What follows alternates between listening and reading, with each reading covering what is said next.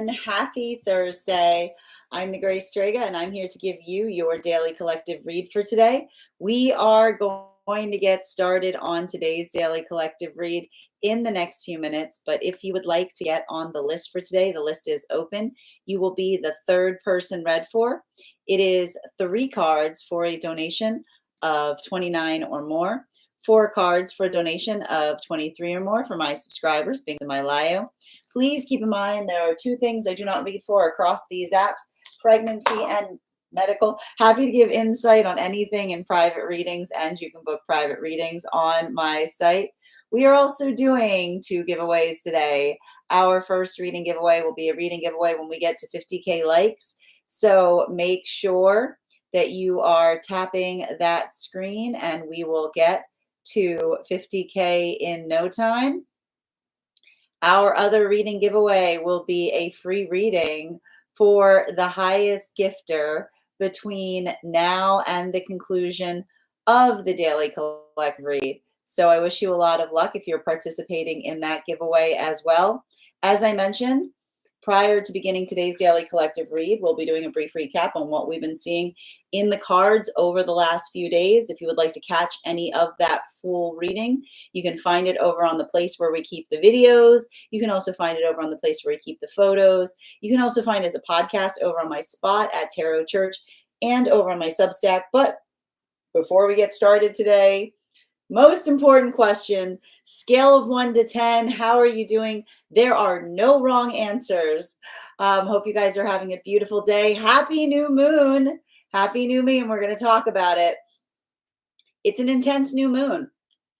It's an intense new moon. It's going to hit a little bit different. We've been talking about it for a few days. Well, let's unpack why this particular new moon energy might feel a little bit like a full moon. Leo in a moon placement can be a little confusing. I'm just going to be completely honest about it. It can feel a little confusing because you have to understand that a lot of the work that we do, particularly in the space of the moon, has to do and working through the unconscious, right? We see this a lot in the tarot card of the moon as well, which is it's working through the observation of what is not seen, like what we can't see within ourselves, what we can't see within others. Now, and this is why I'm going to tell you that I feel like this particular new moon, it's going to kind of hit differently depending on like how you work through a lot of that, right? Leo is much more in the context of the sun, right? So we've got a lot of that brilliance, that shine. So why do we get a little bit confusing space when we start seeing like Leo, like moon placements during Leo experiences?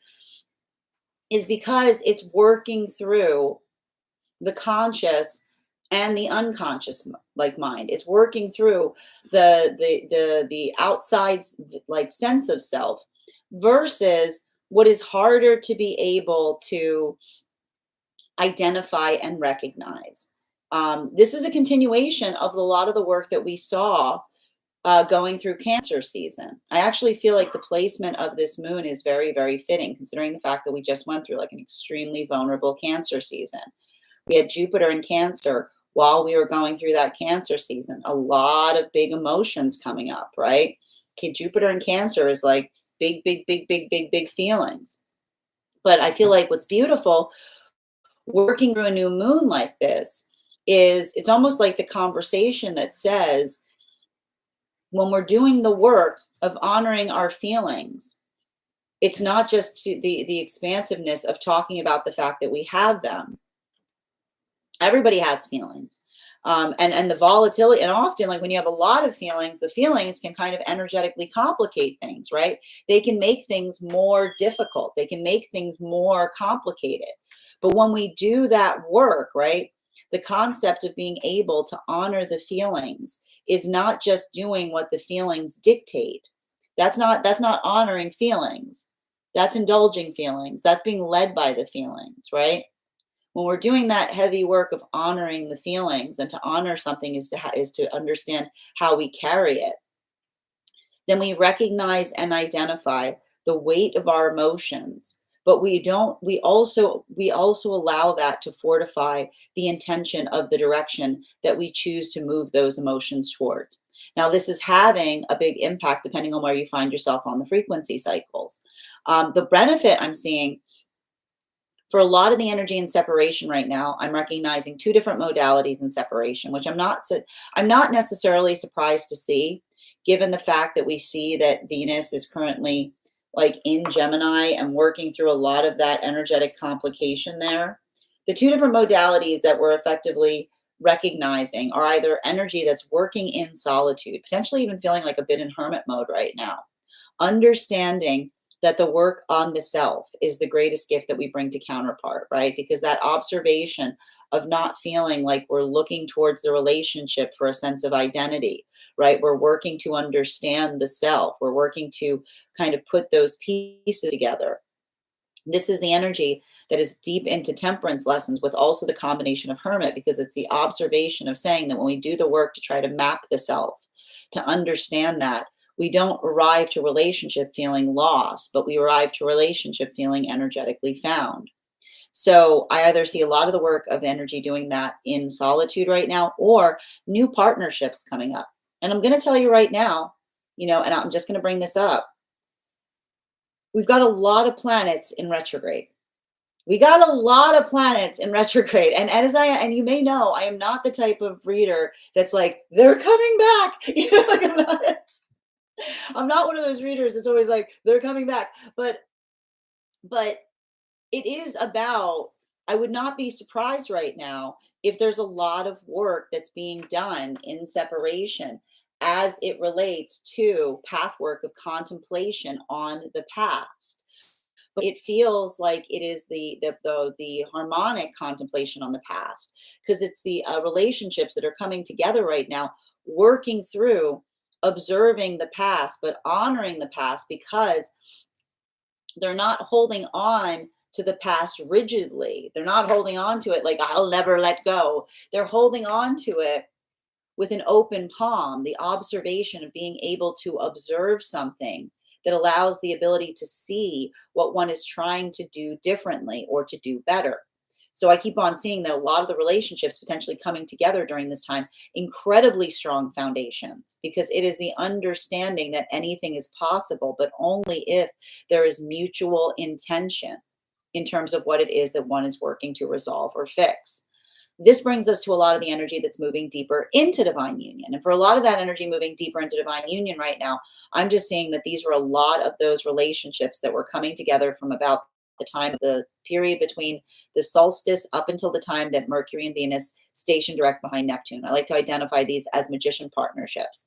I'm identifying these as magician partnerships because the prioritization that we saw that was acting as the fortifying results of these relationships is the ability to be in one's authenticity, right? And the mutual appreciation that is being found in these relationships is rocking the energy within it. But they're being rocked and riveted, because even while they may be rocked in the observation of being able to see what was potentially missing in the past, they are very firmly fixed in the relationship that is fixing their own vision.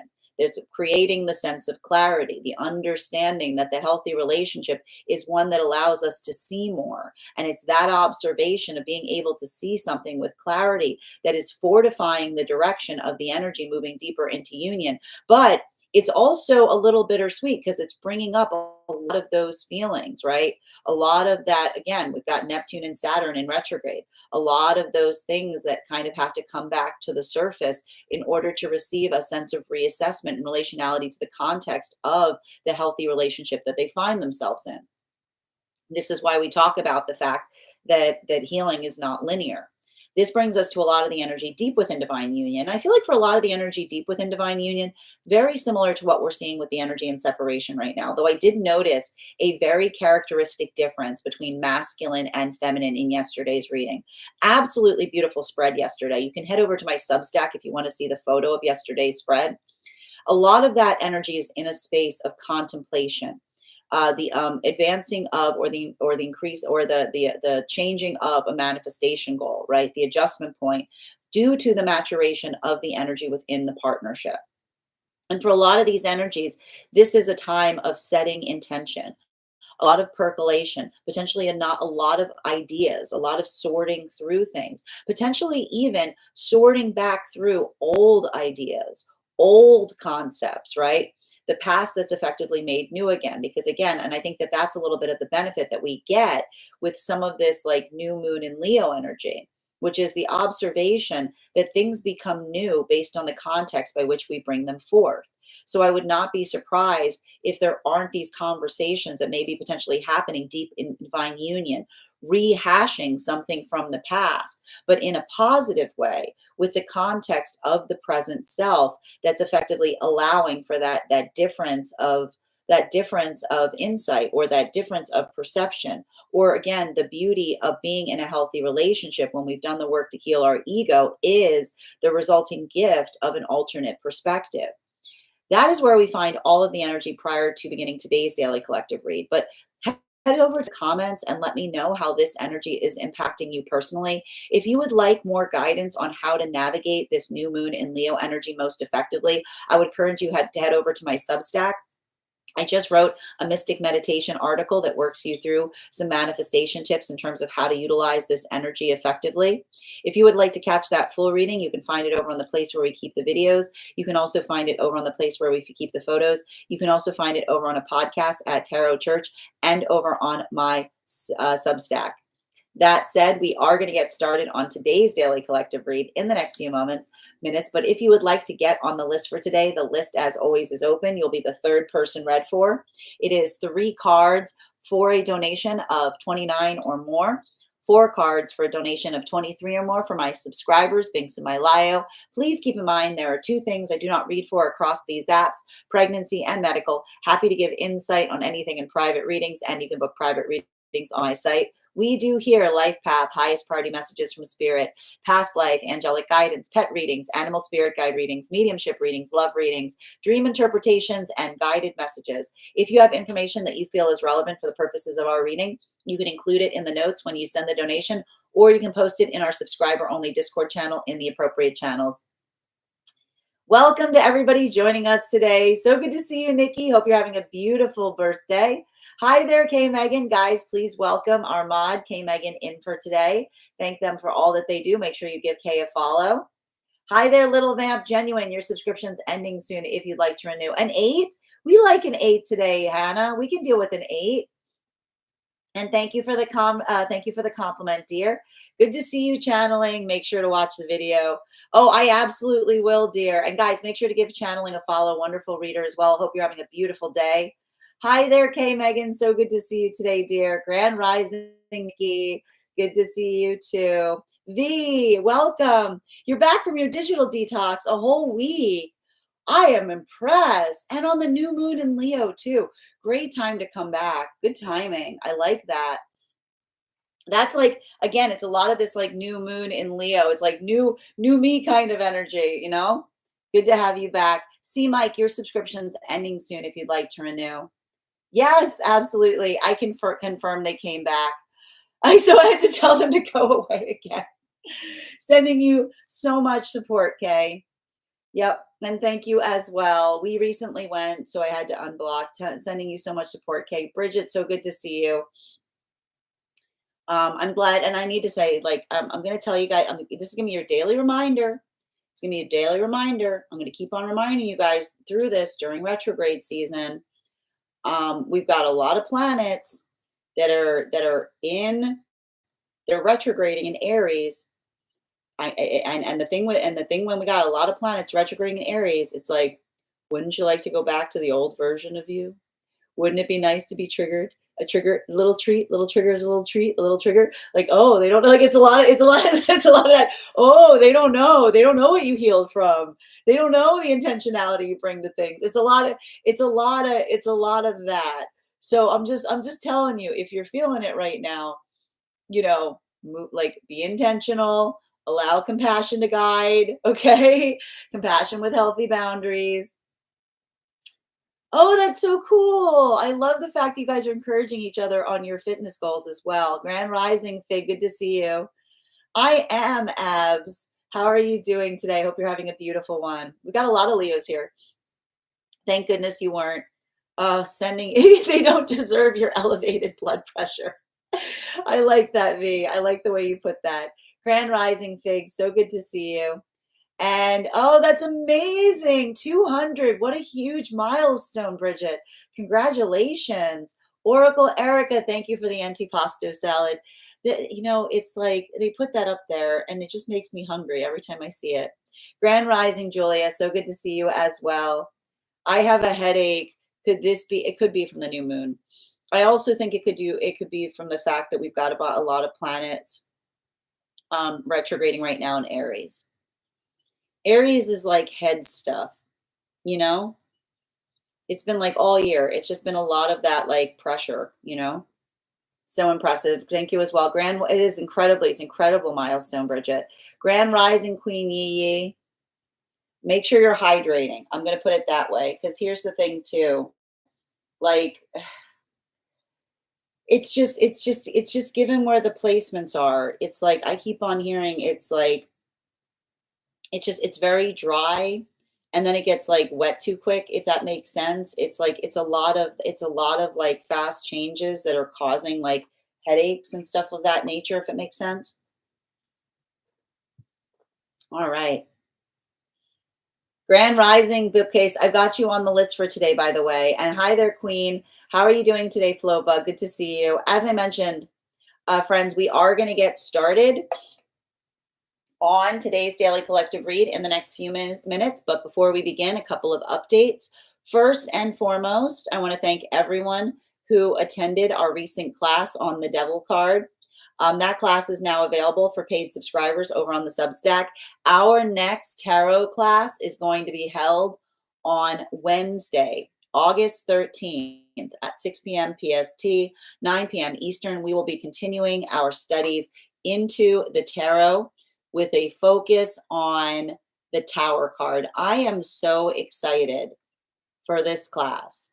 And I know a lot of people get all deep in their feels in relationality to this card, but I'm going to tell you, much like we talked about with the Devil card, it's not something to be fearful of.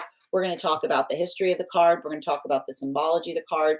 We're going to work through spread applications, how you can read that card in any direction it may appear in your own readings. I'm also going to be presenting you a unique spread to help you channel the message of the Tower, the messages of the Tower card into your own readings. And all you need to do, if you would like to become a part of that tarot class subscription program, is head over to my Substack and become a paid subscriber.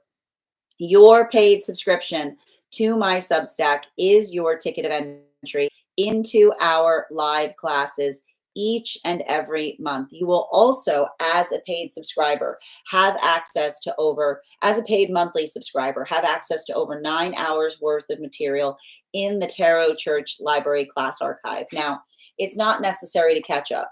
I'm going to be giving you a recap on everything we've studied before the next class, but if you wanted to catch up, now's the time to join because you've got almost a full month between now and the next class to be able to watch and catch up on any of those classes that you might like to get under your belt before we begin the next class.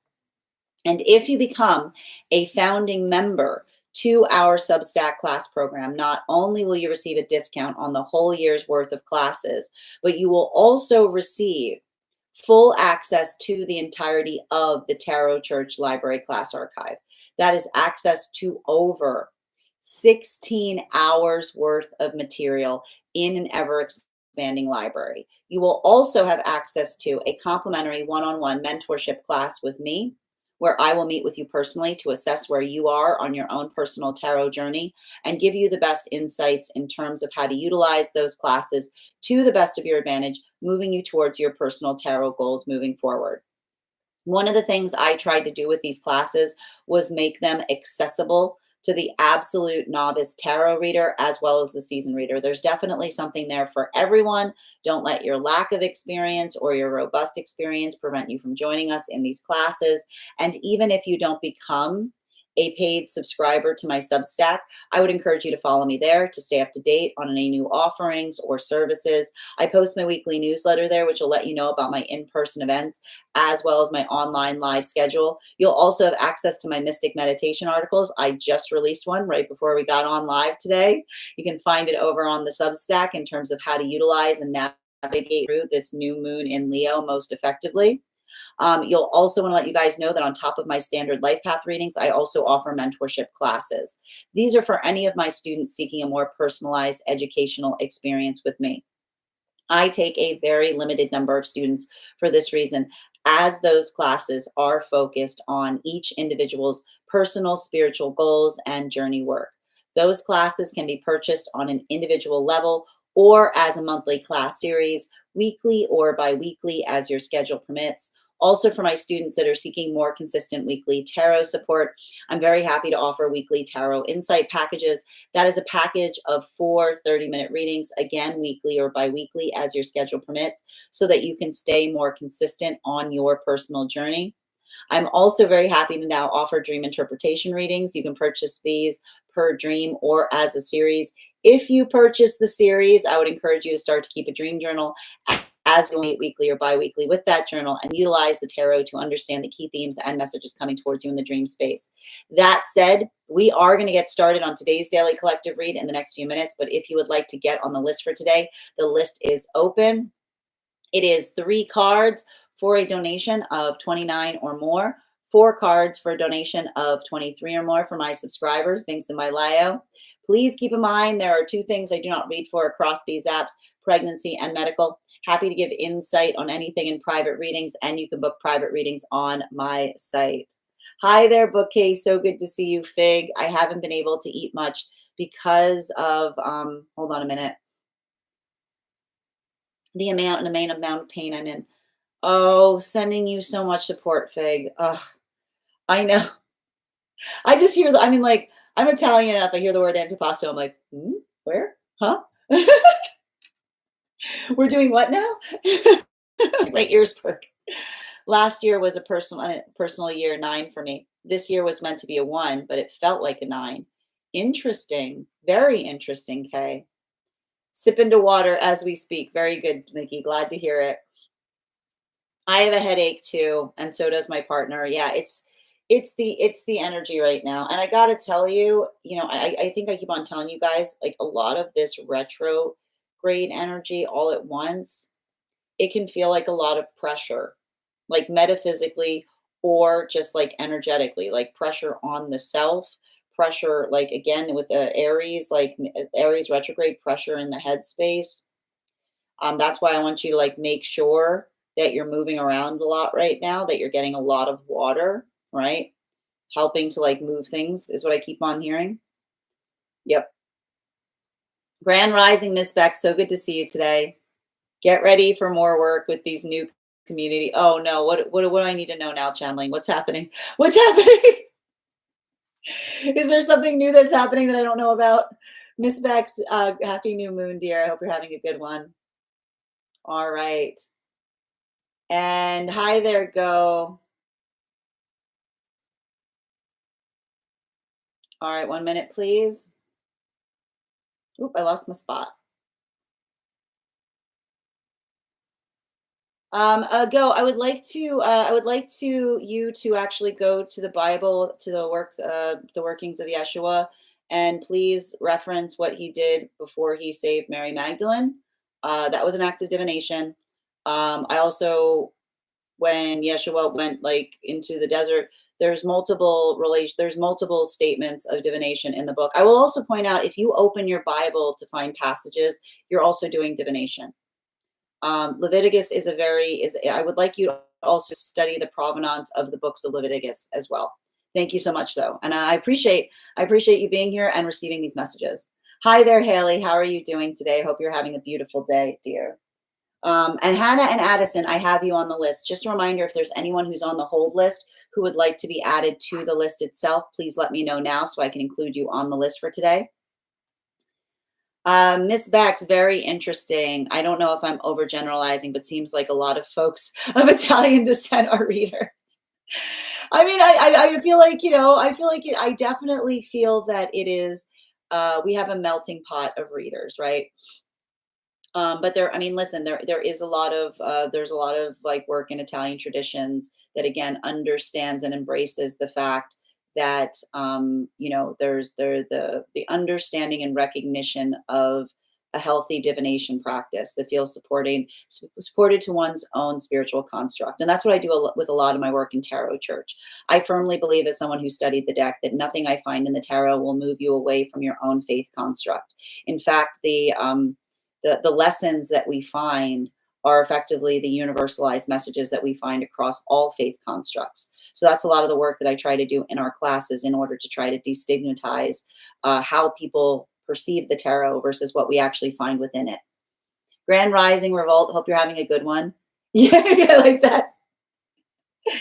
I mean, yeah, Yeshua had some powers. I'll put it that way. I mean, that's basically it's a whole book. I love it, channeling. Good to see you today. Oh my gosh, early morning. It's a new. I told you, it's a new moon. It's a new moon in Leo.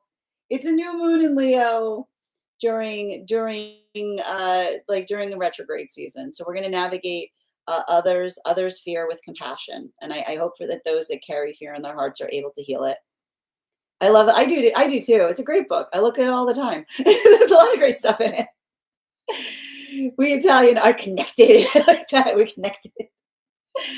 Um, I mean, I think that there's an understanding, and I mean, listen, the thing about it is you can't. I feel like we have to be very conscientious when we talk about cultures as a whole. But I think that you have to understand, and I talk about this a lot in practice, that we have to look at cultures based upon their locationality and what was moving through them. And what's interesting about the locationality of Italy in relationality to the cultures that were surrounding it is you kind of see it as like the way station of the world to a certain extent. You had to kind of pass through Italy moving between Egypt and Greece.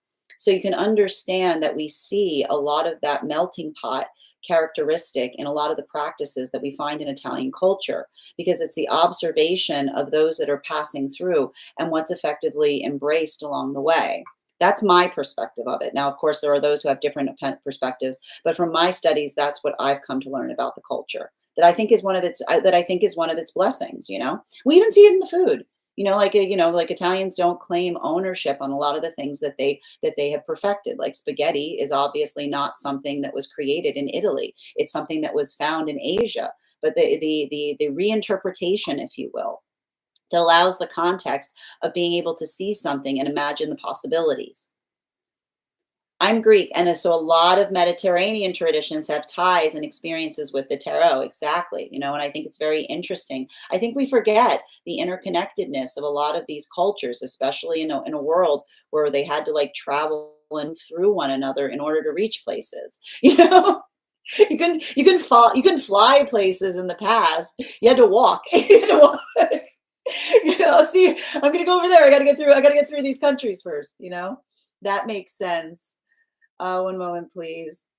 Hold on. Yeah, that makes sense. Divination is often valued in Italian cultures, I think. I mean, listen, it's not just Italian cultures. I like to point out almost every culture I've seen in one shape or form has a divination practice.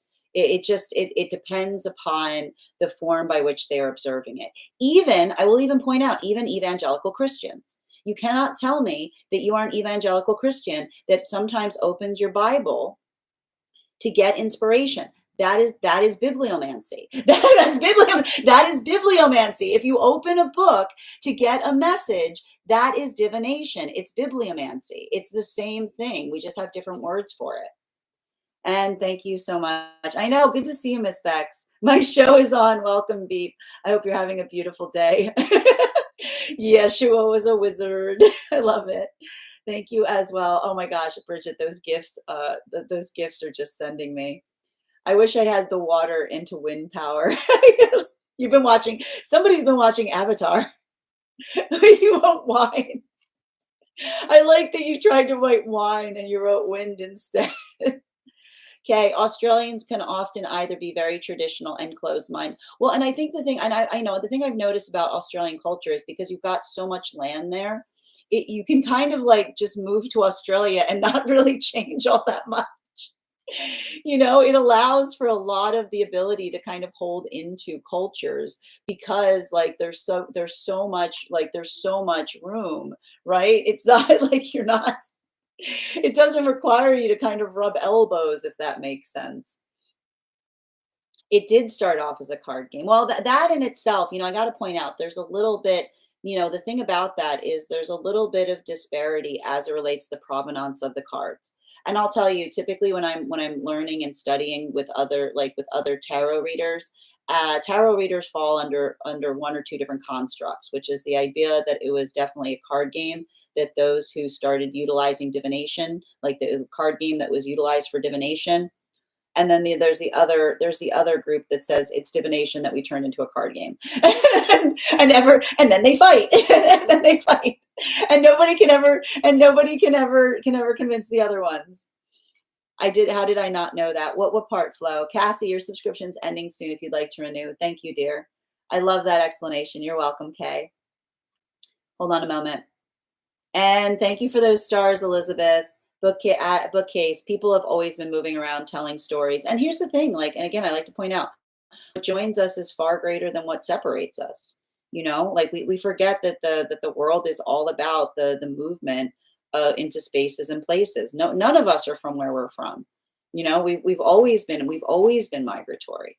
And I feel like it's very dangerous and difficult when we forget to honor the fact that migration is not conditional of a moment. It's something that happens all the time. Yes, unless you had a broom. There you go. I didn't know that tomatoes were from the New World. That blew my mind. Well, yeah. Well, here's the thing. It was the context was that the funny thing about pizza is that Italians were just starving. They took some unleavened. They didn't even have enough to leaven the bread, so they took the bread that they couldn't leaven, and then they took a fruit that like people said was poisonous, and they were taking like the flat bread and putting the bad fruit on it and making it work. You know. I was told that years ago. I actually do that every day. I open my Bible and read a passage that I feel is spirit led. Yeah, it's bibliomancy. Oh, I imagine it's gorgeous. It looks so beautiful. Channeling. I would love to go someday. Yes, you're spot on. We can run away and do our own thing. Dude, it's ridiculous. When I went to Australia, everybody I met there had 5 acres. I was like, this is wild. This is wild. Just look at my vast tracts of land. Would you like to see my vast tracts of land? Also interesting that Australian culture is so closed now. I've never felt so much power as when I touched a didgeridoo. Oh, it's incredible. It's a beautiful place. There's so much to learn from all the cultures. It's absolutely incredible. I view the idea. Hold on a moment. Where'd it go? Boop, boop, boop, boop, boop. I view the idea that it started as a game, as a way of practicing divination without being out. I mean, and here's the thing about it, and I like to point this out, it's all theoretical channeling. You know what I mean? There's only so far we can go in relationality to discovering where the cards were first seen versus the intention of those who created it. And so, there's a lot of that, there's a lot of that back and forth. In terms of like why, like what the cards are supposed to signify or significate. We could start a conversation on colonization and all of that, which is like a full day. Oh, yeah, absolutely, completely. No, I mean there's a lot to unpack there. Our indigenous people hold so much knowledge. It's incredible. I agree completely, Kay. The culture there is absolutely beautiful, and I love studying the practices of the indigenous culture there because the way their interpretation of spirit is so rich and complex. It's really beautiful. The card game, yeah, and here's the thing, like that's the thing we can't tell, and this is why you'll have the argumentation point to those who study it, which is again, was it a card game that others realized that one could divine with, or was it a divination method that others just made a game out of? Like it's a chicken and egg kind of situation. I'm not surprised you felt that power. The roots run deep. Beautiful. It's important that it's closed because it's been taken advantage of. I understand that. And and that's okay. Like we have to honor those who have closed practices, you know. But I like to point out, I think it's also good we can honor them without commandeering them. So we can study them and appreciate them. But I like to point out that a lot of those similarities that we find are really important to recognize. Rue, your subscription's ending soon if you'd like to renew. Controversial take, Greeks invented pizza. Oh, oh, so you want to fight? Okay.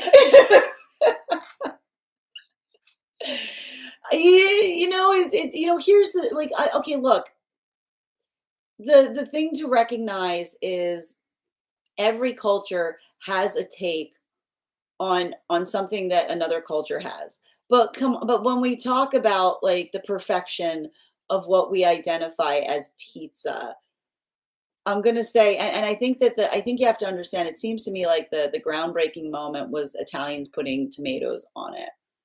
You know what I mean? Like there's that like that was the differentiation between like a flatbread and a pizza.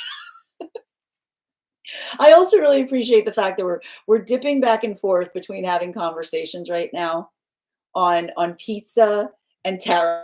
Like it's very this is a very niche collective, okay? This is a very niche collective. I would like to say it's exquisite for that reason. It's a very exquisite collective. We've got very important things that we talk about here, mostly tarot and pizza.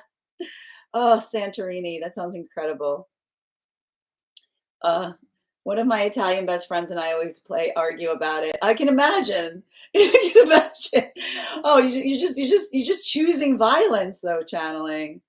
But for real, pizza. I mean, it's pizza. I love tomatoes. Absolutely not. You see, look what you've done.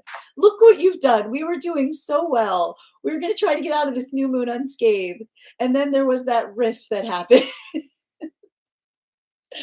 My friends, we're going to get started on today's daily collective read in the next few minutes. Just a reminder, if you'd like to get on the list for today, now is a great time to get on the list. You'll be the third person read for. Also, if you are on the hold list and would like to be put on the list today, please let me know sooner rather than later so you can get an early spot on the list.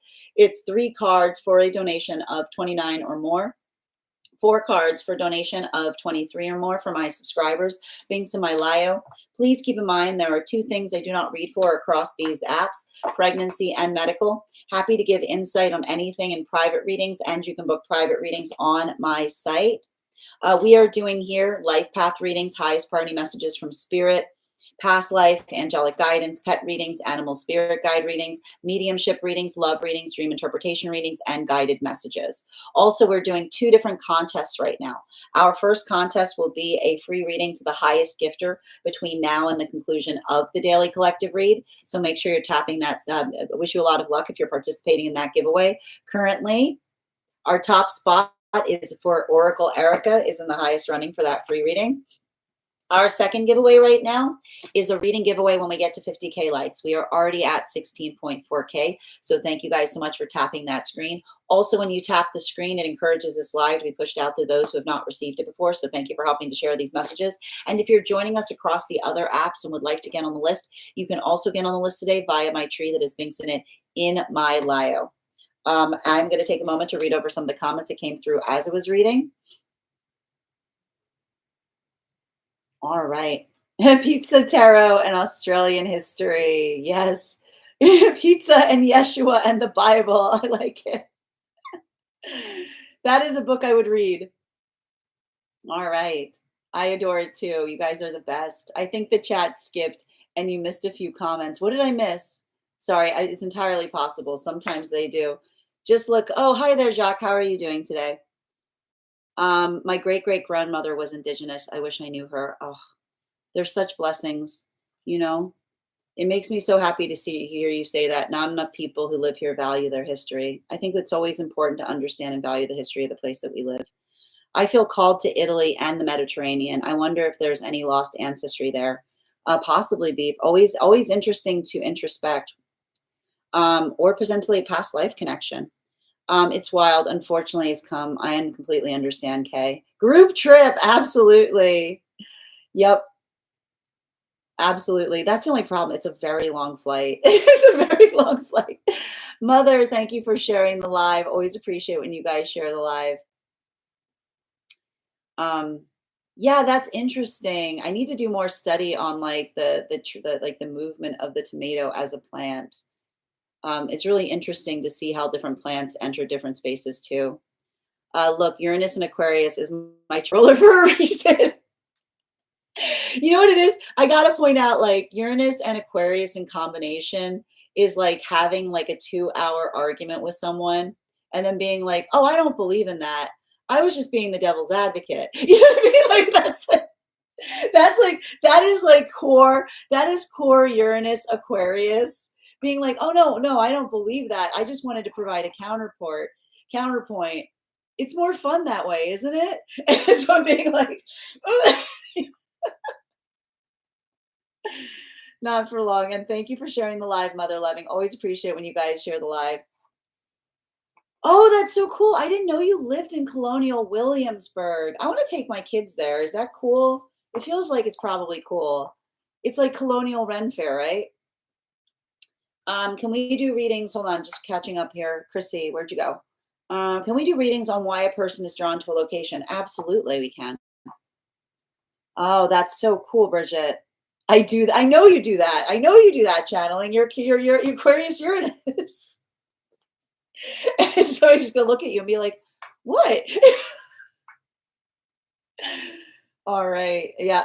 Oh, yeah. And especially, yeah. And with the Sag Mercury, and you'll just sit there. You won't tell them until afterwards. You'll be like, just, it's the smile. Like, what? It's more fun that way. That was it's more fun that way, isn't it? Like, why would you do that? Because it's more for the fun, for the delight. All right, friends, we are going to get started. It is cool. I'll have to check it out more, Bridget. I do. It's been something, it's been on the list for a while. And thank you, Carrie, for the follow, joining us on the place where we keep the photos. Just a reminder, if there's anyone who would like to get on the list today who's across the other platforms, you will be the third person on the list for today, and the list is open. You can find the links to get on the list in my bio. All right, friends, as I mentioned, though, we are going to get started on today's daily collective read. If you are on the hold list, please let me know if you would like to be added to the list. For anyone else who's interested in getting on the list for today, it is 3 cards for a donation of 29 or more, 4 cards for a donation of 23 or more for my subscribers, links in my bio. Please keep in mind there are 2 things I do not read for across these apps, pregnancy and medical. Happy to give insight on anything in private readings, and you can book private readings on my site. We also have 2 giveaways we're doing right now. Again, the first giveaway is when we get to 50K, I'll be gifting that reading back to the collective. So make sure you're tapping that screen. We'll get to 50K in no time. The other giveaway will be a giveaway to the highest gifter between now and the conclusion of the daily collective read. So I wish you a lot of luck if you're participating in that as well. That said, before we get started on today's daily collective read, let's warm up those intuition muscles with an animal spirit guide reading. I've got our card here. We're going to count back from 10. When I reach 1, I will reveal the card. 10, 9, 8, 7, 6, 5, 4, 3, 2, 1. The salmon. Thank you guys for participating. We'll do that after the daily collective read. Here we go again, Nikki. Pick one animal. There is no such thing as a dragon, bear, crane. Oh, and bush gardens. I forgot you guys have bush gardens too. All right, friends. Salmons look like dragons. Have you ever seen like salmons in like their last cycle is like wild how much they change. All right. That said, no better time than the present. Why don't we begin? And just a reminder to those who are participating in our highest gifter giveaway. Currently, Nikki is the highest gifter. So I wish you a lot of luck if you're participating in that. That said, let's get started. Welcome, everyone. Happy Thursday. I'm the Grace Strega, and I'm here to give you your daily collective read for today, Thursday, July 24th, 2025. What do we have coming through in the cards for today? First two cards in our 5-card spread for today, we've got here our Devil card in its reversal, in combination with our Hermit card in its reversal. This is some interesting stuff. I'm going to tell you why this is interesting, because as a reader, there are certain cards that don't like to make appearances in my spreads. And ironically, one of those cards is typically the Hermit card. It's not a big, it's a little bit, it doesn't come out a lot. And the reason I think that this is very intriguing is because I'm just taking a look at the spreads that we've done over the last few days. This was the card that we started our reading off with yesterday. We're going to talk about it because I have to stress this, and this is something we have to be very, very conscientious about going through this retrograde season. We're going through a retrograde season that is in a lot of planets right now are retrograding in Aries. And the thing about those with Aries placements, and if you're in Aries, you understand this, is Aries sometimes come here with a bit of volatility and relationality to working through understanding and finding peace in solitude, right? Like stir crazy is a good way to describe those who like often have a lot of Aries placements, right? It's a lot of that feeling or a lot of that work. And we see this with those with Aries placements, like the ability to heal, and it has to do with the fact that a lot of those with Aries placements come here to heal their relationship to Saturn, right? And so that feeling of, like, I like to describe it as like the nothing happening energy, like that often others feel is peaceful. Like often Aries approach peace with a sense of wariness is what we see to a certain extent. And this is something that those with Aries placements often work upon healing. This is what brings a lot of the Aries placements into those warrior lessons, right? Finding the energetic solace in peace instead of working through, like avoiding the inner sanctum work, if you will. So if you're feeling this right now, I'm going to describe it as it can be feeling like you're working through a lot of frustration. You could be feeling like you're working through what I like to describe as a rut, which is the feeling that something is not happening on the timeline that you aspire, desire, or expect it to. But that's why I'm going to tell you right now, right? The thing that's going to kind of help fortify you if you're feeling this is always like, what is the vibration that we bring as we move towards manifestation goals? Always patient, never waiting. Always patient, never waiting, right? Productivity is not something that we wait for. Productivity is something that we create with our own two hands. And I feel like that's what we see with a little bit of the complication that we often experience. And I just wrote all about this in the Mystic Meditation article that I just released in relation to navigating through a new moon in Leo. What is a bit of the opposition that we sometimes experience when we're working through Leo new moon cycles? It's not easy. Leo moon cycles, they can be a little hairy. They can be a little bit rough around the edges, right? Because it's the observation of being able to see something and wanting to improve upon it, right? It's the observation. It's like I'm working on it to the umpteenth degree, right? It's the observation of what it is that we can do better. And I will point this out. I will always, always, always, always, always take a new moon in Leo over a full moon in Leo, because a full moon in Leo can create a lot of that polarization, right? It can create a lot of that like desire to move into the space of polarity with the context of the sun and the moon, like trying to like come into the space of integration of the self. But what does a new moon in Leo teach us? Coming out of all of that very, very vulnerable work that we identified, because this was an incredibly vulnerable Cancer season.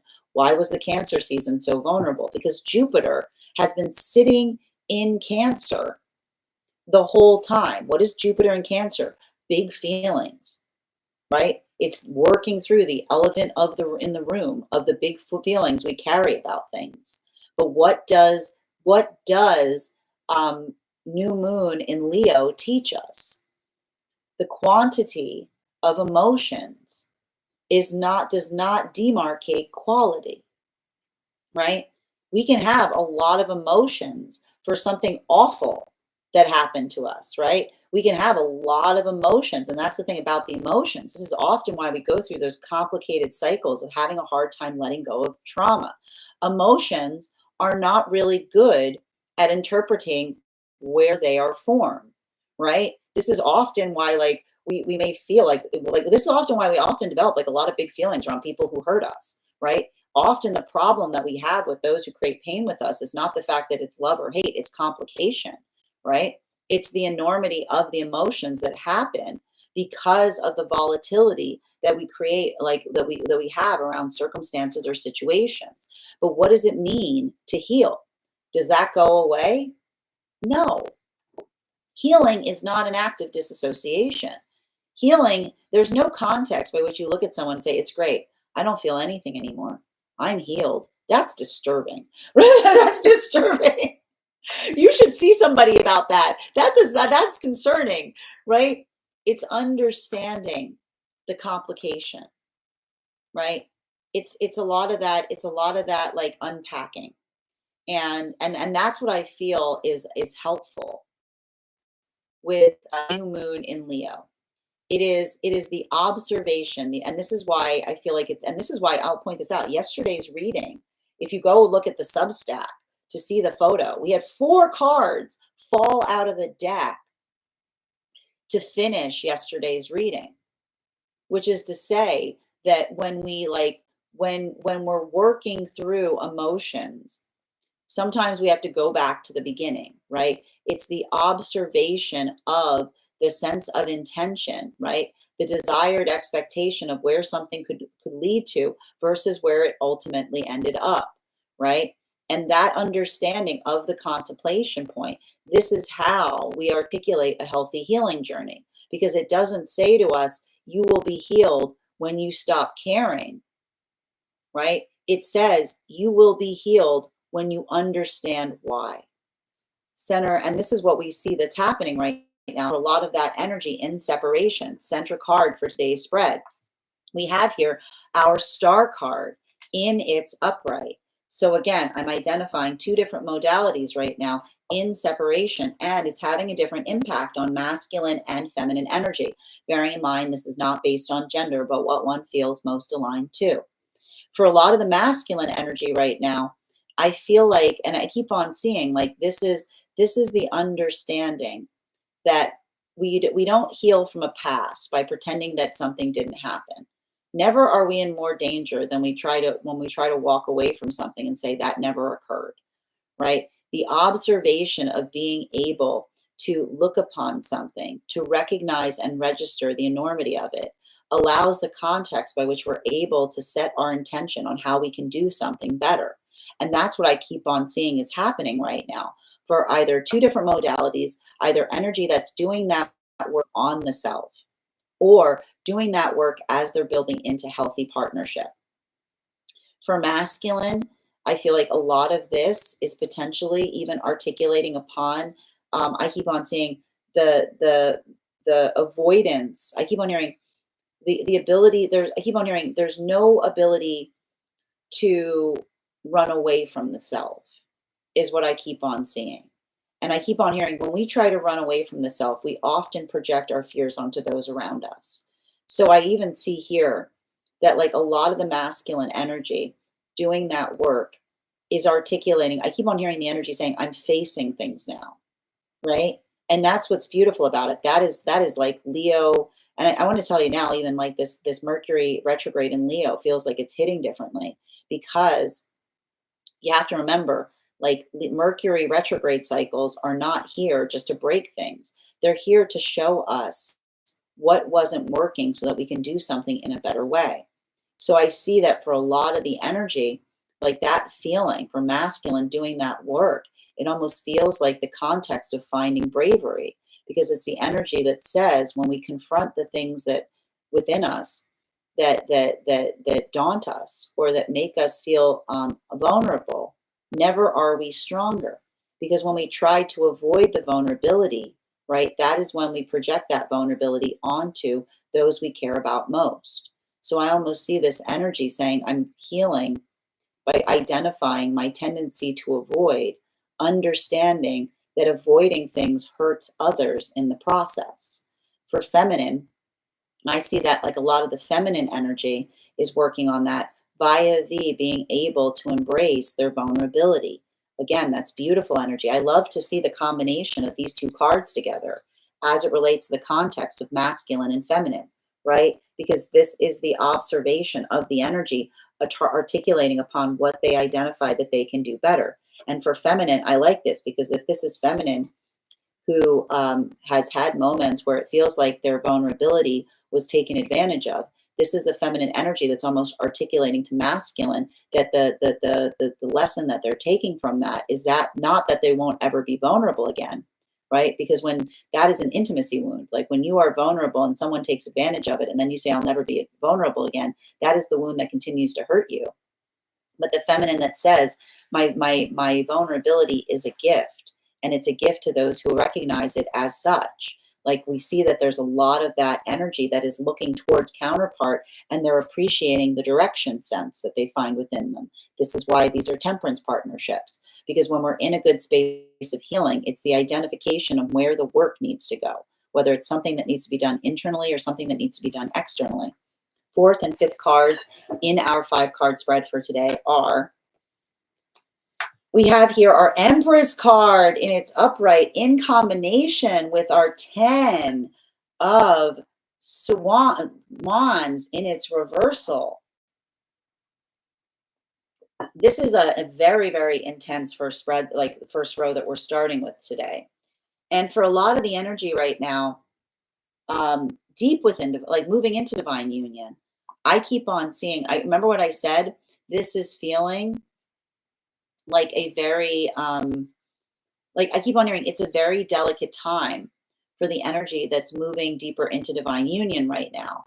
Because for the energy that's moving into divine union, the ability of finding mutual appreciation is refining their ability to see what was missing in past experiences. And that's either that something that was targeted towards the self, something that one understands that one could have been doing better in the past experience, or something that someone experienced outside of the self.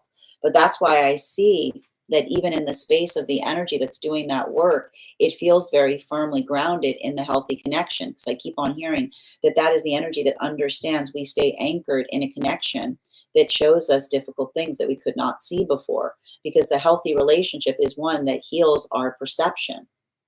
This brings us to a lot of the energy, but even in the force of that perception, it's not that what one sees is easy, right? It doesn't. This is why we talk about a good spiritual journey is not one that is indulgent on the self. It helps you understand and recognize what you could be doing better going forward. So I just keep on seeing that there's a lot of that. I keep on hearing too, like we've been reading throughout the week on this, the ferocity that moves into veracity, which is the ferocity in recognizing something that you can't change from the past, but then feeling the veracity and the excitement and understanding that you're in the context of the presence where everything is possible. This brings us to a lot of the energy deep within divine union right now. Clarification between our Devil card in its reversal and our Hermit card in its reversal. Ooh, we've got double 10s out today. 10 of Pentacles in its upright. So there's a lot of this energy that I'm seeing right now for a lot of the energy. Remember when I said there's a lot of this like percolation energy I keep on getting for a lot of the energy deep within divine union at this time. For masculine and feminine energy, it's feeling very difficult. Not difficult, it's feeling very different is when I describe it. And I want to point this out. This is showing you the fact that counterparts don't always need to be in lockstep, because I feel like for a lot of the masculine energy right now, this is like focusing in, drilling down into an idea, focusing upon something, getting very, very energetically targeted about something in some way. And I feel like there's something important about that because I feel like to a certain extent, this is like masculine energy finding a way to refine upon a unique perspective. For feminine, opposite right now. This is comprehensive energy. This is feminine energy thinking about something in a broader way, right? Like thinking outside of the box. So, and I think that this is what I keep on seeing with the beauty of energetic counterparts, right? Because what happens when you're having conversations where one person is taking a targeted approach to something and another person is having a comprehensive approach, right? The gift of healthy partnership, the gift that you have when you heal the ego, is the gift of receiving an alternate perspective, right? And this is why we do that work, because I keep on seeing that for a lot of the energy, that ability of being appreciative, right? That ability of understanding and recognizing and seeing another's perspective, even if it's different from yours, allows the context of being able to think about something in a wider way.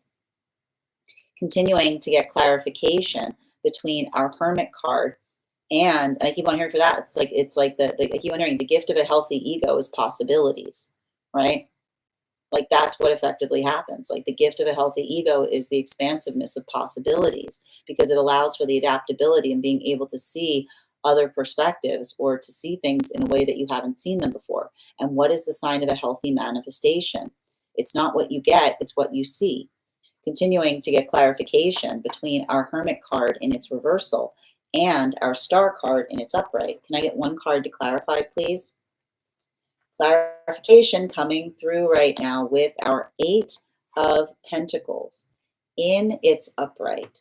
So I got to tell you right now, this is really beautiful in relationality to this second row that we're starting to build upon because we started out with heavy major arcana energy, right? We've got heavy major arcana energy that we see is coming through right now in that top row. We're drilling down right now into practicals. And so what I like about this is for a lot of the energy coming into divine union right now, there's a lot of contemplation on what it means to be building with someone that embodies manifestations. What is the difference between having a manifestation and embodying a manifestation? It's not enough to have a manifestation. We all want things, you know? It's easy to want things. You need to have a healthy manifestation is the act of preparation, right? And when we are preparing, we are embodying the manifestation, right? It's the space by which we don't just look around and say, where is it? We look around and say, what do I have to do? What do I have to change to allow that to move towards me in more of an expedited way? So I keep on seeing, like, what is the focal point that we're seeing with the two different modalities that we're arriving to for a lot of this energy and separation? We're either seeing experiences where someone is intentionally working through a space of solitude, but it doesn't feel like solitude. That's why the Hermit card is in its reversal, because it's the recognition and understanding that there's no finer gift that we bring forth into counterpart connection than the work that we do on ourselves, because it is the arrival point by which we come into partnership and we're not in a space of seeking, right? We're not trying to reach for it. We arrive to it, right? We're energetically ready for it to a certain extent. And that sense of readiness is the energy that is almost moving in accordance in the way that they would because they already have it, right? And that's not the space that we look at relationship and say, yeah, I wish I had a relationship because if I had a relationship, I would do this, I would do that, I would do this. This is the energy that says, I do this, I do that, and I do this because I embody the qualities and characteristics of what I'm aspiring to find in relationship, right? The way you move towards a manifestation is via the ability to embody it. So I feel like this is a lot of the energy that's working on the embodied manifestations, identifying and recognizing what those changes look like, what they feel like. While for a lot of these new relationships that may be coming together at this time, there's a lot of the conversation about what that is, what that work is, what excites them, what delights them, because it's the understanding that a healthy relationship is such that it's mutual agreement on what it is that one is working towards. So what are they doing right now? They're talking not only about the manifestation goal, but they're also talking about what they're doing to manifest it, even in the context of not being in partnership. You see, like these are the relationships that they're talking about the work, and they're not talking about the hope of the relationship. They're talking about the relationship as an act of generosity, which is the idea or the expansiveness. It says like I look towards relationship not because it's going to change anything, but because it's going to expand upon what I'm already energetically doing, right? It's like it's the expansion point. Continuing to get clarification between our star card and our Empress card in its upright. And this is for the energy that's moving deeper into divine union right now. One card to clarify.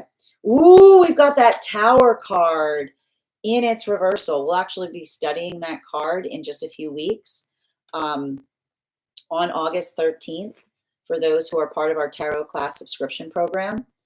And this is what I mean. Like this is beautiful for a lot of the energy moving deeper into divine union, because it is, I keep on hearing, this is the energy that is not being confused by an insight. And what do I mean about energy that's not being confused by an insight? I'm going to tell you, there's a tragic case that often happens for those who enter into divine union, and we're going to talk about it. It's the space by which you enter a healthy partnership. Okay? You enter into a healthy partnership, and then you have a big breakthrough in relationality to something about the past. And then what do? You leave the healthy place where you had the breakthrough and you run back to the situation where there was nothing but confusion.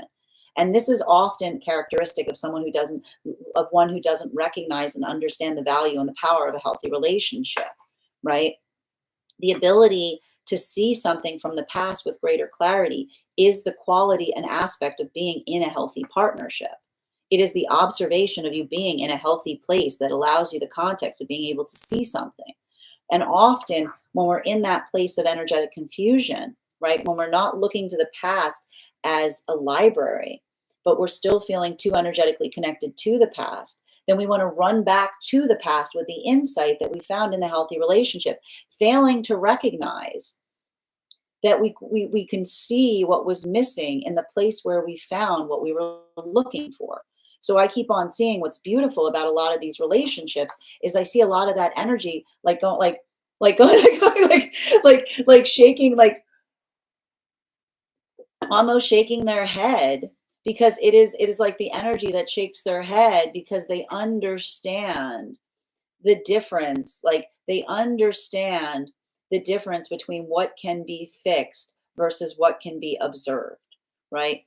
And that's a lot of the energy. I can almost hear the energy saying one never walks the same path twice, right? You don't go back to things, you arrive in different contexts. And this is often why we talk about when we're in healthy partnership, we never tell each other, wait, because there's no waiting. We never find the same person. We never find the same experience. The ability to what we choose, like the context by choosing the present, is how we shape the energetic future. So I keep on seeing that for a lot of that energy, like I keep on seeing like they're feeling that like intensification point, because it's the energy that like like works through. I feel like there's a lot of energy right now moving deeper into divine union that may potentially be going through like a heart opening. But the observation of a heart opening is being able to feel something in a more expansive way, right? And it's that context that like even when we go through a heart opening, it doesn't mean that's always the things you feel are good. It's the ability of feeling the ability to contain everything that we feel, like understanding the energetic enormity, right? The arrival point and being able to have a clear perspective. I just keep on seeing, like, I can almost hear the energy articulating to one another about the appreciation that they feel for one another, because this is the energy that understands that that space by which we are able to, I keep on hearing, like, and this could even be energy that was like working through. I keep on hearing like someone like healing from the wounds of another person's lack of readiness is what I keep on hearing. And that's what's so difficult, because for some of the energy in separation, the lack of readiness that they're observing is their own self to a certain extent, right? For others, it is the lack of readiness that they were experiencing from others, right? And so I just keep on seeing that there's a lot of that energy that is building into the arrival point of wisdom. But that arrival point of wisdom is also one that one is understanding, like with full comprehension, the enormity of the energetic relationship that they have found, that allows them to be able to understand the depth of their own journey in a deeper way. Continuing to get clarification between our Empress card in combination with our Ten of Wands in its reversal. Ooh, you were out yesterday too. We've got here our Page of Swords in its upright. Now, for a lot of the energy deep within divine union right now, I just keep on seeing there's a lot of new energy around things right now. I keep on seeing new cycles, new possibilities, new opportunities. And it's giving me a lot of that same space that says, like, when we're working towards manifestations, we're always patient, we're never waiting.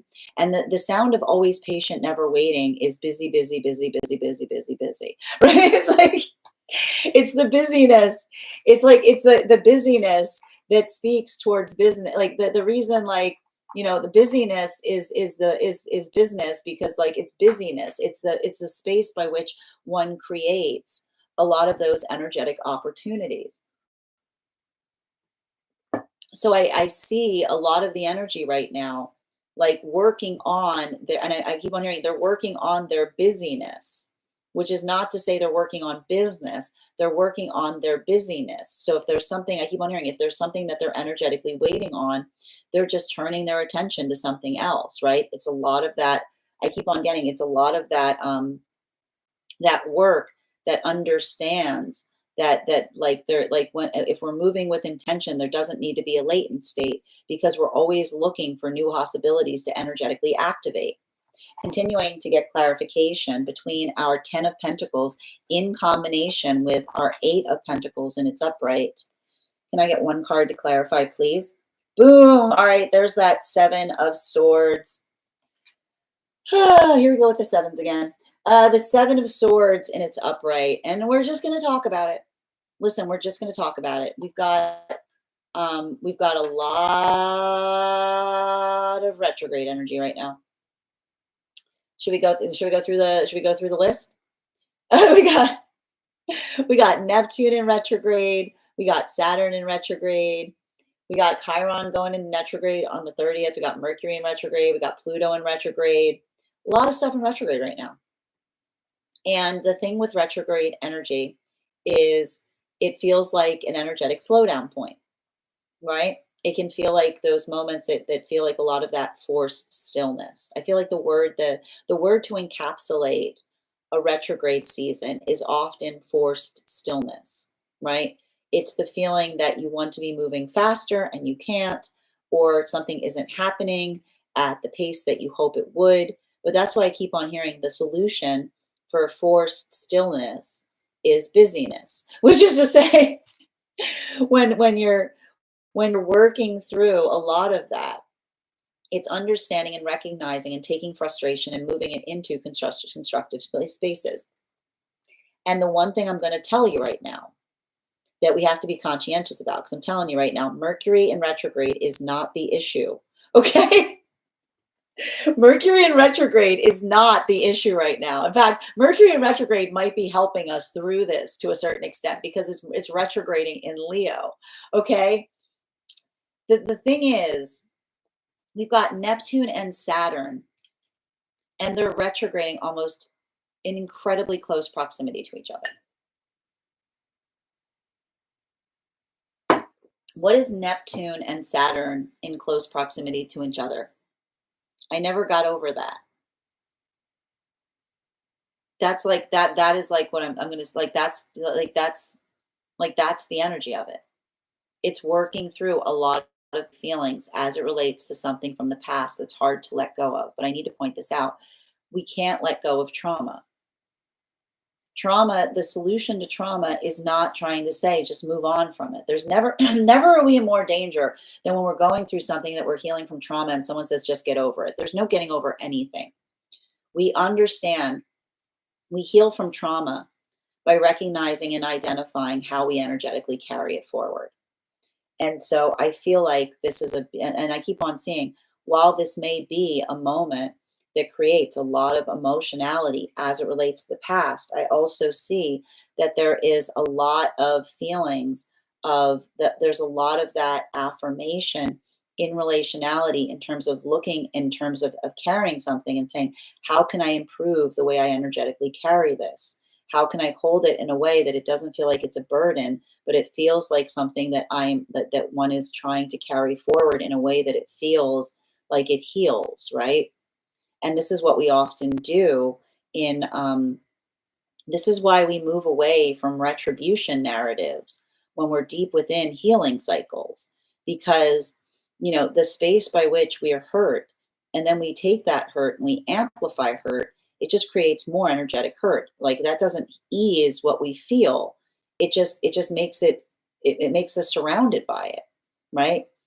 But when we're in that space of being energetically productive, then it allows the context by which we recognize and identify and allow the space of healing to say, like, the ability to change. I keep on hearing the ability to change course is a sign of a healthy spiritual journey, because it's the observation and recognition of being able to see something and being able to adapt for it.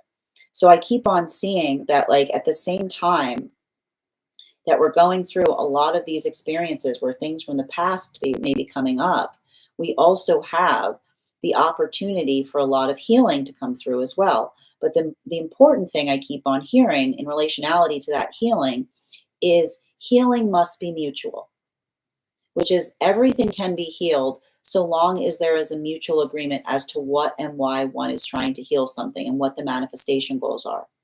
And I keep on seeing that some of the volatility that may be arising in relationality to some of those experiences right now have to do with the contemplation of what the manifestation goals are. Because often the reason we come into separation has to do with the inviolable aspect that then if we're going to be in healthy relationship, we have to want the same things. A healthy relationship is not demarcated simply by the enormity of feelings that you hold towards another person. If the manifestation goals are not mutual, then the relationship wants different things. And this is why we talk about the space that the force of love is not the force by which you try to articulate and change something. It is the space by which we honor each other's choices, right? Because when we honor each other's choices, we move into the space of compassion, right? It shouldn't feel like a tug of war. It shouldn't feel like we're trying to drag one another into our manifestation goals. It should feel like we're walking towards them together. This brings us to a lot, and that's what I keep on seeing in some contexts here. I see a lot of that healing, right? I see like a lot of that energetic restoration that's happening, but the restoration may even be happening in the observation of looking back at something and saying, aha, I see it now. We wanted vastly different things, right? Like, and sometimes even in the articulation of being able to understand that, it allows the context and being able to carry something forward in a way that feels like it fortifies instead of feeling like it's an energetic burden. Continuing to get clarification between our Eight of Pentacles in its upright in combination with our Tower card in its reversal. We've got here our two, there it is. It's a continuation of the message, Two of Pentacles. Love is the act of honoring each other's choices.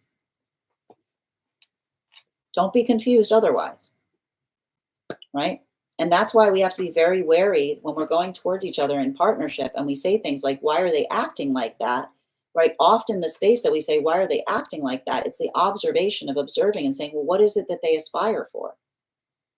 Right? And this is why we often articulate upon the difference between words and actions, because it's not just enough to say that you want a manifestation goal, but a healthy manifestation goal is one that you articulate the desire to aspire for it, and then you move in accordance to it, right?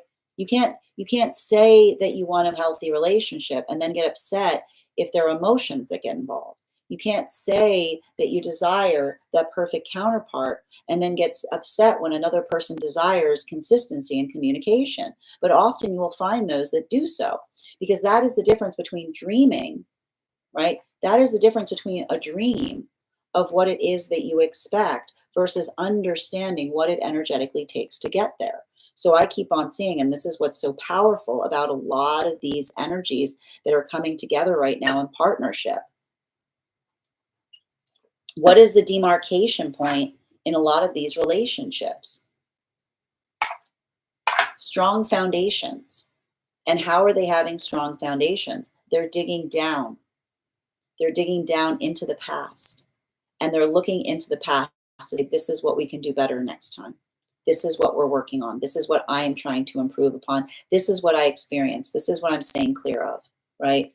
So that's that mutual, that is that they're breaking new ground, if you will, by looking to the past, not being hurt by it, but looking for the energetic insight, right? And it doesn't mean, I keep on hearing, it doesn't mean that they're not honoring the pain that they carry around experiences, but they're honoring the pain by being able to understand and move towards the lessons that allow something to be up in a space of creating the context of being able to improve upon something. And that's either the energy that's doing that work on the self or building into a strong, healthy connection with clear, recognized, mutual manifestation goals, but also conversations on what it's going to take to get there. Continuing to get clarification between our Tower card and our Page of Swords and its upright, Tower card and its reversal in combination with our Page of Swords and its upright. We have here our Five of Cups in its upright. So this is what I mean in relationality. This is the rough stuff here. This third row, I'm just going to show you guys. And if you're listening to the podcast, you'll be able to find it. Look at this. We've got here our Seven of Swords, our Two of Pentacles in its reversal, and our Five of Cups, right? And I think that there's something really important in relationality to building into, and I keep on hearing, like, there's something really important that I see is happening for a lot of the energy, like moving deeper into divine union. As it relates to the space of energetic assumption is what I keep on seeing. And I keep on hearing, in healthy relationship, we don't need to assume anything. In healthy energy, healthy relationship, nothing is assumed. Because nothing is assumed, because everything is energetically obvious, is what I keep on getting. It's the apparentness, right? We assume, I keep wondering, we assume things when they are not made apparent. And I feel like that is what is happening right now for a lot of this energy that is moving deeper into divine union. The difference between staying in unhealthy relationship dynamics that were forcing one to build upon assumptions instead of the observation of what is undeniable, right? And I keep on hearing that when we are in a healthy space, that the love is energetically undeniable, because we're never wondering whether it's there. We're never wondering when it's going to show up. It's just on, I keep wondering, it's just that it's on view. It's on view for all to see. It's on view for all to see, right? It's the undeniability that often helps us understand and recognize those spaces by which by helps us see what was hurting us because we were lost in the wondering, right? And what is lost in the wondering? It's those moments where, it's like someone articulates something, but it doesn't feel that way. It's the moments where someone says something, but then again, they're not moving into the accordance of it. So I just keep on seeing that for a lot of the energy doing that work, this is what I mean about that volatility that potentially rises up. Because I feel like when I said the mutual appreciation that some of these relationships are experiencing, it leaves no space of needing to wonder, is what I keep on seeing. There's no wondering, to be found. But that's why I keep on seeing that for a lot of those relationships, it's heavy, it's hard, because it's being able to look at a space of wonder with clarity and saying the wondering was the issue. The fact that there was room, not like the lack of understanding upon something that never felt like it made sense, that often creates these deep moments of trauma. Because I keep on hearing that, like, the gift between a lot of these relationships that are moving towards one another, that mutual appreciation, is the ability of not being intimidated by hard conversation, right? This is the energy that says, I never have to wonder because I feel safe enough to ask. And this is a gift that we have when we've healed our ego, because it allows the context where there's no conversation that's not on the table. Continuing to get clarification for a lot of the energy deep within divine union between our Seven of Swords in combination with our Two of Pentacles in its reversal. Yeah, there's that Page of Cups energy. So what are we seeing with a lot of that Page of Cups energy? The Page of Cups energy, and I think, and I wrote about this a bit in terms of like over on the Mystic Meditation article that we released today, is the context by which you know, when we're in a healthy space, we don't just talk to each other about the things that we want to hear. We talk to each other about, like, I keep on seeing, like, the easement of the appreciation of receiving another person's thoughts or opinion. And that's what I keep on seeing. This is the gift. This is the absolute gift of having a healthy ego, which is the modality or moment that someone comes towards you with something that feels like it's energetically oppositional to you. And you don't get defensive about it. You get curious about it, right? It's the space by which you're able, like, it's the space by which you don't take things in that context. Because you have to remember, we talk about the fact that it's not the fact that egos are terrible. We need them. We cannot get rid of our ego. We're often, and never are we, should we be more careful, like, than when someone says that they've gotten rid of their ego. You can't get rid of your ego. Everybody has one. It's there for a reason. It is protecting the inner self. But when the ego is in a good space, we can see it with clarity, right? We work to see it. We want to see it, right? We want to observe it because it helps us refine it. And so I keep on seeing that for a lot of the energy, that ability of introspecting, like, these are the conversations that they have with one another about their perspective. And it's the desire. I keep on hearing, like, the hunger, if you will, that you receive. Like, what is knowledge but a hunger or a desire for another person's perspective? Because when we are in the space that we have a healthy ego, we are nourished. We are nourished by the ability to heal it, because everything we receive gives us the possibility of improving it. But when we're too much in our ego, we start to wither away, because all we hear are ourselves, and all we build towards are those who are in accordance to us. And we don't necessarily have clear view in terms of what is occurring around us, because anytime we experience something that's oppositional, what do? La, la, la. We do a lot of that, and it's not, and here's the thing about it. Sometimes, and this is the thing that's hard about it, sometimes going la la la la la, sometimes that's very healthy. Sometimes that's very healthy. But the ability of being able to divine, right? The ability to be able to define, the ability to move away from something that doesn't feel like it's in energetic accordance versus something that is helping one and is nourishing to it, has to do with the conversation of saying, why am I avoiding it, right? Because when we're able to articulate and say, I don't want to hear that. Why? Because I don't like it. That's usually the ego. Okay, that's usually the ego. I don't like it is usually not a good reason to articulate upon why one doesn't want to hear something. But when one says, this is why I feel like that is difficult, or this is not okay, right? The ability to articulate, the higher self will always say, sit down, let's talk about it. I got a bunch of reasons, right? I got a bunch of reasons. Let's hash it out. We'll do this forever, right? Because it's a conversation that allows the articulation upon where we hold our energetic standards. So this is why I keep on seeing that there's a lot of that space of the appreciation of perspective that allows one to build upon a different point of view or a deeper understanding. This is how we come into the space of being an ever vigilant student in the act of existing. Continuing to get clarification between our Two of Pentacles in its reversal in combination with our Five of Cups in its upright. Wow, we've got that Lover's card in its reversal. And so I got to tell you right now, and I think that this is beautiful. I got to tell you, what's happening right now for a lot of the energy deep within divine union.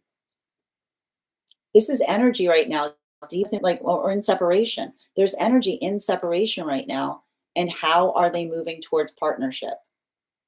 They're wary of it. And this is how they're going to find it. You should bring a bit of wariness as it relates to building a healthy connection, right?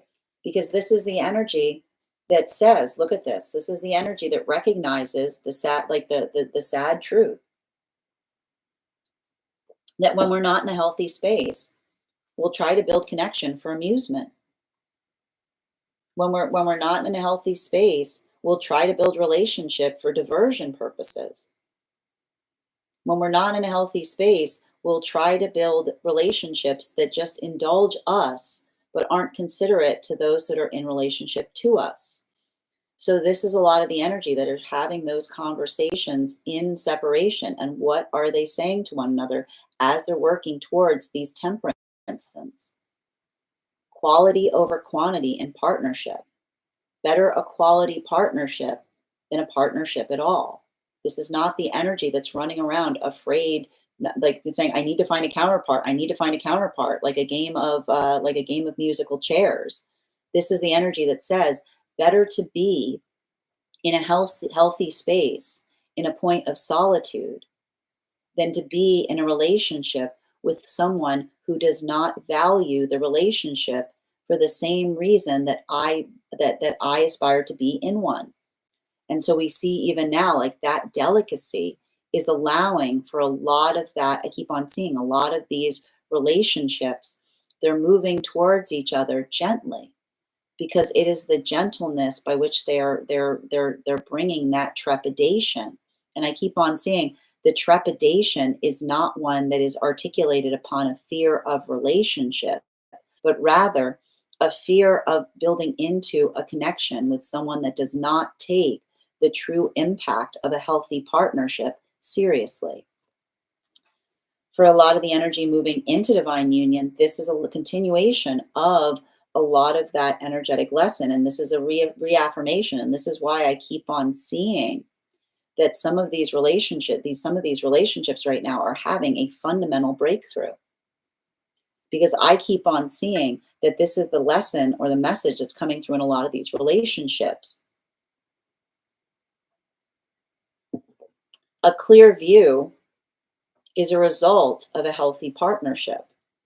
It's not the indicator that you should energetically leave it to go back to something to try to fix it. Because if you're in a partnership with someone and you can't figure out what's going on, and then you enter a relationship with someone where you're building into the context of mutual appreciation, the observation of mutual appreciation may provide clarity as to what was wrong in the first place. But you lose that gift of partnership when you run back to things where you understand and recognize you weren't being seen, held, or appreciated in the right way, right? And this is what we talk about with alignment. This is why we often experience a lot of volatility and having to be ready. Like you have to be ready for a lot of feelings to come up when you come into partnership, because it's not like the past is going to get better. It's going to get harder to carry. You're going to see things there that you couldn't see. It's going to bring a lot of feelings up. But what I like about a lot of these relationships that I see that are forming right now is a majority of them, they're not being devastated by that understanding. They're being fortified by it. It's reaffirming their own commitment in understanding what it is that was awaiting with them in the right partnership. And I keep on seeing that while they may be navigating disappointment in relationality to what they experienced in the past, they are deeply, deeply fixated and fortified on the relationship wherein they're understanding and being seen and being held and appreciated and being able to start to heal the wounds of those experiences in the past where they feel like they were not seen in that same modality. And I keep on seeing that as gentle work. But how are they healing from it? They're being very gentle with themselves. And most importantly, they're working on the very important, crucial work of not projecting that frustration onto the energetic counterpart. While for a lot of the energy right now, deep within divine union, final card for today's spread. We've got 3 cards here because I went to pick up the cards. Yesterday we had 4, today we had 3. So we keep ending these right now with like a lot of opening up in relationality to the pathwork of yesterday. So we've got here a final card for clarification between our Page of Cups and our Lovers in its reversal. The Moon card, the Ace of Wands in its reversal, and the Knight of Swords. And this is what we keep on seeing in relationality to a lot of the energy deep within divine union. But I also feel like this is happening across the frequencies. It's the observation and recognition of what is energetically productive. And I'll also say it's the space by which I feel like a lot of energy right now is making absolutely no room for weird. And I think it's actually a good thing, right? Because it's like I keep on seeing like the conscientious point of like weirdness is I keep on hearing when we accept our weirdness, we run out of room for others' weirdness. Like we create space for others' weirdness, which is the space by which when we are in a place that we are able to articulate and define things, right? And I keep on hearing when we own our weird, right? When we own our weird, like, and that's what I feel like a bit of this new moon in Leo is about, like owning our weird. When we own our weird, then others' weirdness seems weird because it's like it's the observation of another person being weird when they're not ready to energetically face things is what I keep on seeing. So like it's like the weirdness by which one is able to bring a lot of clarity to things, right? Like the ability to talk about something, the ability not to shy away from a difficult conversation, the ability to talk about, like, to work through anything that feels difficult.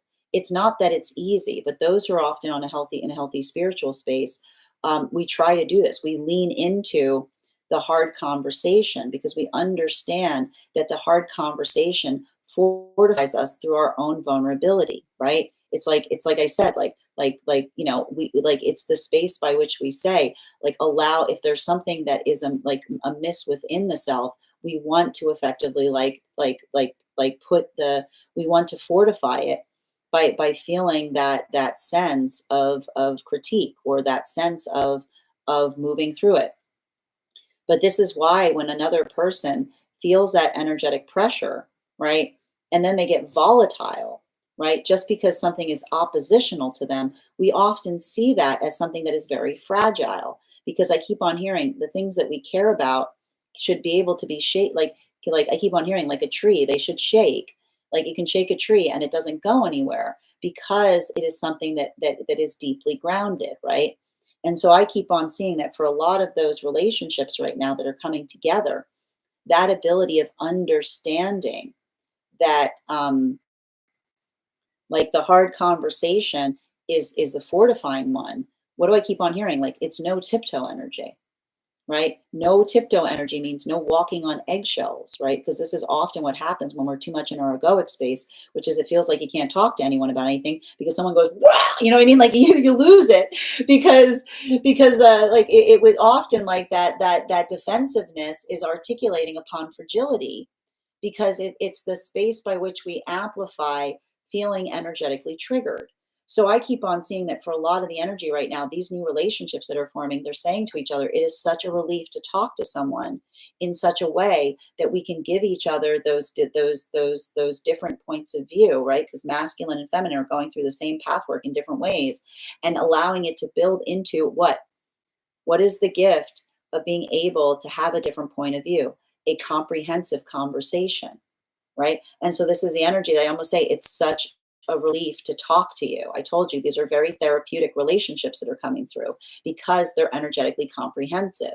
While for the energy that's moving deeper into divine union, I just keep on seeing that for a lot of that energy, the comprehensiveness that's arriving is being able to see something that one could not see before. So this is the energy that says, this is me becoming comprehensive. Like, this is the energy going, this is what it feels like. I'm not projecting, I'm becoming comprehensive because I'm getting a better understanding of what I've been through in the context of what it is that I found. Well, for a lot of the energy deep within divine union right now, this is a lot of the energy that is being able to focus upon and articulate upon what they're energetically doing or what they're trying to do moving forward. For masculine, I see that this is a lot more of this drilling down, like getting more refined right now. For feminine, this feels more expansive, like being able to like articulate upon something in a bigger way. Bottom of the deck on this reading. Ooh, 6 of Cups in its upright. So let's talk a little bit about that 6 of Cups in its upright, bottom of the deck. I feel like there's something important to navigate as it relates to the process of healing. And it's a continuation of what we spoke about the force of love. The force of love at its core is not about proximity. It's about honoring choices. The force of love at its core is the ability to honor others' choices. And that ability of doing so, I keep on saying, is the observation of recognizing and identifying that space by which we allow each other, the conduit, to move towards our healthy manifestations. Sometimes this is problematic, right? We've all been there. We've all had moments. We've had a lot of feelings for someone, and we recognize that they don't have the same manifestation goals as we do, or they don't feel the same way. But that's why we do that work, right? This is why the ability to define what we mean to each other is so necessary, right? Never are we in more danger than when we say to one another, let's just see where this goes. Or, you know what you mean to me. Nobody knows what anybody means to anybody, right? And often when we try to disambiguate, when we try to create that space of ambiguous relationships, it is a very, very dangerous place to exist, because that ambiguity is where people get hurt. So the ability, and I keep on seeing like the ability to define, the ability to be energetically clear. I keep on seeing this may be feeling like a little bit of an energetic rough patch, because I'm either seeing modalities or experiences where someone's coming back from the past and saying to another person, I know what I want now. And another person potentially saying, well, that's good for you, right? It's like the observation of saying, you should have known the whole time, right? Or the observation of stating and articulating that when we are being responsible with each other, we are always in the space that we're working to define to each other what we mean to one another. So I see some situations now where someone's potentially coming back to another and saying, I know what I want now. Another person saying, how dare you, or the modality of another person saying, this is what I desire, like with you. And then working through the anxiety that springs forth and being able to articulate to another what one's inspiration is. But I need to point out, even if it's frightening to do so, that is our responsibility when we're showing our due diligence and making sure that we're not going to inadvertently hurt one another. Because when we are trying to move in a compassionate way, we try to erase ambiguity. Ambiguity leads to confusion. Confusion leads to trauma. So I keep on seeing like a lot of that work in terms of working through the disambiguation things. It feels complicated. It feels messy, but it also feels incredibly necessary, because that is the space by which I see that for a lot of the energy, like that ability of having that conversation sooner rather than later, while it may feel like, I keep on feeling like it may feel like getting like that lodestone off the chest, it also allows the insurance of making sure that you're not leading into a place of presumption where there should be a space of clarity. That is where we find all of the energy. That is our daily collective read for today. I want to thank you guys so much for being here and experiencing it. Just a reminder, if you would like to book a private reading with me, it is a 2-step process. You have to book the reading, you have to pay for the reading. Please make sure you do both if you'd like to have that reading. Most importantly, please remember that I will never, ever, ever, ever, ever, ever, ever reach out to you for a private reading. I will never DM you. I will never PM you.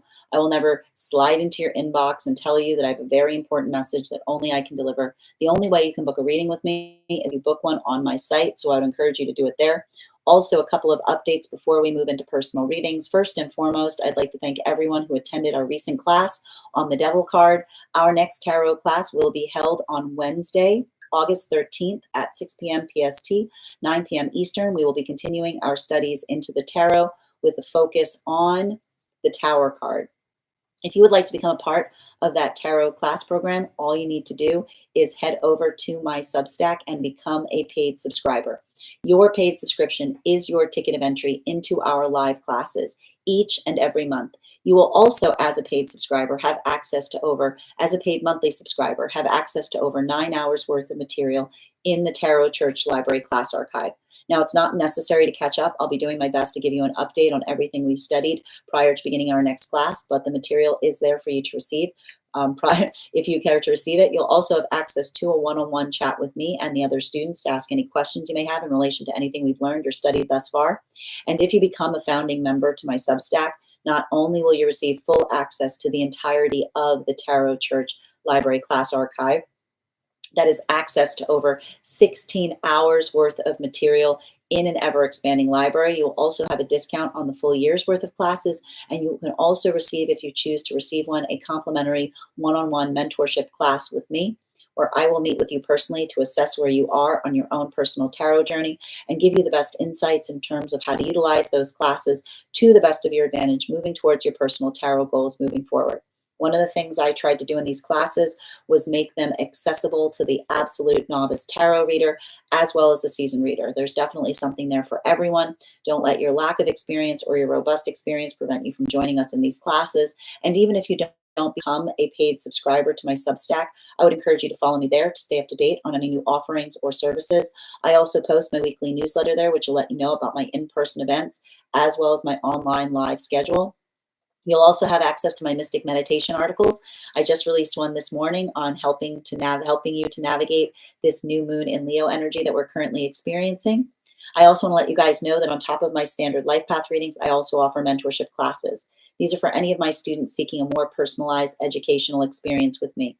I take a very limited number of students for this reason, as those classes are focused on each individual's personal spiritual goals and journey work.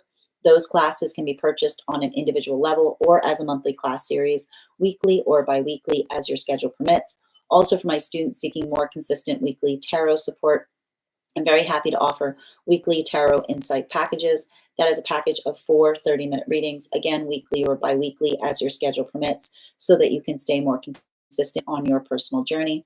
I'm also very happy to now offer dream interpretation readings. You can purchase these per dream or as a series. If you purchase the series, I would encourage you to keep a dream journal, as we will meet weekly or bi-weekly with that journal and utilize the tarot to understand the key themes and messages coming towards you in the dream space. I want to thank you guys so much for being here today and sharing in these messages, and we will do this again tomorrow. That is our daily collective read. Congratulations to Nikki. You got our highest gifter today. And congratulations as well to Bridget. You came in second, so you will have an additional card in your reading. If anyone else would care to get on the list for today, you'll be the third person read for. It is 3 cards for a donation of $29 or more, 4 cards for a donation of $23 or more for my subscribers. Thanks to my Lio. Please keep in mind there are 2 things I do not read for across these apps: pregnancy and medical. Happy to give insight on anything in private readings, and you can book private readings on my site. I'm going to take a few minutes to read over some of the comments that came through as I was reading. To anyone who'd like to get on the list today, we are doing life path, highest priority messages from spirit, past life, angelic guidance, pet readings, animal spirit guide readings, mediumship readings, love readings, dream interpretations, and guided messages. All right. And also we are at 42.9K likes. When we get to 50K, I will be doing a giveaway and gifting a reading back to the collective. So make sure you're tapping that screen and we'll get to 50K in no time. Interesting. Oh, you used to go with them every summer. I've never been to Busch Gardens. It seems really cool. I'm a salmon in my last cycle. No, you're not, Bridget. Such a specific and great memory. That's beautiful, Miss Beggs. Take that, guys. I love every time you win something, Nikki, and you handle it with such humility and aplomb. No, is this reading about my ex sending you support, Kay? That's a way to start. I think it's a good way to start though. You know, I like the devil card and its reversal with the hermit card and the star and the empress. Like that's a lot, but it's good energy. It's very close to what we had yesterday. We literally started yesterday's reading with the hermit card and its reversal. Oh, the tower card really shows up for you in your readings. That's interesting, Kay. Yesterday, I'll just check for you, Nikki. Yesterday's reading, we started with, it was, this is wild. So yesterday's reading, we had the Hermit with the 9 of Swords in its reversal, but the Devil card in its reversal was connected to the Hermit card.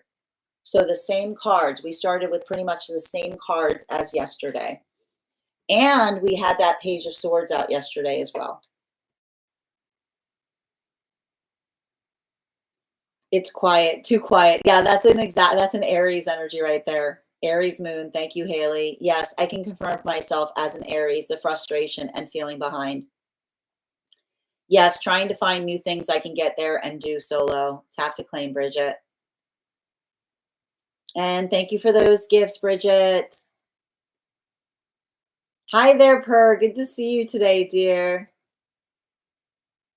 And thank you as well, Eva. Welcome. Hold on, just reading over the comments that came through. Christina, thank you for saying on point. I think you're on the hold list. Did we do your reading yet? Did you want to get off the hold list? I'm just checking because I've got you. You won. You got that reading from Jerry. Just let me know, okay? All right. If time, can you expand on the Neptune retrograde? Yeah, it's going to be around the memories. Like and the thing about it is like, especially with like Neptune retrograde and Saturn in retrograde, it's a lot of that I couldn't see it at the time kind of energy. You know what I mean? Like that's the thing we have to be conscientious about with both Neptune and Saturn retrograding in such close proximity. It can bring a lot of those like, well, it's obvious now, I couldn't see it then kind of thing, you know? So I feel like working through things in that way and understanding that like hindsight is 2020 because it's not perfect. You know, there are things we see in the context of the present that would have been impossible for us to see at the time that we were experiencing something. And I feel like for a lot of the energy with this type of retrograde, like working through that is what's going to allow you to kind of be fortified and healed. And I know I can see the fact that it can feel really energetically triggering, you know, because it's like, it's the observation of being able to see something that feels obvious now, but was like like I keep on hearing like glaring obviousness is often indicative of something that would have been impossible for us to understand at the moment we were experiencing it, if that makes sense. Hi there, Spirit Junkie. Hope you're having a beautiful day. Good to see you. Yes, I hope that helps, Ella.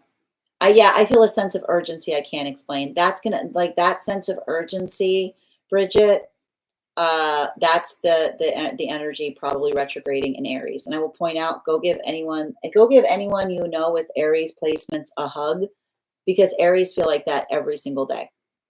Aries feel like that every solitary moment.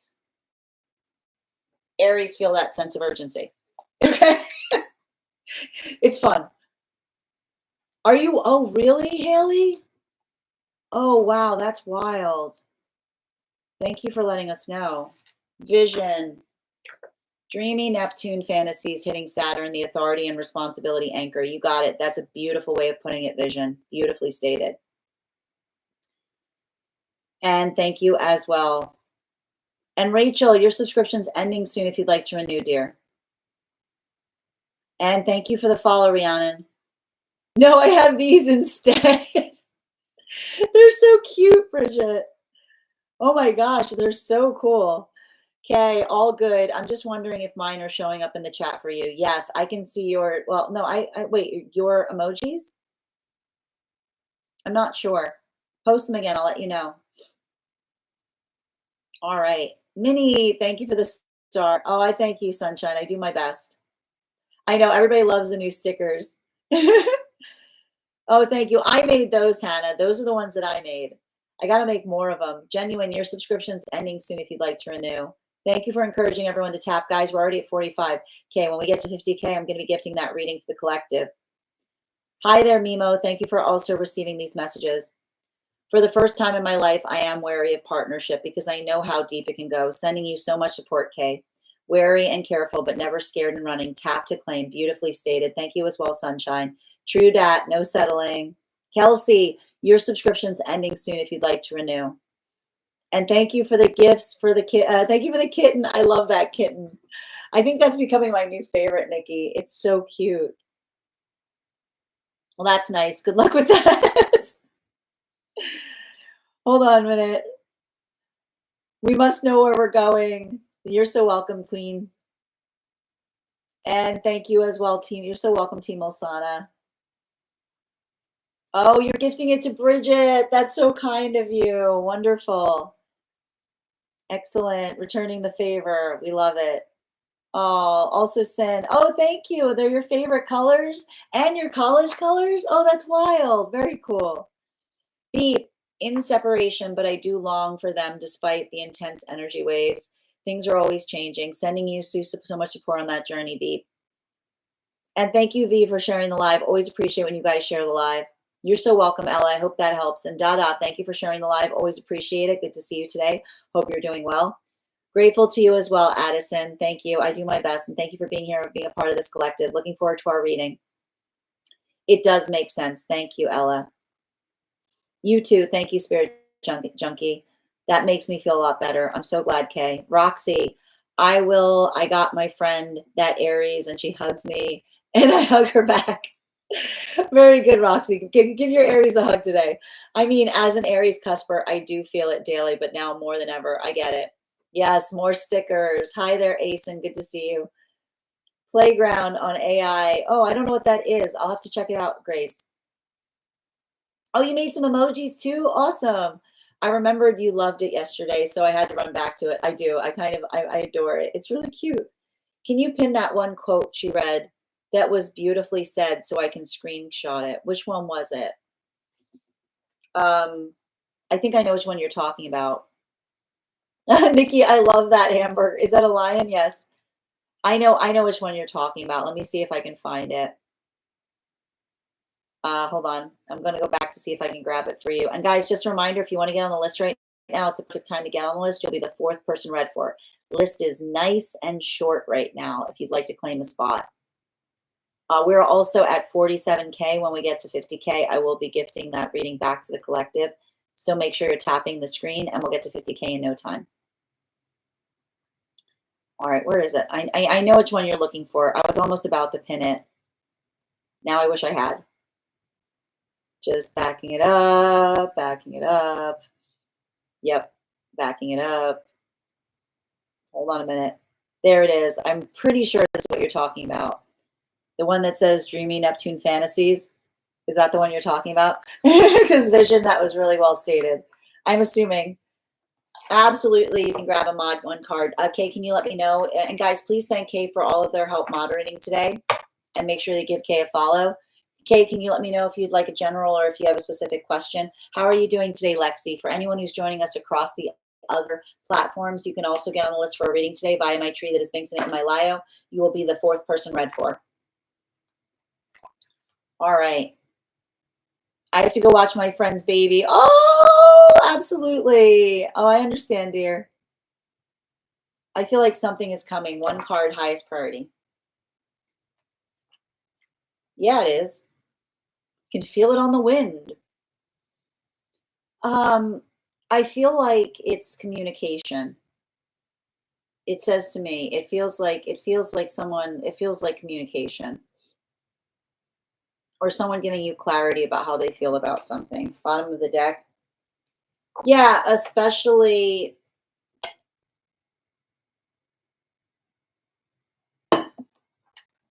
like the thing about it, I keep like, I keep on seeing, and I feel like this is the difficulty with communication. I feel like the difficulty with communication is the difference between someone like speaking freely because they feel like they have nothing to lose versus the ability of saying something that they should always say is what I keep on seeing, you know? And I feel like there's something about it. Like I feel like there's something about that communication that feels like it reaffirms something that you always knew is what I'm getting.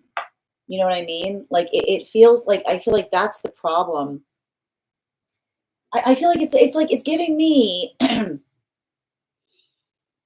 it's giving me, and I keep on getting the message. Remember, you get to decide what closure is. Like another person saying, I feel like it would be good for us to have closure on something. I keep on hearing, remember, closures are openings. The observation of someone saying, we need closure. I keep on hearing closure is opening, bottom of the deck. Yeah, especially because with the stag energy, I've got some kind of new energy coming towards you as well. You know, like this is giving me some like steadiness.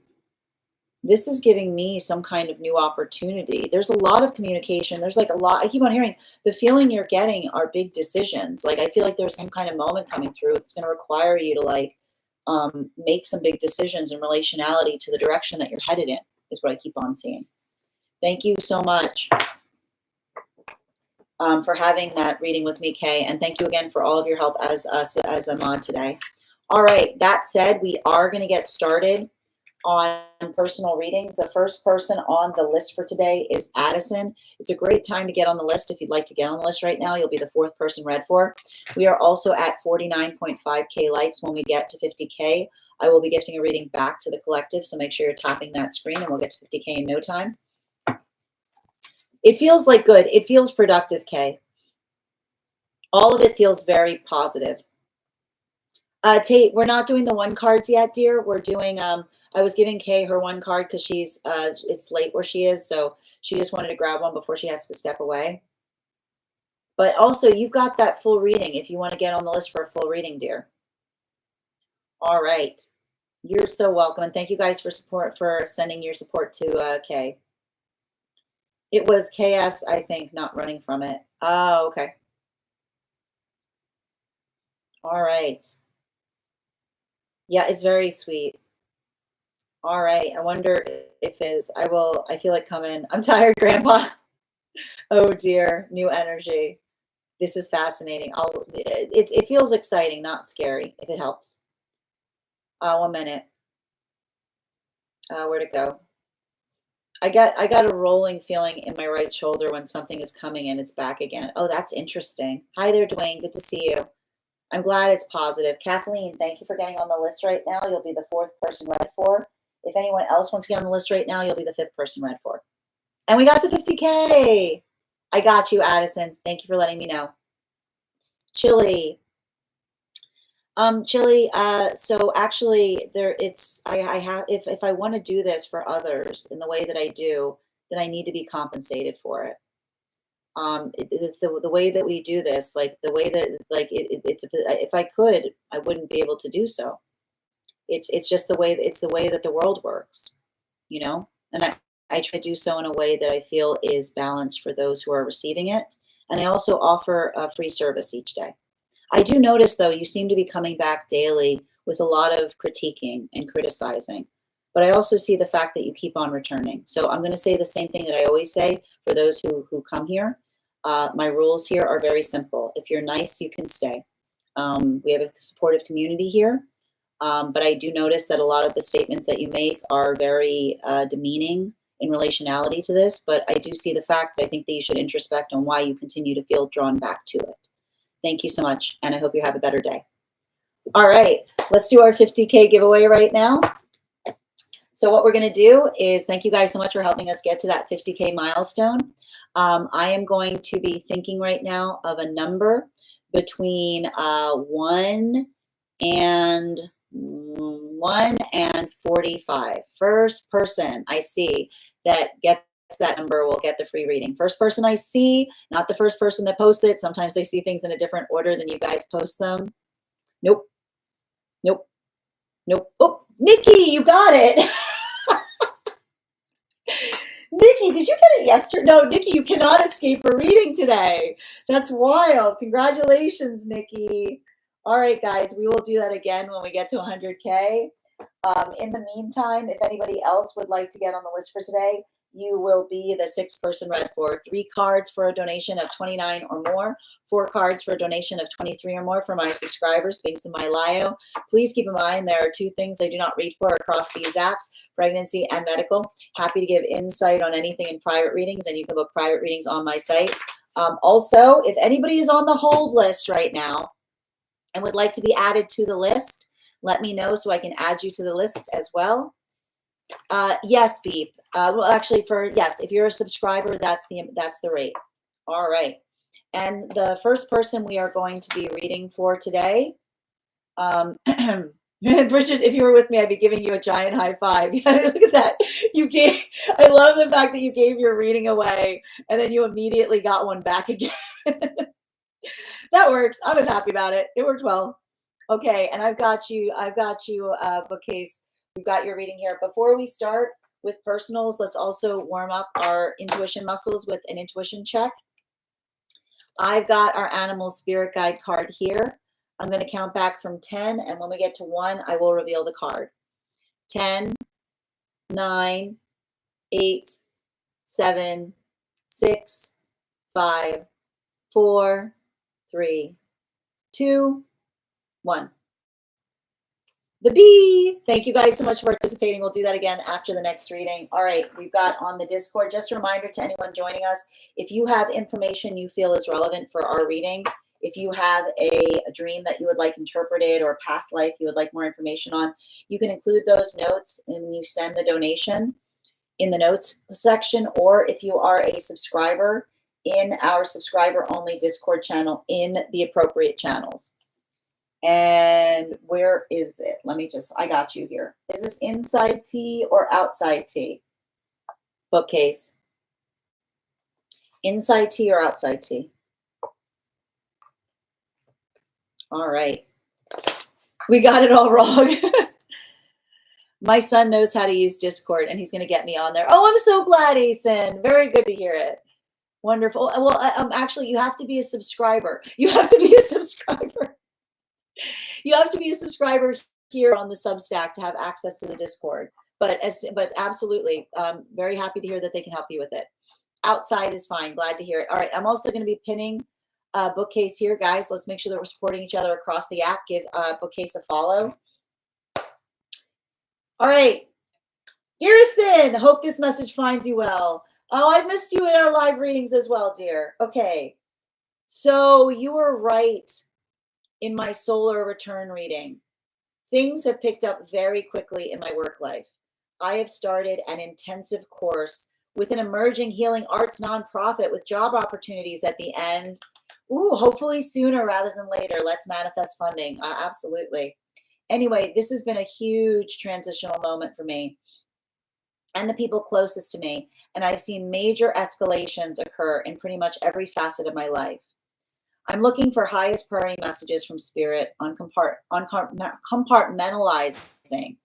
Well, I have a mind that loves to link everything together. Okay, what a great question.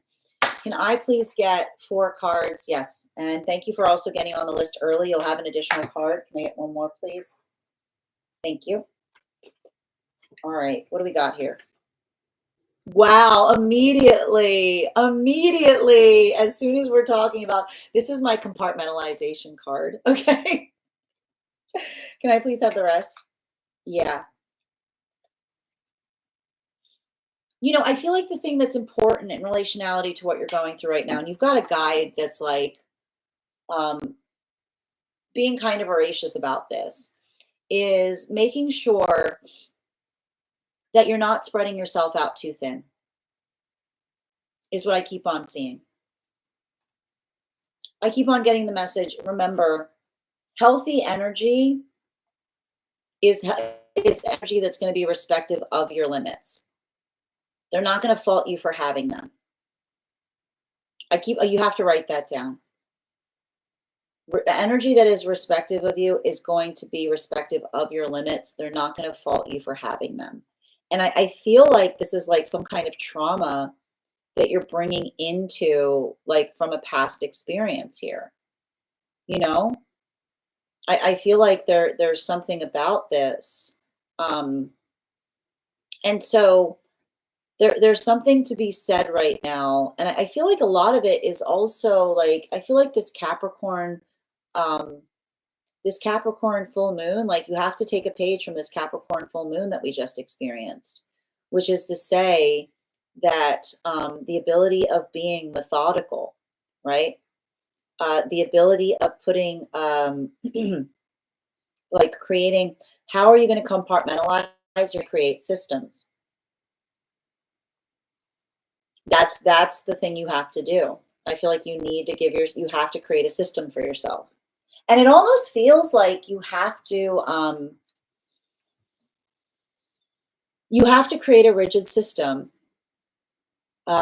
because I see this expansion is requiring you to, like, to move back and forth between modalities with a lot more finesse, or a lot more ease. And I keep on hearing, remember, a system is training wheels to not needing. I keep on hearing, remember, a system is a training wheel to not needing a system, which is like your ability of building those systems right now. Though the day will come where you won't need them. The day will come where they will feel, like, they will feel superfluous. But the system is there to help you find superfluity. And I feel like that is really important, is what I keep on hearing. The system will help you find superfluity. I just keep on hearing guides say the system will help you find superfluity, which is to say, you're not always going to depend on it, but it's going to help you change the way you're thinking about something. Um, and I think it's interesting too, because I also see that there's some kind of path work of, and it's interesting, it's interesting that you stated, how do I compartmentalize? Because I need to point out, most individuals are seeking how not to compartmentalize, is what I keep on seeing. And I feel like I don't think the word you're looking for is compartmentalize. It feels like it feels like what you want to do is organize, is what I keep on getting. It's not compartmentalizing, it's organizing, which is to say that I see you getting a lot more rigid with your time. I see you, like, not having a lot of time to squander. But I keep on seeing that that's a good thing, because I just keep on, like, I feel like the biggest thing that's happening right now for you is working on and navigating others' expectations. And I do feel like it's interesting, because I feel like something about like, I want to point this out. Opportunity has positive impact on social circles, is what I keep on seeing. Like, opportunity has positive impact on social circles, because I keep on hearing, it's the arrival point in recognizing and identifying something that, like, I keep on seeing something that feels like a point of energetic celebration. And I do have some kind of sense around something. that it is going to change. It is going to have some kind of impact on your relationships. But it's saying to me that the impact will fortify the healthy ones and move you away from the ones that I keep on hearing, like, I don't know why I keep on hearing uh, the unhealthy demands of a fragile relationship is what I keep on seeing, which is the space by which I keep on hearing that a healthy relationship is, I keep on hearing a healthy relationship is a network, because a healthy relationship is one that we understand that we don't put we don't put the weight on each other. We understand, like, we understand that and I keep on hearing that the thing about a network, sorry, there's something really, really attenuated that's coming through on this. The thing about a network is that we don't have to be everything to someone. We can be everything to each other, is what I keep on saying. Like, the space by which we are able to energetically network is the observation. I keep wondering, a network doesn't lean on individuals. It leans on the energetic network, which is the space by which I'm almost hearing. It's the observation of not feeling like you have to take on everything, but the ability of understanding, like the supportive environment that understands, if like understand, I keep wondering, that understands that busyness is the best thing, right? Like, I keep on hearing a network understands that busyness is the best thing, because it's the ability that allows one to be able to do things in different ways, right? I keep on hearing, like the sound of opportunity is busy, is what I keep on hearing. So I think that there's something important about that. And I feel like it's hard because, and this is what I mean in relationality to this time, and I gotta stress to you, I drew from a different deck, and I got 2 moon cards for your reading. But not only did I get 2 moon cards from your reading, but they're in the same exact position, which is the moon card in its reversal. So I feel like I keep on seeing, this is what I mean with like the 7 of cups and the 10 of pentacles. I feel like what I'm identifying that's happening for you right now is, it feels to me like it's going to be, I keep wondering, it's going to be a sweet bitter time, which is to say, I keep on seeing like the sweetness is the arrival point. I keep on seeing of something taking shape or something taking form to you. I keep on hearing, this is the sound of the song. This is the song. This is the sound of the life that I want, is what I keep on hearing. This is the sound of of the life that I want. So I almost see that there's this, like, there's this delight in relationality to you kind of identifying and recognizing the tenor or the timbre by which you feel that sense of productivity. But I feel like the difficulty point that I'm identifying here is that it says to me it's going to bring a lot of hard truths to you in relationality to the healthy relationships in your life. Because I keep on hearing, when we find opportunity, the relationships that are around us celebrate. And when we find opportunity, the unhealthy relationships ruminate, is what I keep on getting. So I feel like that's what I mean in relationality to like the double moon card in its reversal. I just keep on hearing when we find health, when we find opportunity, healthy relationships celebrate. And when we find opportunity, unhealthy relationships ruminate, which is the space by which we identify and recognize what feels supportive to us, or the observation of seeing how others navigate what feels like a positive versus those modalities that feel like working through something that you're not sure what's wrong as it relates to you moving towards something, and another person like taking it in some way, shape, or form personally. Bottom of the deck on this reading, yeah, there it is. There's that Ace of Pentacles, right? Like, that's what I mean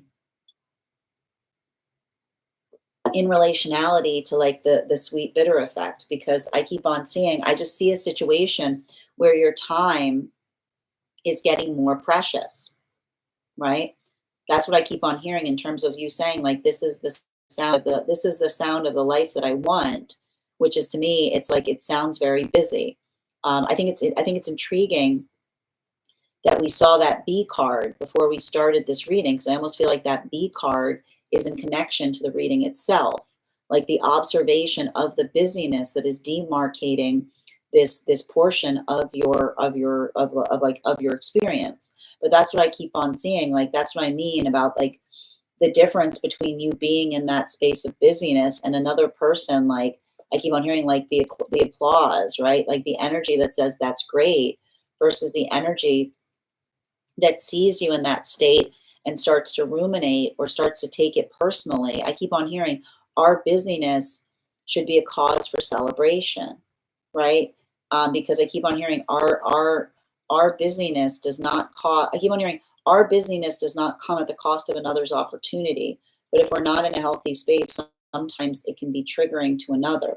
So I feel like that's like what I mean in relationality to navigating situations with a sense of clear-headedness, which is like, I keep on hearing, not letting yourself get into like conflict with someone and being like, what's going on with you, or they're having a hard time articulating it.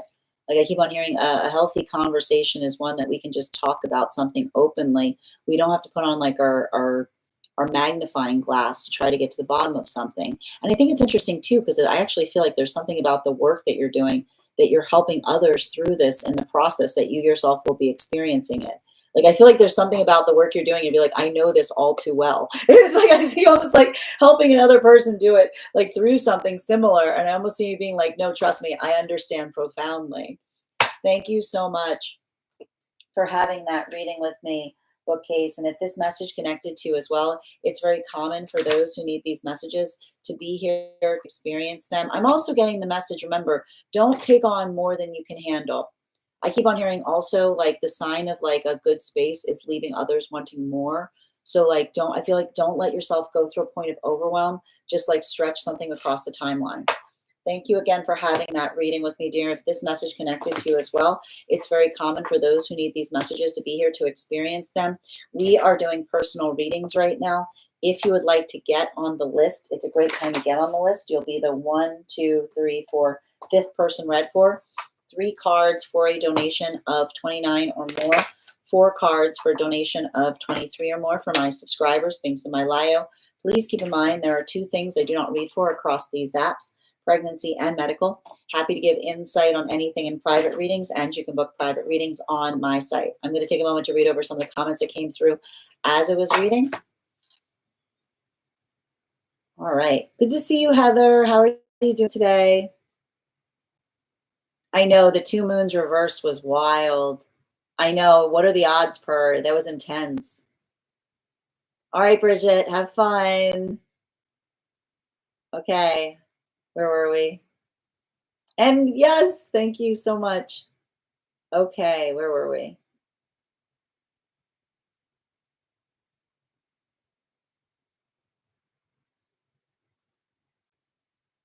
Hi there, Heather. A bit scattered today. It's this type of energy is going to feel a little scattering. Yeah, you saw it too. It's wild. Yep, it was really intense. Hi there, dear. I would like busier, to be honest, but I'm using busyness as a distraction and it's a band-aid. Well, you don't, like, I keep on hearing, don't let the busyness act as a band-aid, right? If it feels like the busyness is avoiding something, like let that be an observation that helps you begin to work on what it is that it's trying to like avoid, right? I use work as a distraction as well. Well, and I need to point out, right? Like I need to point out there is the distraction that feels like it's energetically constructive, right? Versus I keep on hearing like the distraction that is avoiding, right? Distraction is not necessarily a bad thing. Avoiding is a bad thing, right? Yeah, I'm building a yoga course for grief right now for my yoga certification. Thank you for confirming. Oh, wow. And I haven't had a regular yoga practice for years. Thank you for confirming. As soon as I'm home or unoccupied, my mind goes like 5,000 miles a minute. Well, that's not necessarily a bad thing, so long as you're understanding why. Is it something that feels like it's positive or negative? Thanks, y'all. There's more to the course, but that's me processing via the work. Absolutely. That sounds incredible, though, bookcase. It's amazing. It was a new energy. I got to be honest, Kate, it feels a little bit of both. You know, I keep on hearing, why can't you have both? You know, like that stag energy. Like that stag energy. It feels a little Sagittarian. I gotta be honest. I see the stag energy. It's like, what are we doing? All right. Next person on, and thank you again for having that reading with me, bookcase. Okay.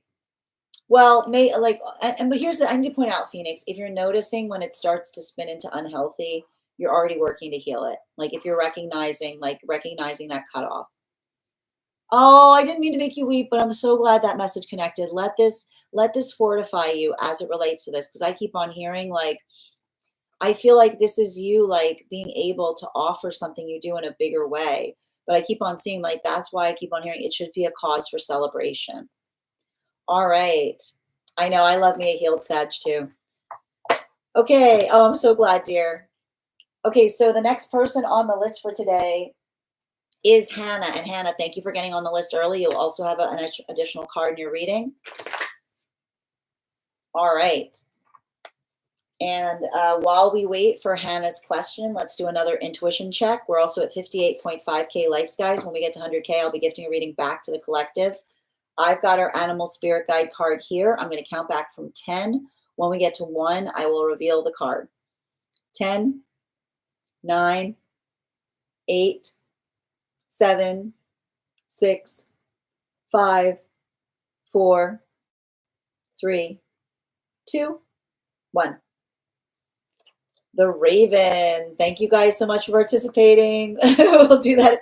Don't say you suck, Fur. You've gotten it a few times, I recall. Didn't you get one yesterday? All right, second call for Hannah now. 1 minute. Okay, you told me ages ago that my next romantic encounter would be a fire sign. Good memory. Okay. Maybe I don't post a lot, but that's supposed to change soon. Oh, excellent. Hannah, I have a call in 20. I think so. Yeah, I think we'll be okay. We can do that. A highest priority. Got you, dear. And guys, I'm going to pin up Hannah here. Make sure to give Hannah a follow. We want to support each other across the platform. If anyone else wants to get on the list right now, it's a great time to get on the list. You'll be the 5th person read for. We do life path here, highest priority messages from spirit, past life, angelic guidance, pet readings, animal spirit guide readings, mediumship, love, dream interpretations, and guide messages. 5 cards, please, for Hannah, highest priority messages. And one more. That is not the right deck. Ooh, 2 cards coming out. Okay. Oh, man. You know what? There's something about what I said. Yep. That is not the right deck. You know what? It's interesting because, like,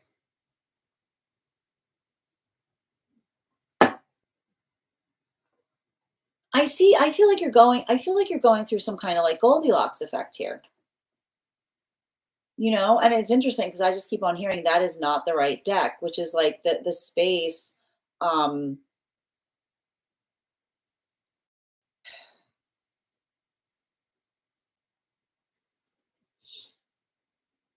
I feel like I see, you know, you've got a guy that's this kind of walking me through the fact that um I keep on hearing there's something to be said about um a spark is what I'm getting. And the thing about it, I gotta describe it.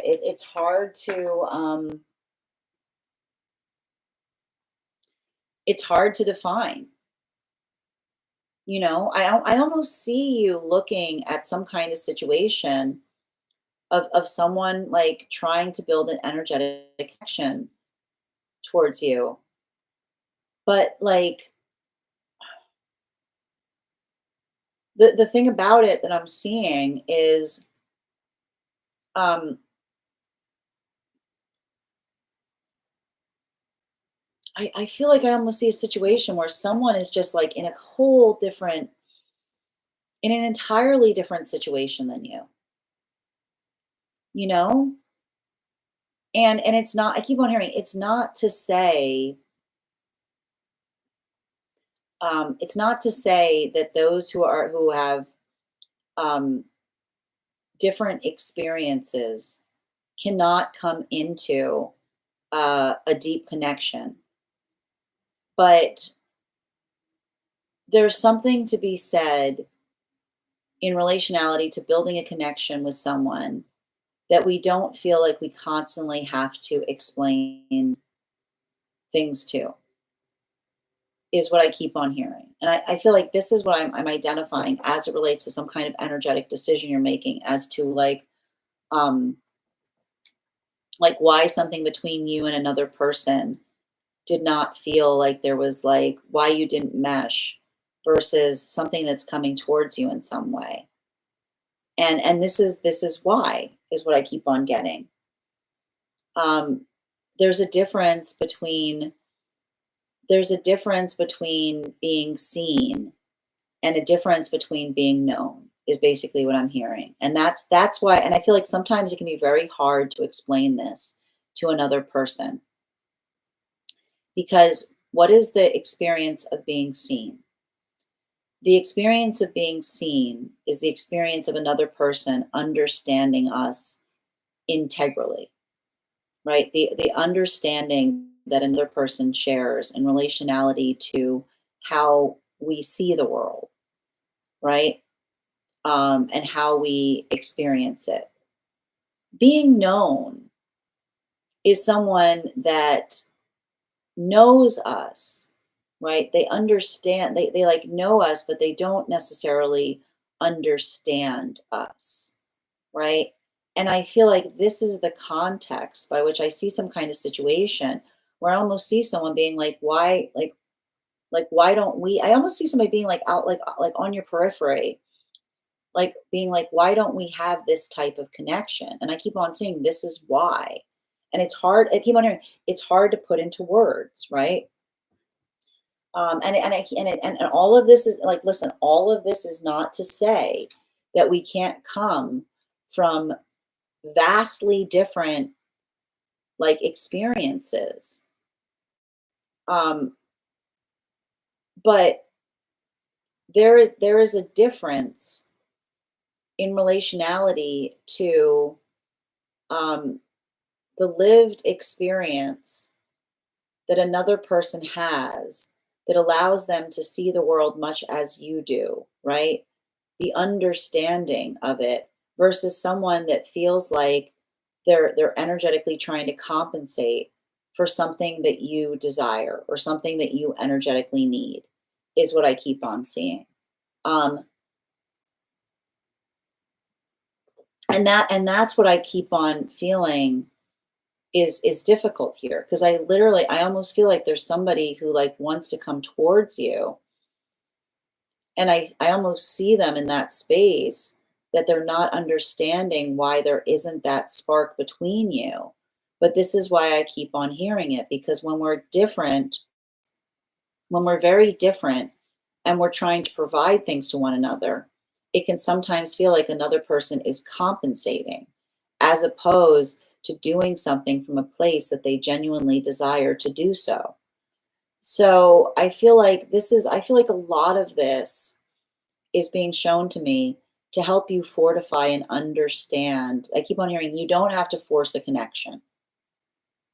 You should never feel like a healthy connection is never one that we feel forced. And I do feel like there is something about this that, you can get, I keep on hearing, you can give someone, I also am getting the sense too of like giving someone a chance. I keep wondering, you can give someone a chance to prove themselves, but at the same time, not feel like you have to force a connection, which is to say, you give someone the benefit of doubt. You give someone the space that you understand that sometimes, like, someone needs to be able to come into a space where they feel like the ability to show you that that they do connect with you. But I'm also seeing if you've given someone that time and it's still not there, it's okay to articulate that you're not energetically feeling it, is what I keep on seeing. And I keep on seeing you don't have to do like you don't have to you don't have to do that in a cruel way, right? You don't have to do that in like it's not like I feel like, and again, the gift of doing that is the ability of saying like, look, I don't want to waste your time, or I don't want you to like build a false misconception in relationality to what it is that we have together. And I also feel like there's some kind of really strong message that's coming through that says that I keep on hearing friendship is an obligation free zone, is what I keep on getting. Be very conscientious of someone that tries to look like at a friendship in the context of saying that there are obligations that we need to hold in the space of a friendship. Because I keep on hearing relationships, like intimate relationships, have obligations because that is the context by which we build intimacy. Friendships are obligation free zones because we understand that we have different priorities. We understand the prioritization point of a friendship isn't solely focused on the friendship, right? That's the beauty. I'm wondering, the beauty of friendship is that it's adaptable to the energy that is surrounding it. And I feel like this is really important because I almost feel like I sense someone around you that has like different expectations as it relates to friendship. And you may have to like kind of like have that conversation with them and say, like, listen, like friendships are not our obligation free zones because it's something that we do like when we're available for it. It's not something that we get upset if another person has obligations before it, because that's the whole purpose of a friendship, right? The whole purpose of a friendship is the space by which we understand and we honor the fact that we have obligations, and the friendship surrounds the obligations. They aren't centered within it. Bottom of the deck on this reading. Yeah, it almost feels like you're going through a maturation cycle with someone. I got to point this out. So, this is a difficulty point that we often see when we're energetically maturing in cycles. Because when we're very young, you have to understand when we're very young, it's a very characteristic for those that are young to center friendship, right? We center friendship when we're young because what else are we going to do? Like, what else are we going to do? We're young, right? We don't have other obligations, right? You don't have a job. You don't have a job. You don't have a job. You don't have a partner. So there's a tendency when we're very young to make relationships like friendships centered. But then when we get older, we decenter friendships, which is to say, it's not that the friendships do not carry import, but we understand that the friendships are at the behest of the priorities that come before them, right? And I feel like I often see in some cycles, especially when someone's going through like a Saturn return, that this volatility of centering often starts to create like some turbulence in friendships, because it's the observation of understanding that as we move into maturation, we don't put the onus of obligation and priority on friendship, because it's the understanding of the expansiveness of what it is that we need to prioritize. So make sure you're having those conversations, especially if someone is trying to say to you that in one way, shape, or form, you're letting them down as a friend. I keep on hearing, we don't let friends down, we hold friends up, which is the space by which we say we don't demand things from friendships. It's a gift. It's like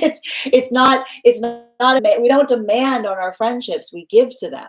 So just be very mindful of that, because I feel like there's something really important in relationality to another person, like trying to articulate the fact that they desire friendship, but then almost treating the friendship like something that is more intense than what a friendship should be. Thank you so much for having that reading with me, Hannah. And if this message connected to you as well, it's very common for those who need these messages to be here to experience them. We are doing personal readings right now. If you would like to get on the list is open. You will be the 1, 2, 3, 4th. You will be the fourth person read for. Great time to get on the list. It is 3 cards for a donation of $29 or more. 4 cards for a donation of $23 or more for my subscribers, Binks in my Lio. Please keep in mind there are 2 things I do not read for across these apps, pregnancy and medical. Happy to give insight on anything in private readings, and you can book private readings on my site. I'm going to take a moment to read over some of the comments that came through as I was reading. Also, friends, we are at 62K likes. When we get to 100K, I'll be gifting a reading back to the collective. So make sure you're tapping that screen and we'll get to 100K in no time. All right. And for those who are interested in getting on the list, we do here life path readings, highest priority messages from spirit, past life, angelic guidance, pet readings, animal spirit guide readings, mediumship, love readings, dream interpretations, and guided messages. All right, just reading over. I have a call. Yep. Phoenix, your highest priority is to find a turtle in the animals deck. I love that. Phoenix, falling for a cancer, but scared to lift the veil as I don't feel healed enough to move forward. Sending you so much support on that journey, dear. And if you'd like to do a reading on it, I'm definitely available for it. It can be hard, man. It can be hard to be seen. I know. All right. One moment. I don't post a lot. That's going to change soon. That's great. And Gia, your subscription's ending soon if you'd like to renew, as is yours, Brandy. Hardy, happy to read for you on that, dear. If you'd like to get on the list is open. Hannah, I currently don't have anyone, but I'm building romantic connection with, so this must be coming, or maybe it's not romantic. This is saying I've got a lot of new energy coming towards you. I've got a lot of new energy. I was seeing at least two different energies coming towards you right now. And I feel like that's the thing about it, like making sure there's clarity as it relates to whether something is romantic or friendship is what I keep on seeing. Like make sure that you're not entering something that feels like it's blurring the lines is what I keep on getting.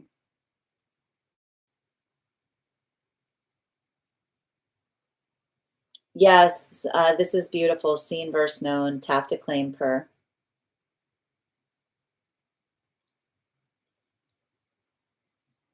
Yes, that's what I'm looking for, to be seen fully. Thank you as well for receiving these messages, Sugar. I feel you, sis. Thank you as well. Revealed. Thank you as well for receiving these messages, Hardy. Yes, I've distanced myself from the friend I felt that from. Thank you for confirming, Hannah. Oh, they're down. That's wonderful, dear. And welcome to those joining us across the place where we keep the videos. How are you doing today, Pushpa? Welcome, Greg. Happy to read for you on those. If you'd like to get on the list, Greg, the list is open. All you have to do is send the donation via my tree that has Binks in it in my Lio. And I'm wishing them a peaceful transition to the other side as well. Yes, my best friend and I had to shift our relationship to be not so codependent this year, and it's helped me grow. I'm very glad to hear that, and thank you for confirming the reading, dear. 20 years of perfecting my baby nap technique. Well done. If I have no communication within platform, sending you support, Hardy. Thank you as well, Tyler, for receiving these messages. That was a beautiful reading. Great insight on friendships. Thank you. I agree, Per. Thank you. I loved Hannah a lot. Sending you support, Tyler, on that journey. All of my expectations. Sending you support, Hardy. That's exciting. I'll keep my eyes open. Do so. I mean, I've got at least 2 new energies coming towards you. All right, next person we're reading for today is Bridget. Bridget, can you let me know? Perfect timing. If you have a general reading or if you have a specific question you'd like me to answer. And if anybody else would like to get on the list right now, it's a great time to get on the list. You'll be the 4th person read for. As we wait for Bridget's question to come through, let's do another animal intuition check. I've got the animal here. We're going to count back from 10. When I get to 1, I will reveal the card. 10, 9, 8, 7, 6, 5, 4, 3, 2, 1. 'Twas the bull. We'll do that again after the next reading. Do you need another minute, Bridget? Just let me know. It's okay. If you need a minute, we can move on down the list. All right. Okay, so it seems like Bridget might need another moment.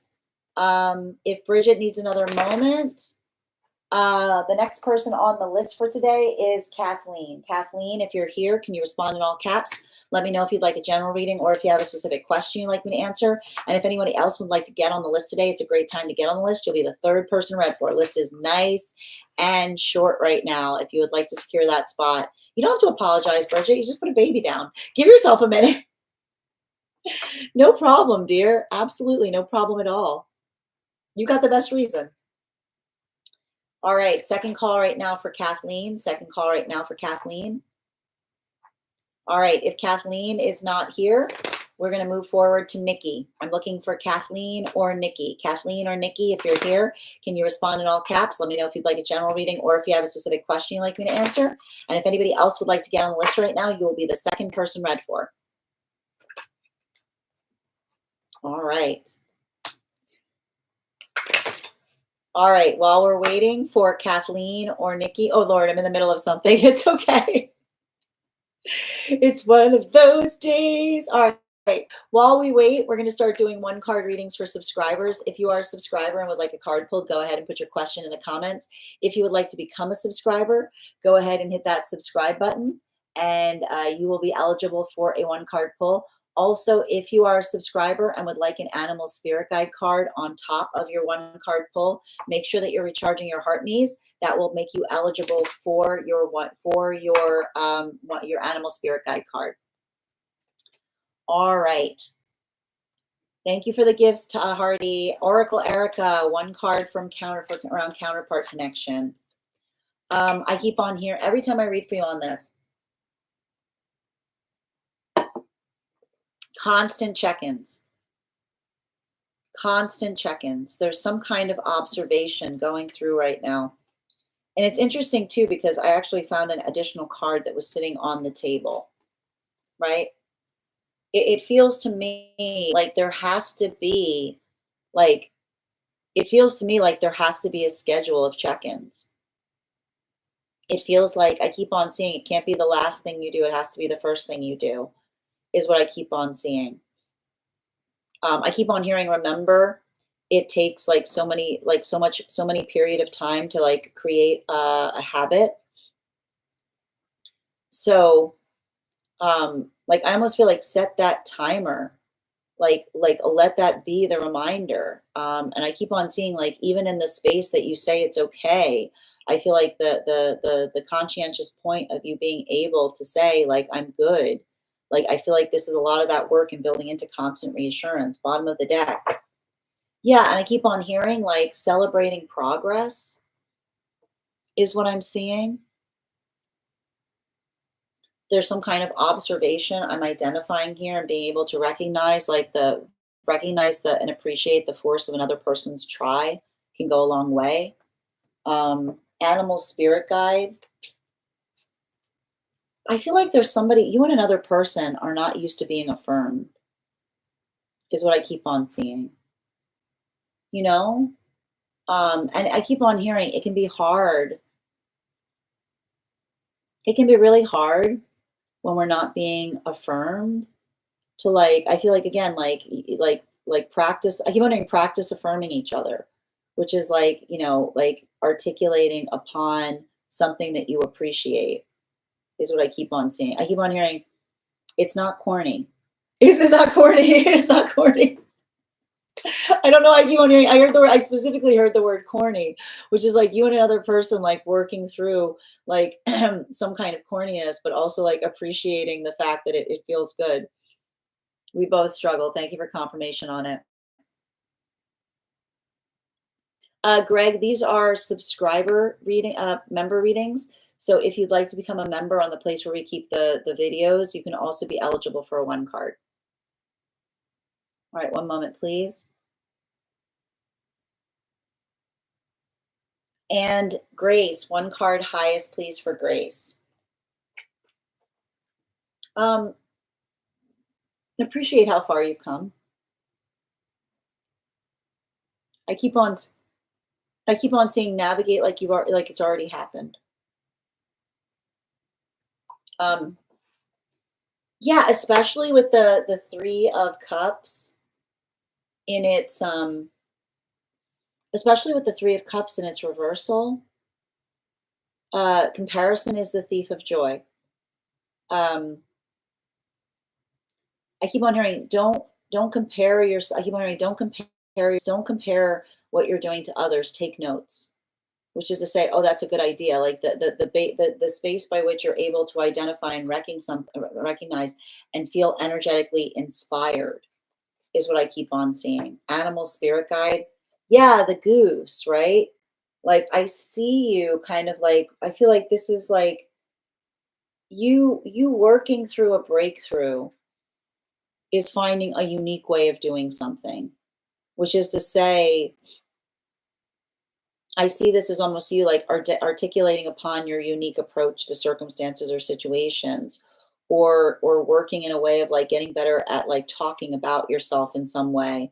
Like I keep on hearing, it's like you learning. I feel like this is you like learning how to fluff your tail feathers, because it's you almost like especially with the Empress and the Goose, it's like learning how to like talk yourself up, or like talk about your accomplishments, right? Is what I keep on saying, like not putting them on others. I keep on hearing you can claim ownership for something that you did in a group is what I keep on hearing too. I'm not sure why that's coming through. Chrissy, 1 card on how they're feeling. Creative, inspired is what I'm seeing. Bottom of the deck. Creative and inspired, but also very sentimental about the past is what I keep on seeing. Very sentimental upon the past. Animal spirit guide, please. Yeah, the earth dragon, right? Like this is feeling like I keep on seeing like this is feeling very sentimental for something from the past is what I keep on seeing. You know, like I keep on hearing, like, I feel like it's almost somebody like trying to figure out how to like capture some kind of past feeling in some way, shape, or form, or trying to like communicate or sentimentalize something that occurred in a way of helping another person see how it impacted them as well. Thank you, Nicole, for getting on the list. All right. I almost am tempted to get on the list. I have to invent a question.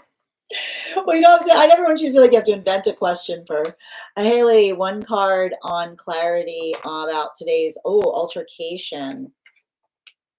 2 cards transverse. Crankiness. Someone in a bad mood. Someone like I keep on hearing like somebody looking for a reason not to do something is what I keep on seeing. Like when we're looking for a reason, we'll always find an excuse is what I keep on seeing. Bottom of the deck. Yeah, especially like it's like it feels like somebody not giving you enough time to like get something together. I keep on hearing like we don't do things at the last minute. Like it feels to me like it's a lot of this like it does feel like someone trying to play catch up is what I keep on seeing. Animal spirit guide. Yeah, someone who's trying to play catch up will sometimes try to project. Like I already told you that. Be like, no, you didn't. Like it's giving me that type of energy. being like, we discussed this, being like, did we? You know, like it's giving me a little bit of that. See, your subscription's ending soon if you'd like to renew. Yes, we started. It's really helping. I'm happy to hear that. How does one join the Discord? My dream is too long to send. You should have access to it in your subscriber benefits. There should be a link to it when you go to your settings. If there's someone else who can give more specific instructions, I think you joined. I see somebody just joined. Hardy, I'm happy to read for that if you'd like to become a subscriber. Thank you for confirmation, Erica. Exactly. Wow, we both struggle with that. You're welcome, dear. All right. I am still waiting for those who are on the list today. So if there are those who, if anyone who's ready to be on the list right now, I'm still looking for Bridget, Kathleen, or I'm looking for Bridget, Kathleen, Nikki, or Nicole. We've got 2 different Nicoles on the list right now. Okay, I'm ready. Bridget's ready. 1 card for Fig, please. Spirit message. Got 2 cards coming out. Think bigger than the problem. Just I keep on hearing, think bigger than the problem. Don't get stuck on the problem. Think bigger than the problem. Bottom of the deck. Yeah. Like it's giving me a lot of that energy that says, like,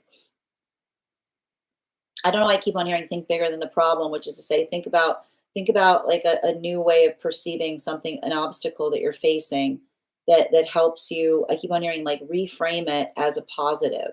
Like look at a problem and say, what's the positive to be found within it? Animal spirit guide.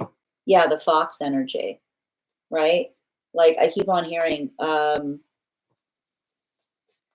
a change of perspective can change everything. Sometimes the problem is that we're looking at something in the wrong way. So you might want to ask another person for advice in relationality to their perspective on something. You're welcome, Grace. That makes sense. You're so welcome, Haley. All right, 1 card on divine counterpart for Ava. I see somebody putting a lot of work on themselves right now. And this is saying to me, like something's getting easier for someone. They're building into routines. They're building to supportive practices. Bottom of the deck. Yeah, this is a lot of this like new year, new me kind of energy.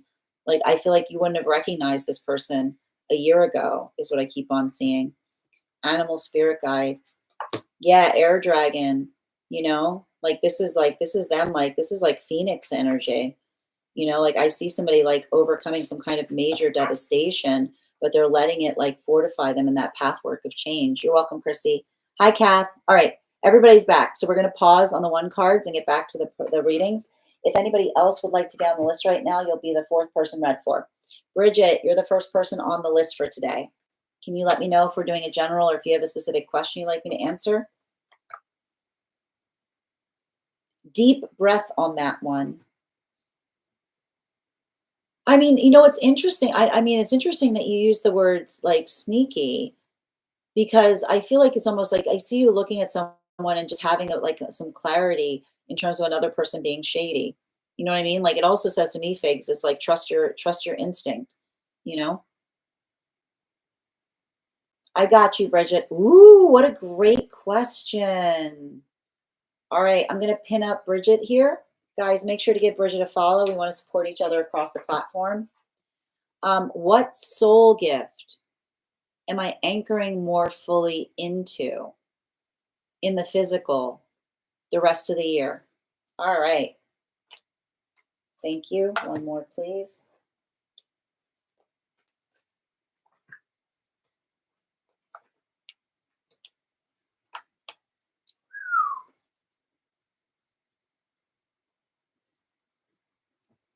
It's so funny because I keep on reading it and I keep on saying earthing,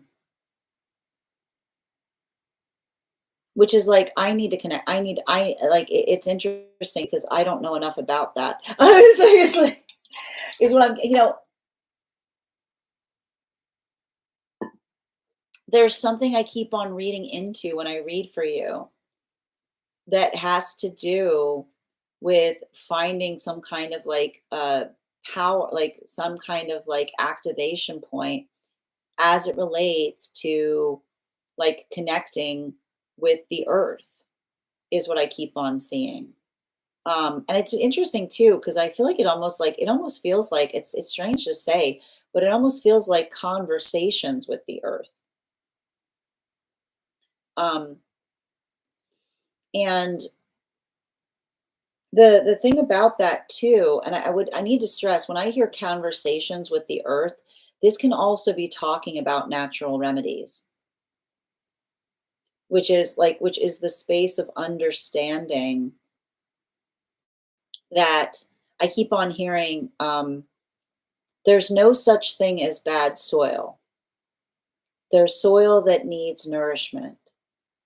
So when we look at something that is bad, it's the context of saying, what does this need to get better? And so I feel like that's what I'm tapping into because um, I feel like you're taking that approach, not just in relationality to like the land around you, but as it also relates to relationships, right? Like almost like assessing the nature of relationships and saying, what does this relationship require in order to be better nourished, you know? And it's the understanding that every relationship is different because every relationship requires different nourishment. Um, and I see, like, I see you kind of like really like it's interesting too because I see you almost taking things apart. Um, like this is I feel like this is the year that you're taking things apart, but I keep on hearing you're taking things apart in order to put them back together in a better way. And I feel like and I keep on hearing it also has to do with nourishment. Like it's something that I keep on seeing that like may have an impact on your Chiron because you started doing it. Like I keep on hearing you started doing it for yourself, but then you started expanding and doing it, like taking the same approach as it relates to other things, you know? Um, and I feel like it's interesting because I keep on seeing like there's something that you're doing that you say like the results are self-evident because I almost see you putting um putting a lot of care and conscientiousness in relationality to how you nourish yourself because I keep on hearing like the same message that says, you know, the way you nourish the earth is when you see something that isn't correct, you identify and recognize what you need to give it to make it healthier. And I see that that is something that you're doing for yourself as well. um, I feel like I see you having some kind of breakthroughs in that way. You know, I feel like I almost see you very much like this is the year that you really take healing yourself seriously. But the thing about the healing is, um, like, I see you kind of like buckling down on something. I see you abstaining from things, but I also see you like recognizing and identifying like profound results in the process. Um, yeah, especially with the strength card um, in its reversal. I keep on seeing. I feel like I keep on like, and I feel like again, it has to do with some kind of like you reconnecting to some kind of. I feel like I see you almost reconnecting to a past life version of yourself. Um, because I keep on hearing these conversations of someone saying it's not the way it used to be, you know, but another person saying it's never supposed to be, you know, like like the ability to understand. We don't compare the present to the past is the space by which we understand that something is ever changing. And I feel like I just keep on identifying that there's something about that path work that says that this is why we have to, I keep wondering, this is why we have to take holistic approaches to things. Because a holistic approach is often one that says, why has it stopped working?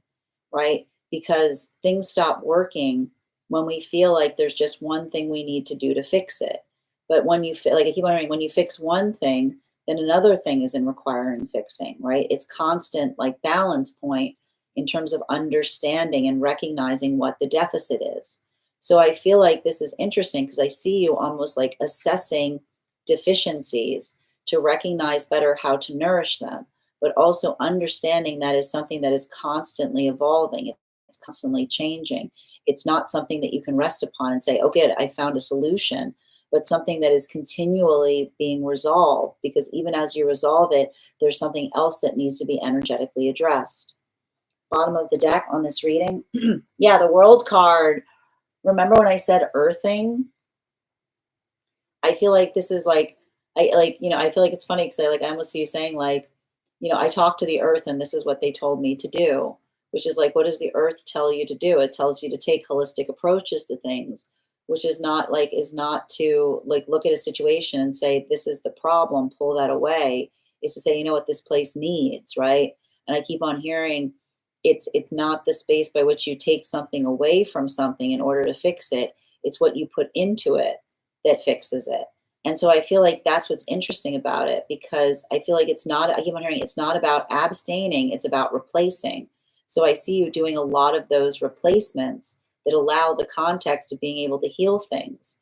And it's not that, I keep on hearing, it's not the fact that you'll be missing anything because you can't tell the difference, is what I keep on seeing. And I feel like that is the eagerness that I almost see you taking, is like, how can I replace something without being able to tell the difference? So I almost feel like it feels very scientific.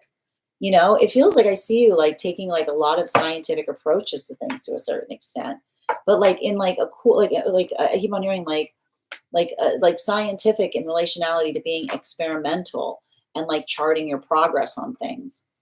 Thank you so much for having that reading with me, Bridget. And if this message connected to you as well, it's very common for those who need these messages to be here to experience them. We are doing personal readings right now. If you would like to get on the list is open. It is 3 cards for a donation of $29 or more, 4 cards for a donation of $23 or more for my subscribers, links in my bio. Please keep in mind there are 2 things I do not read for across these apps: pregnancy and medical.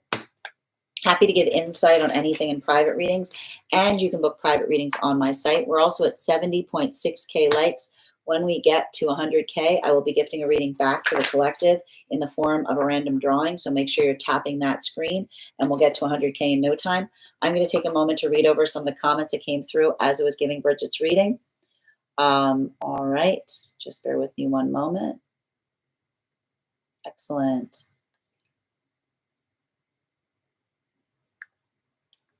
Excellent. Earth school, yes. I feel like an earth, yeah, I feel like an earth witch. I see it. Always have. Classic Taurus, yep. I have a whole library of books on herbal remedies. Yes, wow. I've been going all in on my healing on my body. I talk to the trees a lot, yep. I only talk to my cat. I like that. You're way more social. I love that part. So cool. I've been to a few lectures at your Casey Center. Oh, that's dope. That's really cool. Thank you, Sin. I'll definitely be diving deeper into it. And yes, thank you, Nikki, for gifting that reading to Bridget. All right. I haven't felt antisocial. I'll be talking to cats more often. All right, Kathy, you're the next person on the list here. Can you let me know if you'd like a general or if you have a specific question? And while we wait for Kat's question, let's do another intuition check. I've got the card here. We're going to count back from 10. Go ahead and put your impressions in the comments, and we'll see who gets closest to it. 10, 9, 8, 7, 6, 5, 4, 3, 2, 1. The water dragon. Thank you guys so much for participating. We'll do that after the next reading. Okay. Kath, I got you, dear. Tree? There's no tree. All right, where are we? Kath, highest priority on career and finance. I have a new job application. Will that push through? Okay, we're going to do 2 and 2. Can I get 1 on career? Thank you. And finance.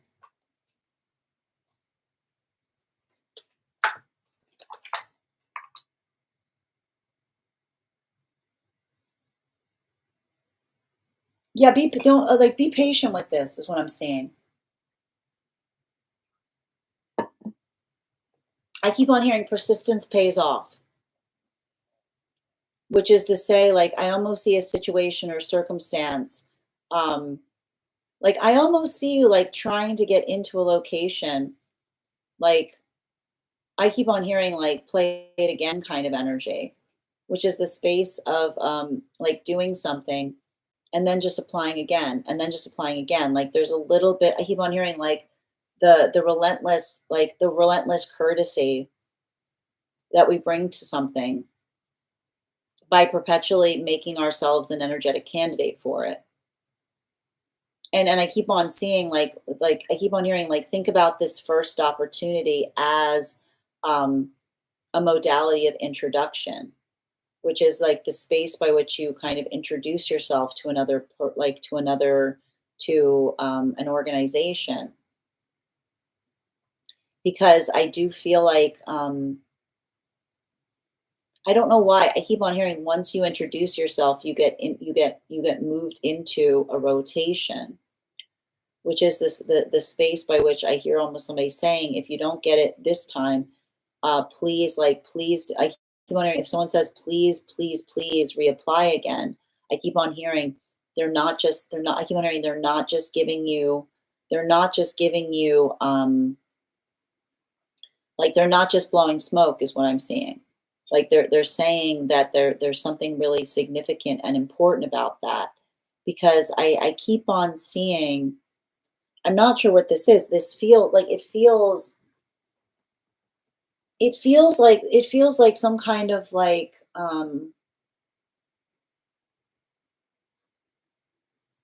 I don't know why I keep on hearing it feels like there's some kind of seniority system to something. And I think that my identifying in relationality to like seniority, which is the space by which another person is familiarized that um it's I keep on seeing it's like the familiarity that they have in coming to know you or to see you, like continually I keep on hearing continually volunteering for something is how you get in somewhere. So I keep on hearing like if first you get rejected, I keep on hearing try and try and try and try and try and try again. Because something about your tenacity and your patience in that way is going to pay off in a big way, even if it's not energetically immediate. Um, Now, in relationality to finances, I feel like there's something about this here. Um, I feel like there's something about this here that feels like it's changing. I don't know why I keep on hearing like some kind of need or desire to downsize, but I keep on seeing, I feel like there's some kind of desire to downsize because I see that your priorities are changing, is what I keep on seeing. You know, um, I almost see some kind of like desire to be more portable, you know? Like, I almost see you looking around at something and being like, "I don't need all this stuff." Like, I keep on hearing the word "stuff." Like, I keep on hearing the word "stuff." I keep on hearing the word "stuff" like it's like everything I almost feel like I see it's interesting too because somebody else was talking about turtles, but I almost see you kind of coming into some kind of turtle mentality, which is the space of, like, recognizing and understanding that the things that we own us is what I keep on hearing. Like the things that we own us because the context by which we own them means that we have to take care of them. So I almost see like I feel like this is a year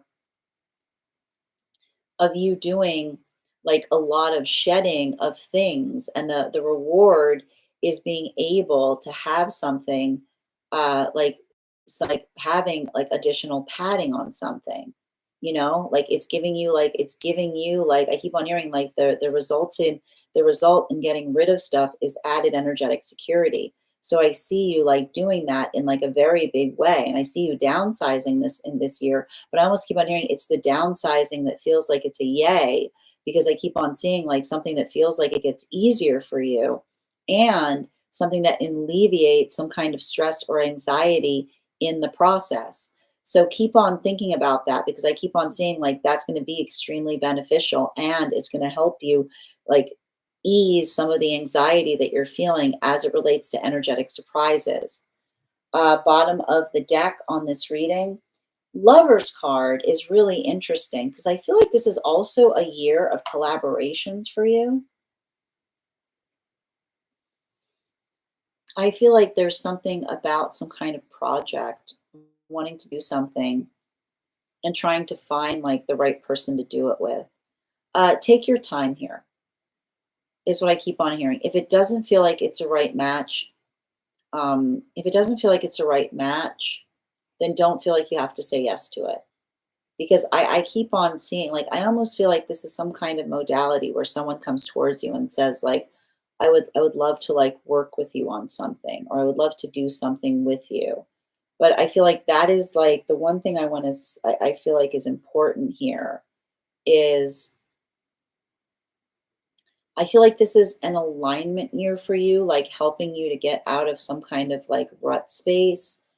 So, um, like notice the difference between an opportunity that feels like it is advantageous towards your goals versus someone offering you something in terms of saying what will it take for you to stay, which is like the observation and the difference between not necessarily something changing, right? But like someone trying to like offer you more to do the same thing, because I feel like that is like the one, I feel like that's one of the conflicts that I see you having to navigate, which is almost like an opportunity that opens for you and then another person like almost saying like what will it take for you to stay.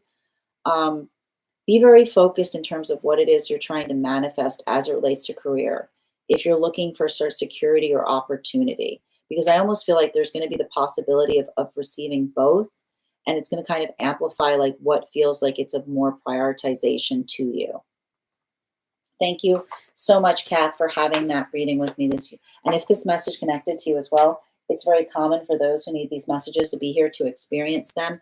We are doing personal readings right now. If you would like to get on the list for today, the list is open. You will be the one, two, three, fourth person read for. 3 cards for a donation of 29 or more. 4 cards for a donation of 23 or more for my subscribers, Binks in my Lio. Please keep in mind there are 2 things I do not read for across these apps: pregnancy and medical. Happy to give insight on anything in private readings, and you can book private readings on my site. I'm going to take a moment to read over some of the comments that came through as I was reading. Also, friends, we are at 71.8K likes. When we get to 100K, I will be gifting a reading back to the collective, so make sure you're tapping that screen. We'll get to 100K in no time. I missed my moment. What did you miss? Oh, the dragon, Nikki.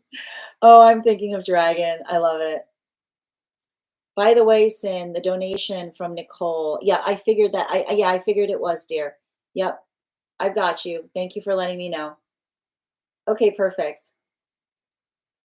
I'll explore more. Got it. I'm getting messages from recruiters abroad, but I'm not sure if I should try to apply there. Well, and that's what I meant. Like that's what I meant in relationality. Um, in relationality to like the make sure that you're. I keep on hearing. Make sure that you're writing down what your manifestation goals are prior to receiving the opportunities, because I keep on seeing it's like the difference between a tempting offer versus something that you're actually reaching for is what I keep on seeing. Make sure you're not just like worried about missing an opportunity. Make sure that you have the manifestation goal written down to say like, is this in alignment to what I'm looking for, if that makes sense. And Eleni, thank you for sharing the live. Always appreciate when you guys share the live. Yes, I'm in my current workplace, there's seniority. Sometimes I'm thinking if I should stay and try to wait for a better role or project. And this is what I mean. Like, I need you writing down right now, like what that higher self is doing, what that looks like. Cause I keep on seeing there's a lot of decisions that you're going to have to make, and and potentially more than one option. In finance, I'm planning to travel, but I'm also thinking of saving more. I feel like I see a space where we're going to get to do both. My guides gave me the downsizing confirmation this AM, which I'm working on. Oh, amazing, Ella. I am also thinking of downsizing. You're spot on. Oh, Lord, you already got me crying out last night. What happened, Nikki? Collaboration. There were messages about new opportunities too, something like said a side hustle. Yeah, that's what I'm seeing. Like it feels like someone trying to bring you on to some kind of project. I'm glad to hear that. Only laughs on that day. I like that. You know what I hear between the lines, growth. I like that, purr. Oh, it got you, purr. Thinking of what else I can do that pays the same or better, but should be an upgrade to my current. Yes, I also see that. This could also be speaking to me about some kind of additional accreditation that I was seeing. I'll take your note of advice. You're so welcome, Kath. Hi there, Hardy. Happy to read for you on that. If you'd like to get on the list, list is open. Next person we're reading for today is Nikki. Nikki, if you're here, can you respond in all caps? Let me know if you'd like a general reading or if you have a specific question you'd like me to answer. And while we wait for Nikki's question, let's do another intuition check. I've got our animal spirit guide cards here. I've drawn a card. I'm going to count back from 10. Put your impressions in the comments. We will see who's gotten closest to it. 10, 9, 8, 7, 6, 5, 4, 3, 2, 1. Well done, Kath. It was the bear. We'll do that again after the next reading. All right. Nikki, I see here. Are we doing a general or do you have a specific question, dear? And if anyone else wants to get on the list right now, it's a great time to get on the list. You will be the 1, 2, you will be the 1, 2, 3, you'll be the 4th person read for. Dang, I'm determined to get the cow. What kind of message are you trying to send, Hardy? Are you trying to send a message to me? All right. Because I can see the messages here, if that's what you're saying. All right, Nikki, I haven't seen your question come through, so just let me know if we're doing a general or if you have a specific question. Second call right now for Nikki. Second call right now for Nikki.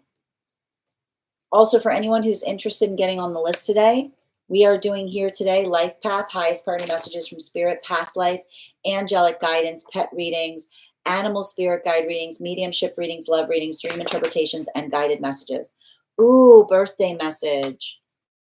Oh, sending you so much support, dear. All right. Can I please get 4 cards for Nikki, please?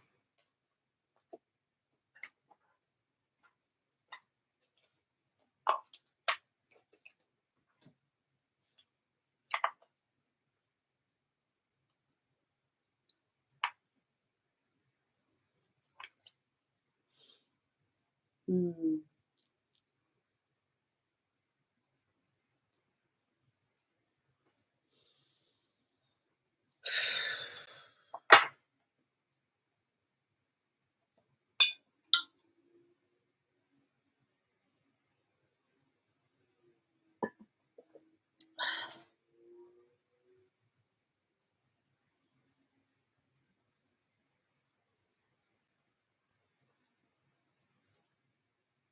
You know, it's interesting because every time I read into this energy, I keep on hearing it's interesting because they keep on articulating to me the space by which they occupied in the relationship to another person. And what's interesting about the relationship that they keep on articulating to me is and the best way I can describe it is they keep on saying in one way, shape, or form, my job, I made it my job to pull someone off the ledge. Is every time, like, is all I keep on hearing when they start to talk about the relationship that they had with someone.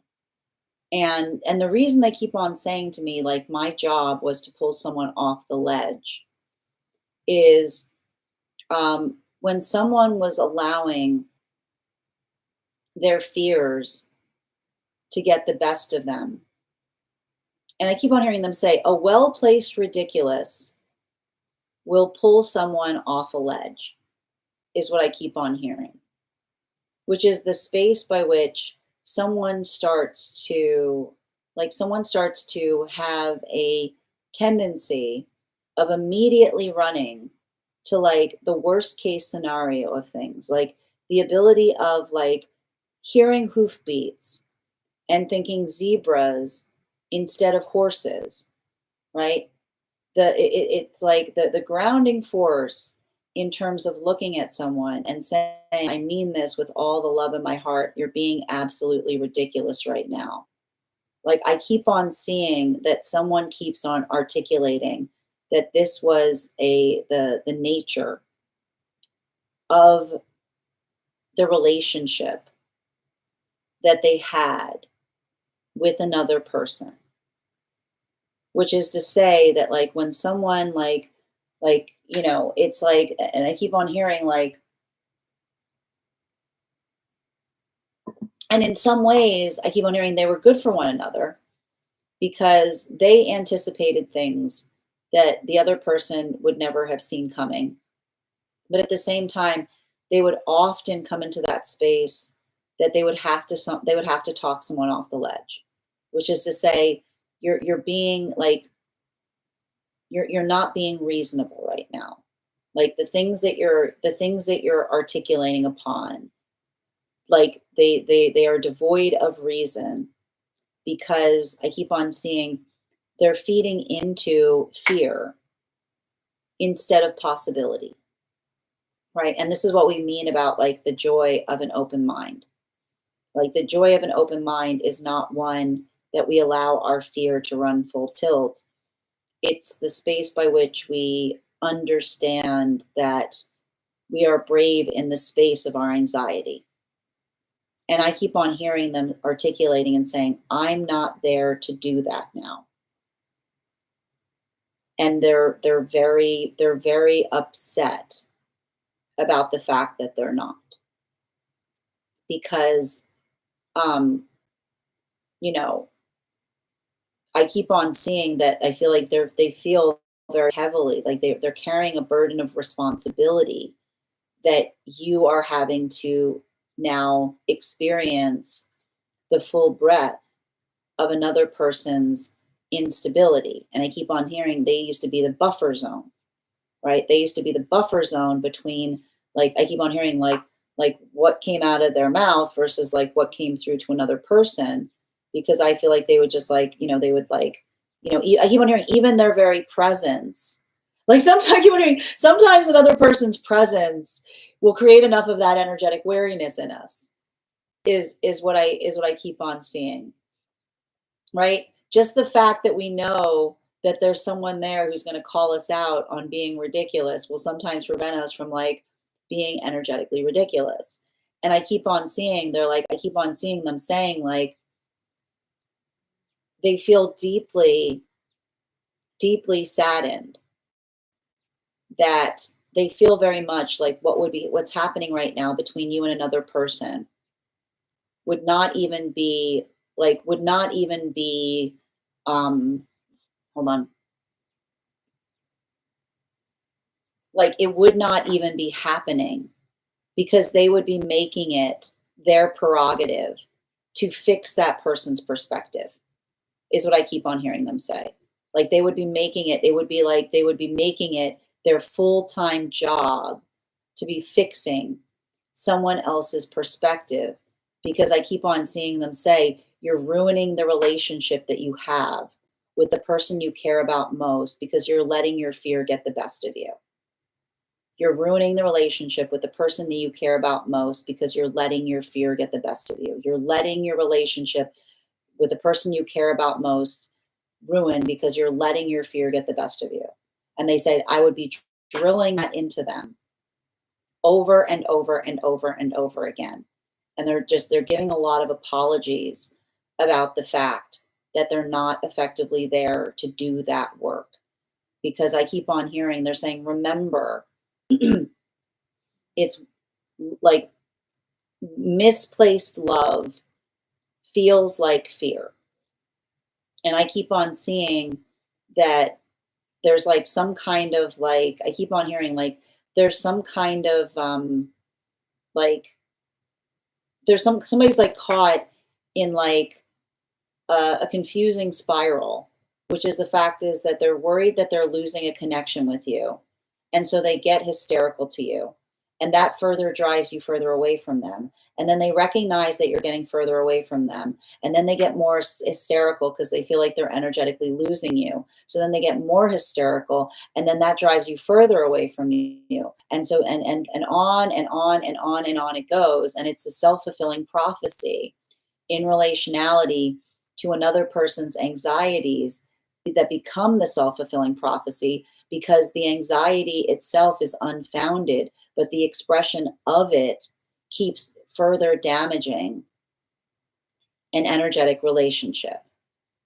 So they're saying, they're saying, tell them that you're energetically present. Tell them that you're not going anywhere.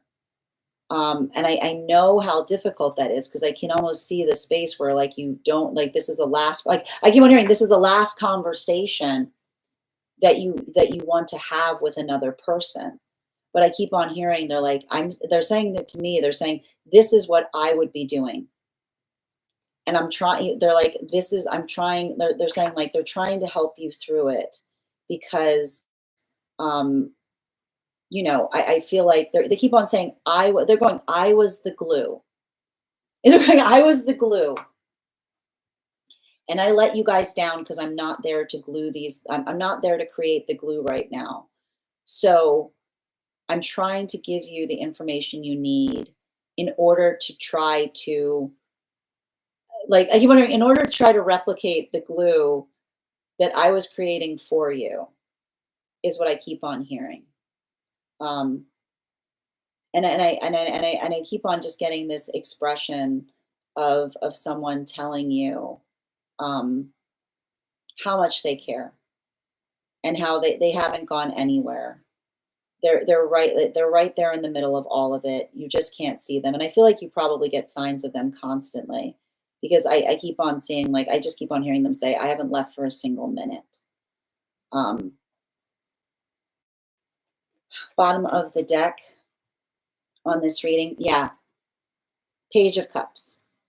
The Page of Cups is just is like it, especially in its reversal. I mean, it feels to me like someone that um,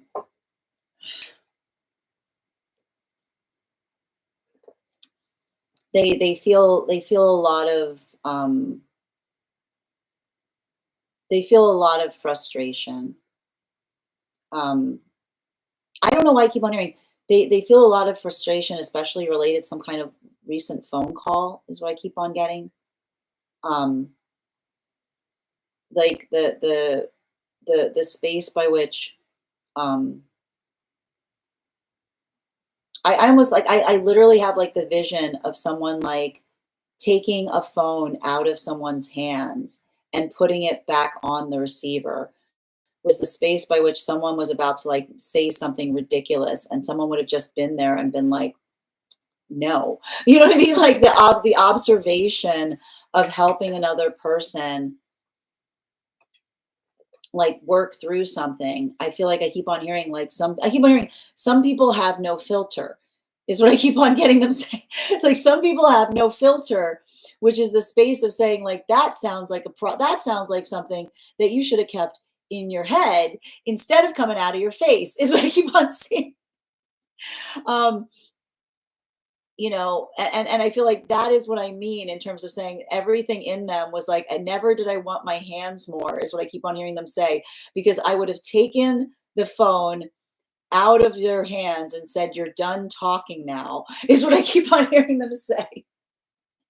Because it's like, I literally see a situation that says, like, it says like it's not about being honest, it's about being kind. It's not about saying, well, I was just, it's like it's not about saying everything that your mind can manufacture. It's recognizing whether it makes sense.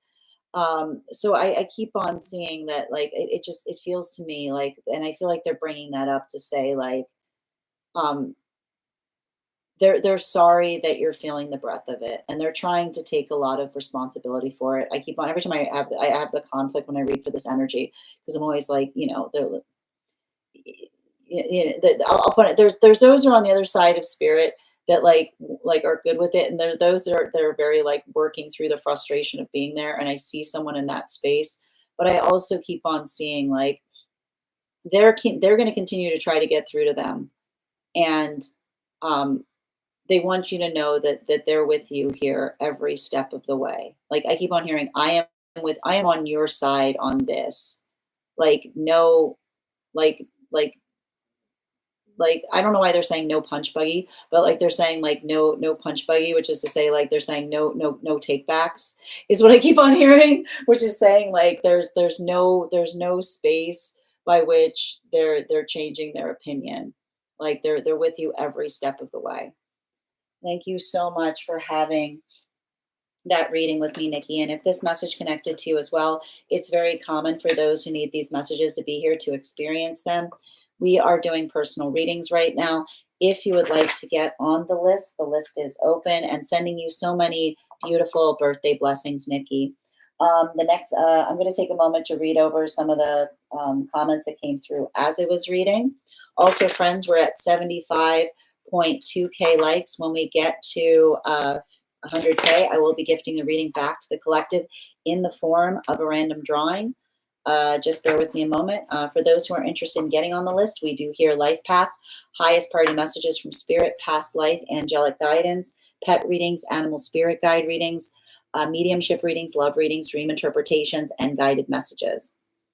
All right. Also, if you have information that you feel is necessary for the purposes of our reading, you can post it in the notes when you send the donation, or you can put it in our subscriber-only Discord channel in the designated channels. All right. I appreciate your tenacity in getting the cow, Bridget. Sending you so much support, dear. Birthdays and holidays are hard. I know, dear. Sending you so much support. Big sigh. Yes, that sounds like him. Stop being ridiculous. I literally kept on hearing the word, like, a well-placed ridiculous can save a lot of aggravation. He always used to say that. I like this. I've never heard this before. That's a belated orchestration of the facts. Oh my gosh, I adore that. A belated orchestration of the facts. Oh, that's great. Doesn't even really make sense. No, I get it. Makes perfect sense. Yeah, I get it. No, because yeah, a belated orchestration of the facts is like you're realizing something too late. Like it's like a belated orchestration of the facts. Yes, I think of his presence for sure. Thank you for also receiving these messages, Hardy. Yes, that's them to a T. They were definitely the mediator at times. If I want to step back to my past person, sending you support on that journey, Hardy, make sure that you're building into the present, not getting lost in the past. I can see this. Like I see somebody whose anxiety spirals them into weird directions. It's a beautiful message. I do get signs from them constantly. I also have, oh, that's beautiful. Thank you. There was a bad phone call. Oh, thank you. There was a bad phone call where she was wilding out. Seriously, she was like, I'm just being honest. Yeah. Well, you're also being really mean. Exactly. Do better. Exactly. It's very, and sending you, Hardy, I want you grounding in the present right now if you're feeling trapped in the past. I know I see someone saying like, I see someone being like, I'm doing everything I can to get through to her. I'm so glad, Nikki. And again, I'm wishing you a better day. Yep. All right, let's continue. All right, next person on the list right now that we're reading for is Beep. Beep, if you're here, can you respond in all caps? Let me know if you'd like a general reading or if you have a specific question you'd like me to answer. And Hardy, I want to be able to offer you assistance, but I have to admit a lot of the things that you state in your comments, they don't really translate logically. So if you're going to communicate in the chat, I would encourage to make sure that you're making logical statements in relationality to what you're trying to communicate with. It's courteous to those who are trying to communicate in the chat space. Thank you for honoring this space and communicating intelligibly. Yes, that saying is funny. It's an amazing statement. It's a belated orchestration of the facts. I like that. All right, wonderful. Oh, and I know, thank you for making it to the Discord. I've got you, dear. All right, let's get to it. One moment, please. Going to take a moment to just get to, and is this inside T or outside T beat?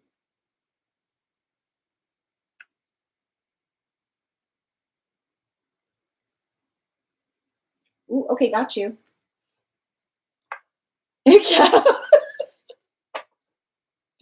Inside. Okay, so I'm not going to read it out loud. You'd rather that this stay private, is what I'm saying. All right. Oh, okay, so you're okay with it being outside T? All right. Okay, read it. Okay, perfect. Just checking. Perfect. Good. Before we do so, let's do another intuition check. I know Bridget is looking for a cow. we're gonna count back from 10. I do appreciate her. It's inside T rushing to Discord. I'm gonna count back from 10. Go ahead and put your impressions in the comments. We'll see who gets closest to the mark. 10, 9, 8, 7, 6, 5, 4, 3, 2, 1. The wolf, we'll do that again after the next reading. All right, let's get to it. Hi there, Michael. Welcome. Thank you for joining us. And if anybody's joining us across the other apps and would like to get on the list, you can do so via my tree that has links in it in my bio. All right, we are doing a dream interpretation right now for Beep. And if anybody else wants to get on the list right now, it's a wonderful time to get on the list. You will be the third person read for. Okay, ready? Dream interpretation. I haven't been dreaming recently, but this stood out to me last night and I had to journal it. I somehow received work about my ex hanging out with a new woman, but it wasn't confirmed or denied. I was upset and I wanted to know more, so I ended up going on a trip to the beach, going to the beach with some friends. Mind you, I did not recognize these people, but knew they were my friends. And on my way there, I was walking around the old neighborhood of my middle school, and there was a walkway between two streets with the trees planted in the middle. I was with my older coworker of mine that I met recently in the real world and was telling her about what I learned about my ex possibly being around another woman. Another odd part was my hair was long and dark, almost silky, which caught my attention because my hair for the first time is dyed in a light brown now. Scene changed. I befriend a little girl through my nephew's girlfriend who became a close friend of mine this year. It appears to be a little sister of hers. She speaks like a big kid around age 8, but her stature is small and thin, so I assume she's sick, but I don't know what she has. Everyone around her looks at her with pity but me. She seems fond of me, and so am I. I don't care much for what she looks like and just engage with making her feel like a normal kid. The scene changes, and for some reason, she and I go to my ex-boyfriend's house. It isn't his house at all. It reminds me of a townhouse in New York, and I feel nervous to see him and his mother again. I bring in almost like an aluminum foil of food and place it in their kitchen, along with the little girl walking in front of me with another aluminum thing of food. My mother is with me and walking behind me empty-handed. Again, this captures my attention because it feels like a normal thing to do, but both moms have never met in the real world. My ex doesn't interact with me, but he looks at me a lot. Neither does his mother, but she's speaking to us in the living room as she's hosting a collective. There is a tension in the house, as if someone is missing, and it's his father, who last I heard in the real world got up and left him and his mother abruptly. My ex is sitting on a leather armchair with both hands on the armrest, and his lips are pursed to the side, as if he's pondering and fidgeting. He reminds me of a dad angry at their child, but won't talk to them, but still acknowledges them. He looks like he needs to come up with an excuse to leave. Eventually, he excuses himself and walks out the door with a very long skateboard in hand. Somehow, the supposed woman he is hanging out with appears. I was sitting on the couch and she bends over to me and shakes my hand and smiles. She speaks, but I'm not really listening, just trying to hear for details, but her voice is muffled. She's tall, pretty, skinny, wearing baggy blue jeans and a horizontal striped blue shirt like one that I own. Funnily enough, an outfit I was thinking about putting together in real life. When she gets closer to me, I notice her makeup isn't blended in. She has hard yellow makeup powder lines under her eyes and her cheekbones as if she were using a powder baking technique. I find this odd, but don't comment in case she prefers her makeup that way. There is a mention of him always being busy, and she suggests I go to the train station nearby to look at a mural of sorts. I go, and it's crowded. There is music playing and someone singing. A man with curly hair and shaven sides has with them an accordion. I somehow walk through the distracting scene to the mural where there is a drawing of a girl with long brown hair and brown eyes. The drawing is doll-like with round eyes and a small mouth and nose. It looks like the girl was drawn looking at the viewer through her big eyes, and she looks to be longing. Around her are text that is messy and written in a sad way, slanted. It seems to be a description surrounding the drawing my ex wrote that upset me because it's questioning the actions of the woman that left him after everything he's done, the examples that describe all the material things he's done. It was very much, I gave you this and that, and still you left over that.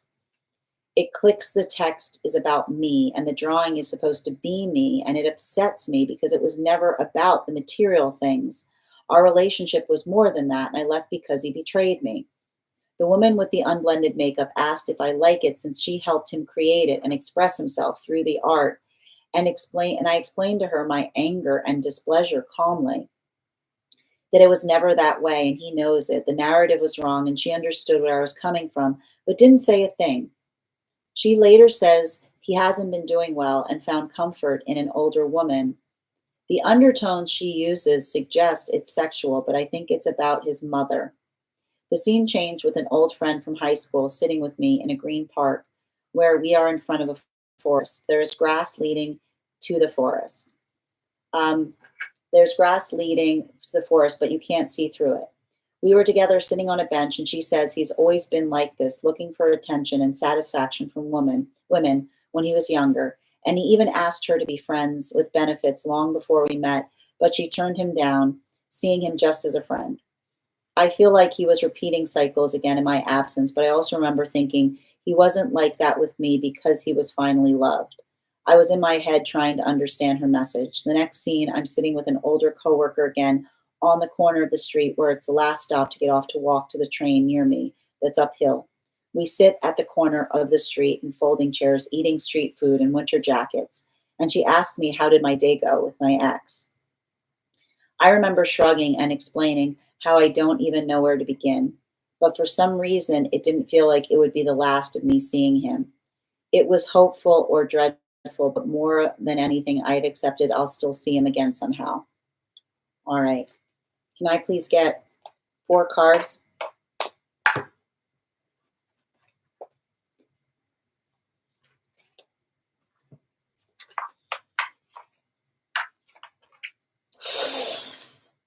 It's a karmic dream, obviously, and it's basically a karmic dream to help you understand the abandonment wound within another person. I will point out that the difficulty with a karmic dream that shows us an abandonment wound is it's not our responsibility to heal the abandonment wounds that we find within other people. But often understanding the nature of another person's abandonment wound can often help us heal by understanding why we received what we received from them.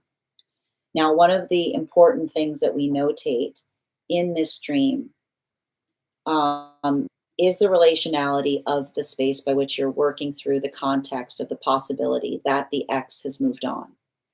Um, Now, I think that there's something important around that because I don't see the space by which you're trying to come back together with this person because you articulated that the nature of the wound between you and them is a betrayal that was so large that there's no overcoming it. And there are those modalities. This is sometimes where we get a lot of those deep karmic wounds. Some betrayals are not fixable. And I feel like the context by which you are being given this dream is to help you do the work to navigate the betrayal in the context by which you're working through a situation where someone cannot do anything to repair what they did. But the guides are almost providing you these contexts of understanding to understand why they did it in the first place. The first thing that we see that's happening here is the space by which you articulated that you received news about the fact that there was a possibility that your ex-partner, was in this relationship.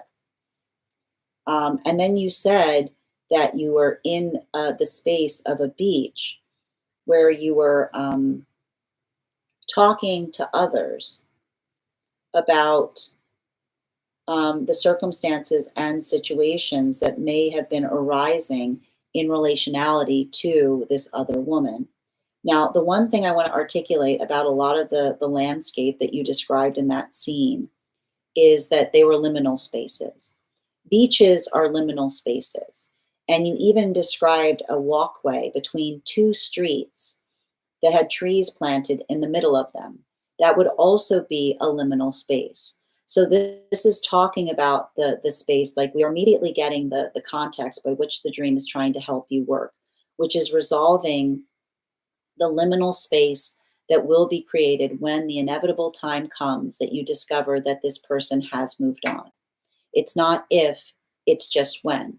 You don't know when it is going to happen, but you know that the day will inevitably come where that will definitely be occurring. This is why you're seeing the context of those strangers in the liminal space, because it is the contextualization of you working through how you will feel when that day inevitably comes. This is further amplified by the scene change, where you said that you befriended a little girl who was close in the age of a friend of yours. Now, the identification of a girl that bears a lot of resemblance to a friend of yours, but you don't identify them, that is you. That is you working on inner child healing. So now we have the context or the shape by which we can address the dream. So this is a dream that is working you through the inevitable conclusion that you'll have to work through the trauma of the day of understanding and recognizing that this ex who betrayed you has moved on to another relationship. And it's you doing the work not only to heal the self in that modality, but also being respective to the inner child that you're working to heal that similarly experienced that betrayal. Now, you said that in that moment, the scene changed because now we're going to get to the confrontation space. Now, often when we see houses in dreams, they are the articulation point of the relationship. And it's important to note that you described the fact that you are now in the house of the person, the karmic relationship that caused you that harm. You said that it resembled a townhouse in New York and you felt nervous to see them and their mother again.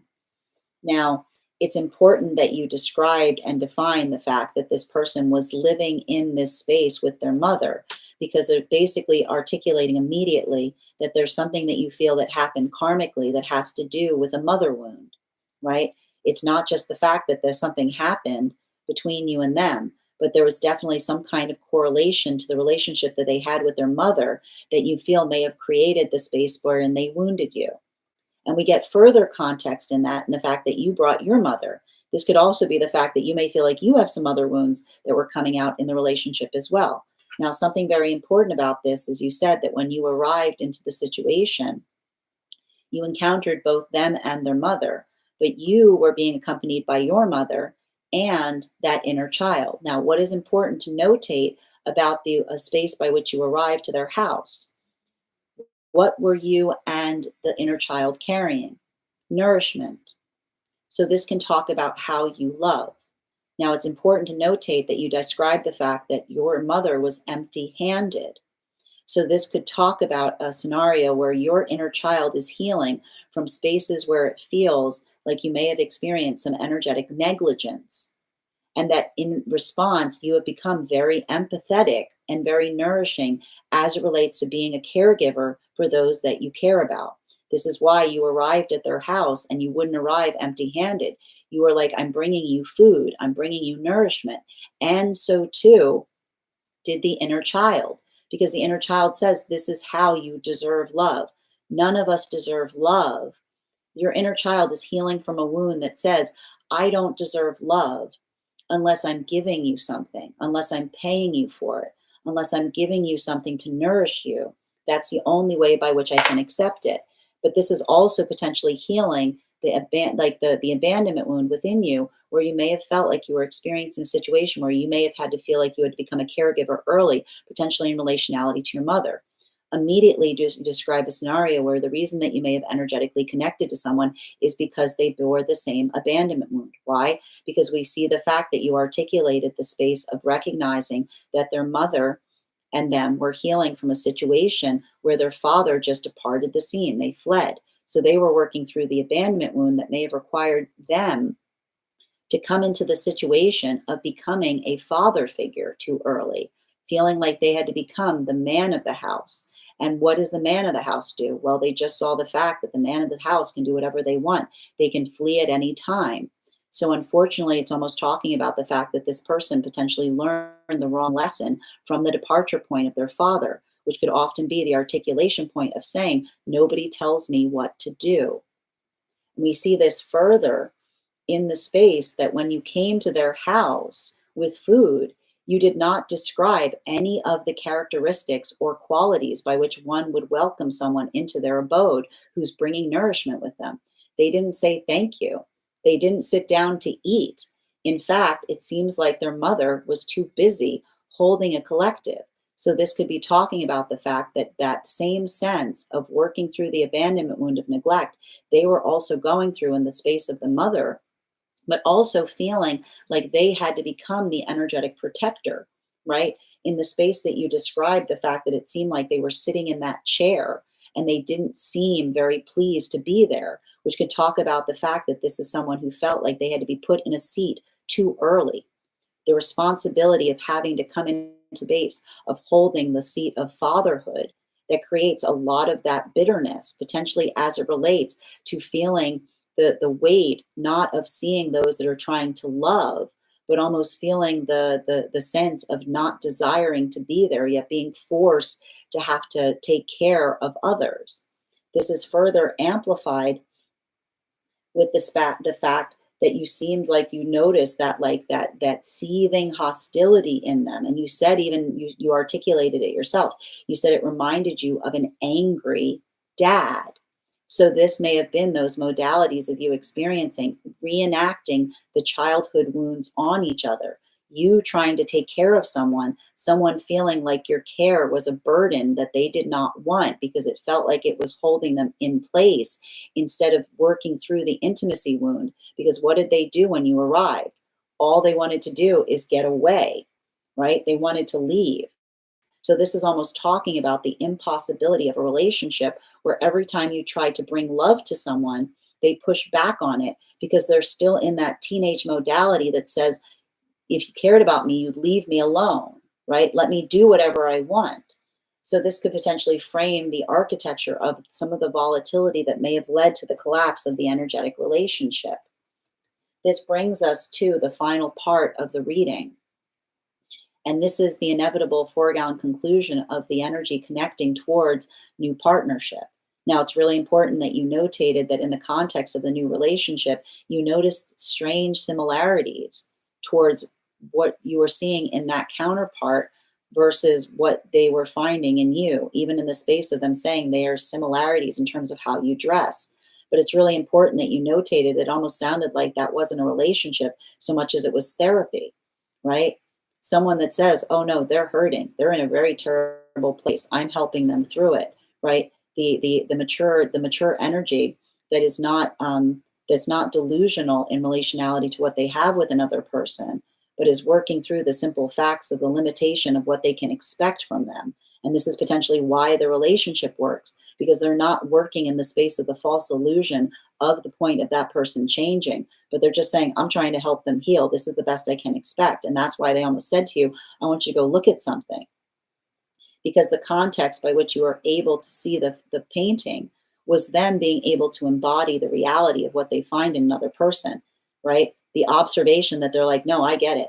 They only see things from a place of saying, you're not being appreciative of what I give you, right? The space by which they're saying you should be grateful that you get anything, right? This is the difference between the relationship that they're potentially going to build into versus the one that you have, versus someone that says, like, I accept the good that they give me, right? Like, this is the energy that says you should be grateful I give you anything, versus a relationship that you were potentially trying to build with another, which is say, let's see how good it can get. So I keep on seeing that there's almost something about the energy of the future partner acting almost like in a conciliatory way to try to say to you, look, I haven't fixed them. This is never going to be fixed. I'm just energetically dealing with it. And I feel like that is the space that is almost like helping you to kind of work through the pathwork of forgiveness, because it's the understanding and the relationality of understanding. Like, I keep on saying, like, the full breadth of healing that we cannot force on another person unless they're ready to do that energetic work. Bottom of the deck on this reading, yeah, a lot of that Eight of Cups in its reversal. The problem with energy, karmic relate energy in this way, they always idealize the one that got away. They always idealize the energy they don't have, because energy that's going through an intimacy wound where they push back on energy trying to love them will always be in the space of nostalgizing what they're missing, while also like devaluing what they have in their present energetic hands.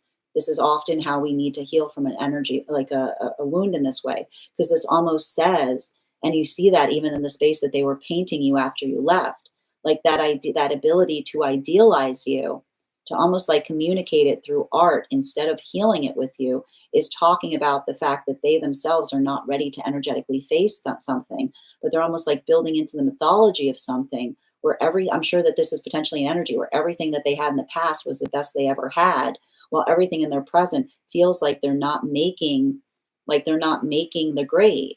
But that in itself is often the space that we understand something's wrong. Because if something was so great in the past, why isn't it your present? Thank you so much for having that reading with me, Deep. And if this message connected to you as well, it's very common for those who need these messages to be here to experience them. We are doing personal readings right now. If you would like to get on the list is open. You will be the second person read for. It's 3 cards for a donation of $29 or more, 4 cards for a donation of $23 or more for my subscribers, links in my bio.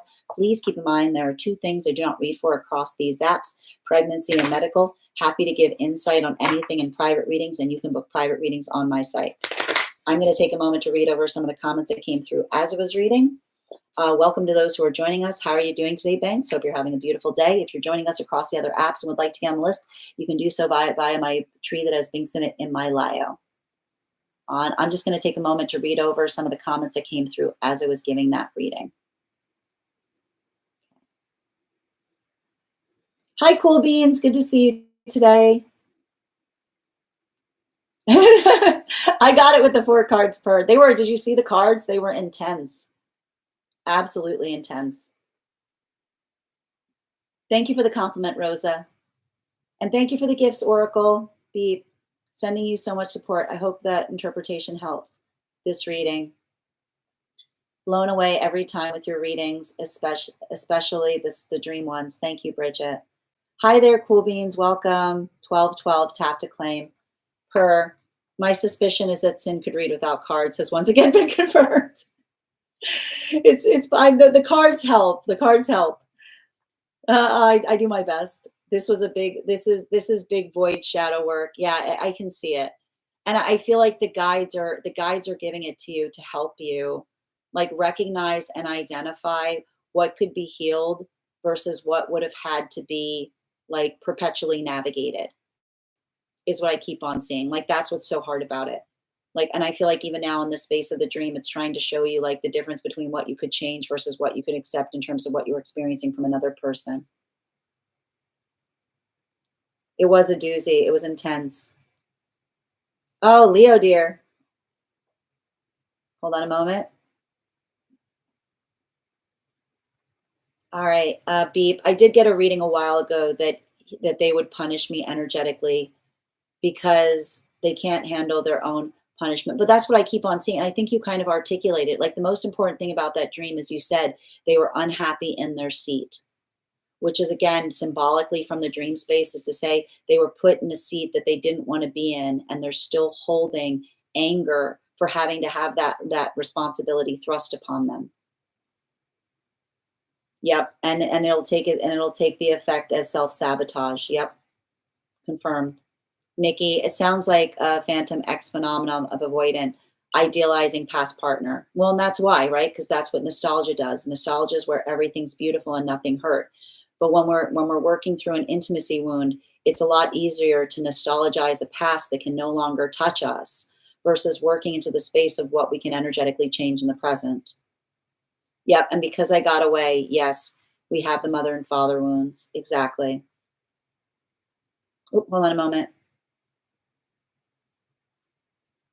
One moment. Oop, I lost my spot. And he always said he loved how nurturing I was to him and was surprised at how compassionate I was. But I imagine they probably were very, very resistant to it too, right? It was probably, I'm getting some kind of push, which is like, get away from me kind of thing. After our breakup, the door was unlocked, but I wouldn't open it, but he is always welcome to come in. Understood, dear. Nikki idealizes past partner because it represents an unrealistic, safe, and emotionally distant fantasy. Tap to claim, exactly. And Lucia, thank you for sharing the live. Always appreciate when you guys share the live. You're so welcome, dear. I hope that helps, and thank you so much for sharing that dream with us. All right, next person on the list for today is Per. Per, if you're here, can you respond in all caps? Let me know if you'd like a general reading or if you have a specific question you'd like me to answer. And if anybody else would like to get on the list for today, you will be the second person read for. Great time to get on the list if you'd like to secure a spot. The list is nice and short right now. Beep, yes, he would get angry with me after our positive interaction, almost as if he didn't deserve it. Yeah, thank you for confirming, because I keep on seeing it's like there's a lot of that, like you don't know who I am kind of energy. Yeah. All right. We're going to do, as we wait for Per's question, we're going to do another intuition check. I've got the card here. We're going to count back from 10. And when I get to 1, I will reveal the card. 10, 9, 8, 7, 6, 5, 4, 3, 2, 1. The Sow. Thank you guys so much for participating. We'll do that after the next reading. All right. Per, where's our question? Are we doing it's okay, Bridget. Are we doing a general or do you have a specific? Per, since I dream about the counterpart quite often lately, we might as well get to know them better. Okay, I like that. So, cow, same difference. Good job, Bridget. Well done, Nikki. I'm not looking though yet. Not quite ready for compromises. Ah, that's so crazy. I was just going down a rabbit hole of dangerous pigs. I'm a little bit afraid to ask why, but I'm going down. Are you an Aquarius? That sounds like something an Aquarius would say. I'm just about to go down a rabbit hole of dangerous pigs. Just the fact that you don't explain it. All right. I'm an Aquarius Venus. Okay, close enough. All right. So it sounds like we're doing a counterpart reading. Okay, I like it. Cool. Can I please? I'm gonna pin up. Per here. Guys, make sure to give Per a follow. We want to support each other across the apps. Make sure that you also give Beep a follow. Can I get 4 cards for Per, please?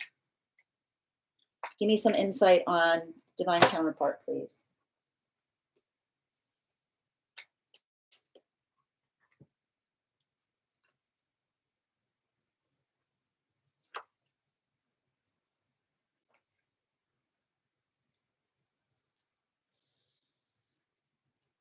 Ooh, wow.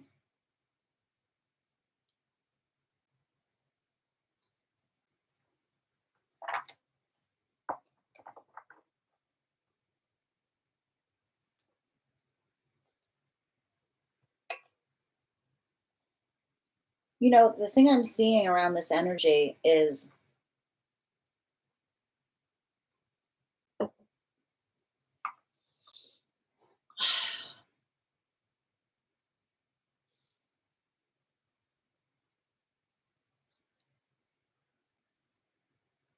I gotta tell you, like this is saying to me,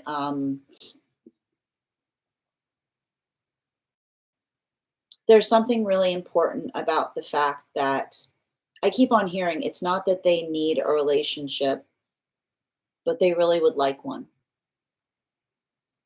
is what I keep on seeing.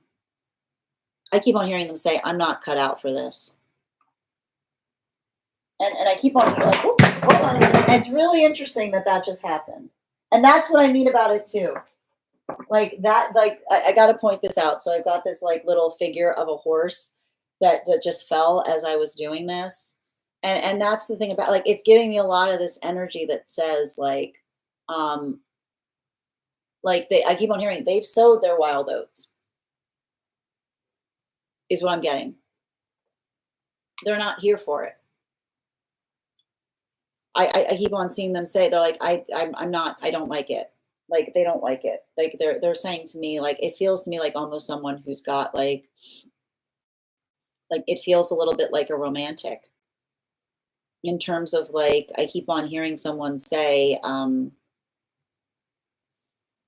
don't like one-offs.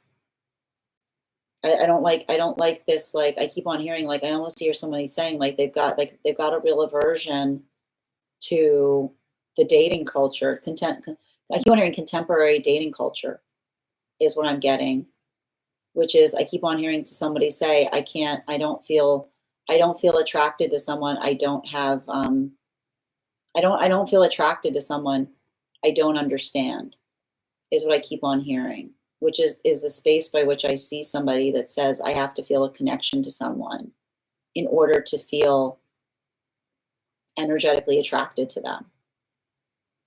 And I keep on seeing that, like, there's something about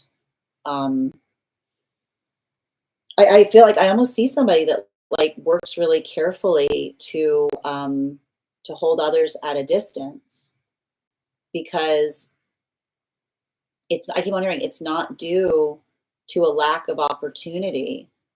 But I keep on hearing, like, I feel like I keep on hearing this is someone who feels very cerebral, you know? Like, I honestly, like, I feel like it's a little, like, I do feel like somebody's saying, like, I need someone that keeps me intellectually engaged, is what I keep on seeing.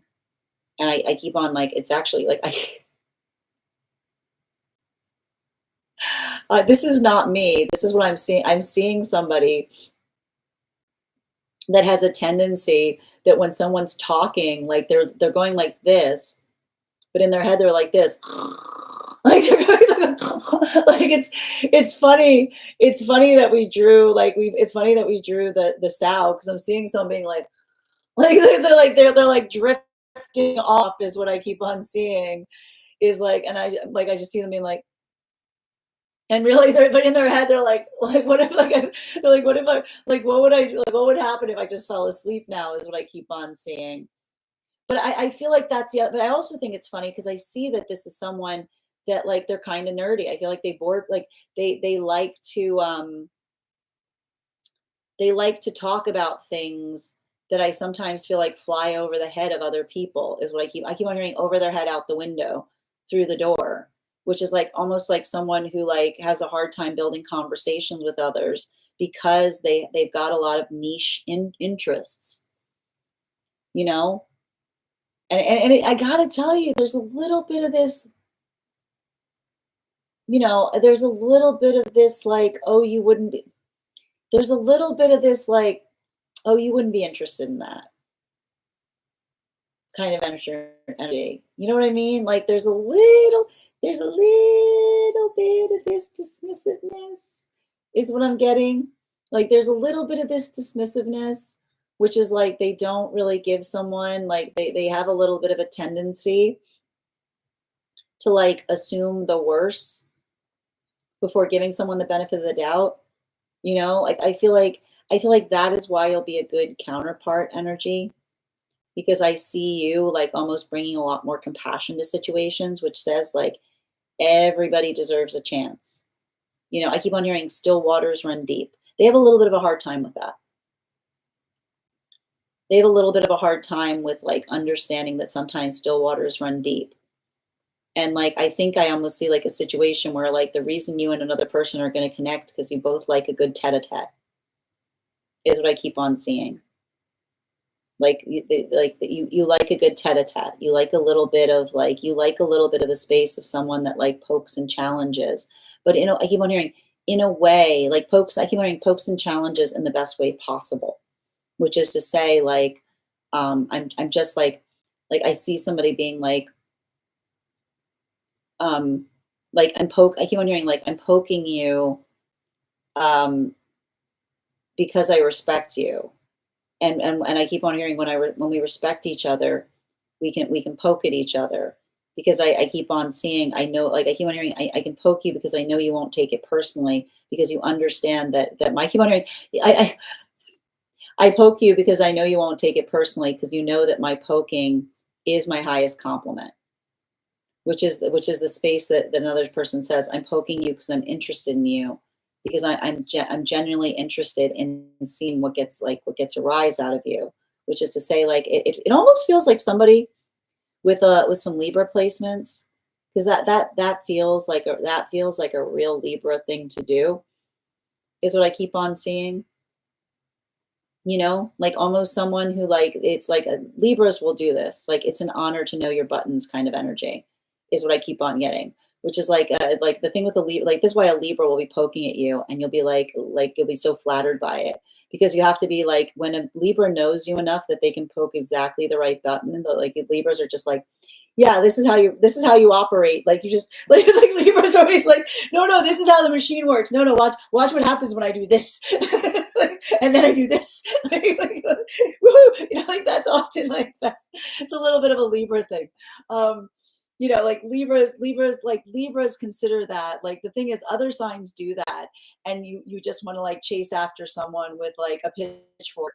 But like Libras do it and it's their love language. Like Libras will be like, watch this.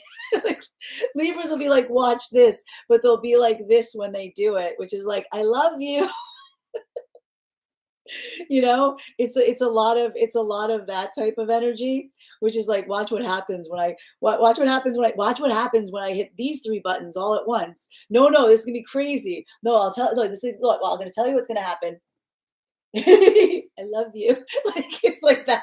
Like that's a lot of like what, like you have to be a very like it's a very special bond that you have with someone. And so I feel like I see that type of playfulness.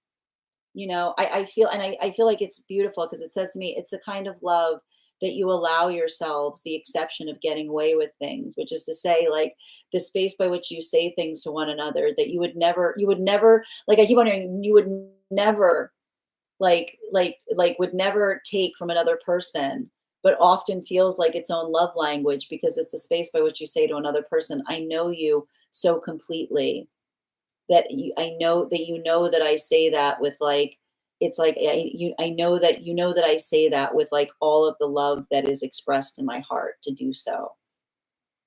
And so it feels like, but I do think it's interesting because I feel like there is something about you guys having some kind of mutual shared interest. You know, there's something here that brings you guys together because it's saying to me, I keep on hearing shared passion. You know, and I keep on seeing it's funny because it's like a shared passion in different ways. Like you're not doing exactly the same thing. You've got very different opinions on it. But I almost feel like that's what I mean. Like the space of argumentation in terms of like looking at another person being like, they don't know what they're talking about. Listen to me kind of thing. Like I feel like that's what I'm getting here. Like I see like there's some kind of ping pong between you and another person, which is like you believe the same things but in vastly different ways, but something about the similarity in the disparity feels like it fortifies the energetic connection. Bottom of the deck on this reading, yeah, Knight of Cups. It's funny, I keep it's always those who say that they're not romantic that are the most romantic. You ever notice that? It's always the energy that says they're not romantic, they're the most romantic. Because I always like to point out energy that says that they're not romantic says, I don't sentimentalize, I just do it, right? I keep on hearing romance. I keep on hearing somebody say romance is for those who like to sentimentalize what's missing, is what I keep on hearing. I see someone who's like very logical, and I keep on hearing someone say romance is what those who aren't doing something do to sentimentalize what's missing, which is to say I don't create the space of energetically missing. I just show up. So I keep on hearing someone say I'm not romantic because I keep on hearing them say they're like I keep on hearing them say I'm a recovering romantic because I don't sentimentalize what's missing. I just recognize whether it's there or not. So there's a pragmatism to them. But I feel like in that way that pragmatism is refreshing because I feel like it's like I see somebody like almost looking to you and saying like, can we skip over, like I almost see them saying like, can we just skip over all that stuff and just get to the good part, is what I almost see them saying. Like can we skip over like all of that, like that unnecessary stuff and just get to the space where we're just like, you know, like enjoying each other, is what I keep on seeing. So I feel like that's what I mean. For others, I can see others who would like turn their nose at it, but I see you being like, oh, thank God. You know what I mean? Because it's like the removal of artifice that becomes romantic if that's what you're energetically looking to. So I feel like it's like again, it's like I see you and another person being like, we're not romantic, but it's the most romantic thing because you just know, like you identify that I keep on hearing romance is not wishing for things, it's doing things. Thank you so much for having that reading with me, Per. And if this message connected to you as well, it's very common for those who need these messages to be here to experience them. We are doing personal readings. The list is open right now. So if you would like to be the next person on the list, it's a great time to get on the list. You'll be the next person read for. I'm going to take a moment to read over some of the comments that came through as it was reading. Also, a reminder, we're at 88.1K likes. When we get to 100K, I will be gifting a reading back to the collective. So make sure you're tapping that screen and we'll get to 100K in no time. All right. Not the dangerous pigs. Yes, Aqua Venus. An Aqua Venus, man. Aqua Venus is like, it's wild. It's what? Aqua Venus is some wild stuff. The looks after the reveal. I love it. It's good though. It's good. It's interesting. It's complicated. I think they're ready. Like, here's the thing. I keep on hearing someone say they're not looking like I keep on hearing it's quality over quantity. They're like, I see somebody who's like, I've given up. Like I literally, but I feel like that's why it feels like it's right. Cause I see someone who's like, they're resigned. I feel like I see someone resigned and then being like, oh, you just completely surprised me. Maybe they already love that, Per. Yes, I feel the same way about the dating scene. Same. So Aqua Venus coded. Does he like cats? Quiz and main question. I feel like I see somebody who's like, I feel like I see someone who's ambivalent about them. I keep on hearing someone be like, depends on the cat. Frank, I'm happy to read for you on that if you'd like to get on the list. List is open. Tarot is a niche interest. I love niche perfumes. Thank you for confirming. I like to be challenged, so that's wonderful. That sounds like me. Libra rising. Yeah, Libra stellium present as well, so I understand. My ex hated that. Yeah, you know, here's the thing. If you've got a fragile ego, it's not it's not gonna be great. That's why Libras, like some Libras, I'll be like, I didn't do anything. Be like, buddy, buddy. You know? My current is like, yeah, he's a Libra moon. Yeah, that's it. There you go. Libras get it. I missed out on all the fun. It's partially like, you know, you know, like Libras have like perfected the pushing of buttons into a love language that is not for everyone. It is not for it's not for the faint of heart. It is partially a description of me you gave, so that's really interesting. Well, that's beautiful if you feel like it's an alignment to you, because that would articulate a good counterpart. I'm not romantic as well. This was so much fun. You're so welcome, dear. I am, in fact, some wild stuff. I like that, cool beans. Yes. It's like my counterpart. We have all just given up. I'm so not romantic. I wish I wasn't romantic. As a Libra, I can confirm. Yes. It can definitely is not for everyone. Yeah. But here's the thing, Leos love it. Leo, the relationship between a Leo and a Libra is amazing in that way, because the funny thing is, I love to point this out. Linda Goodman articulates this. Leos, everyone forgets this about Leos. Leos can tell that you are full of it. Like that. Don't lie. Like people try to lie to Leos, and it's like the most ridiculous. Like, just don't stop trying to lie to a Leo.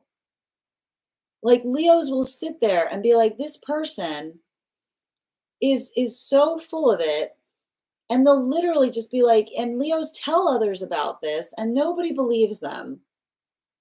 And the thing about Libras is Libras know how to push people's buttons. Leos have an incredibly attenuated way of telling someone who's trying to blow smoke up them.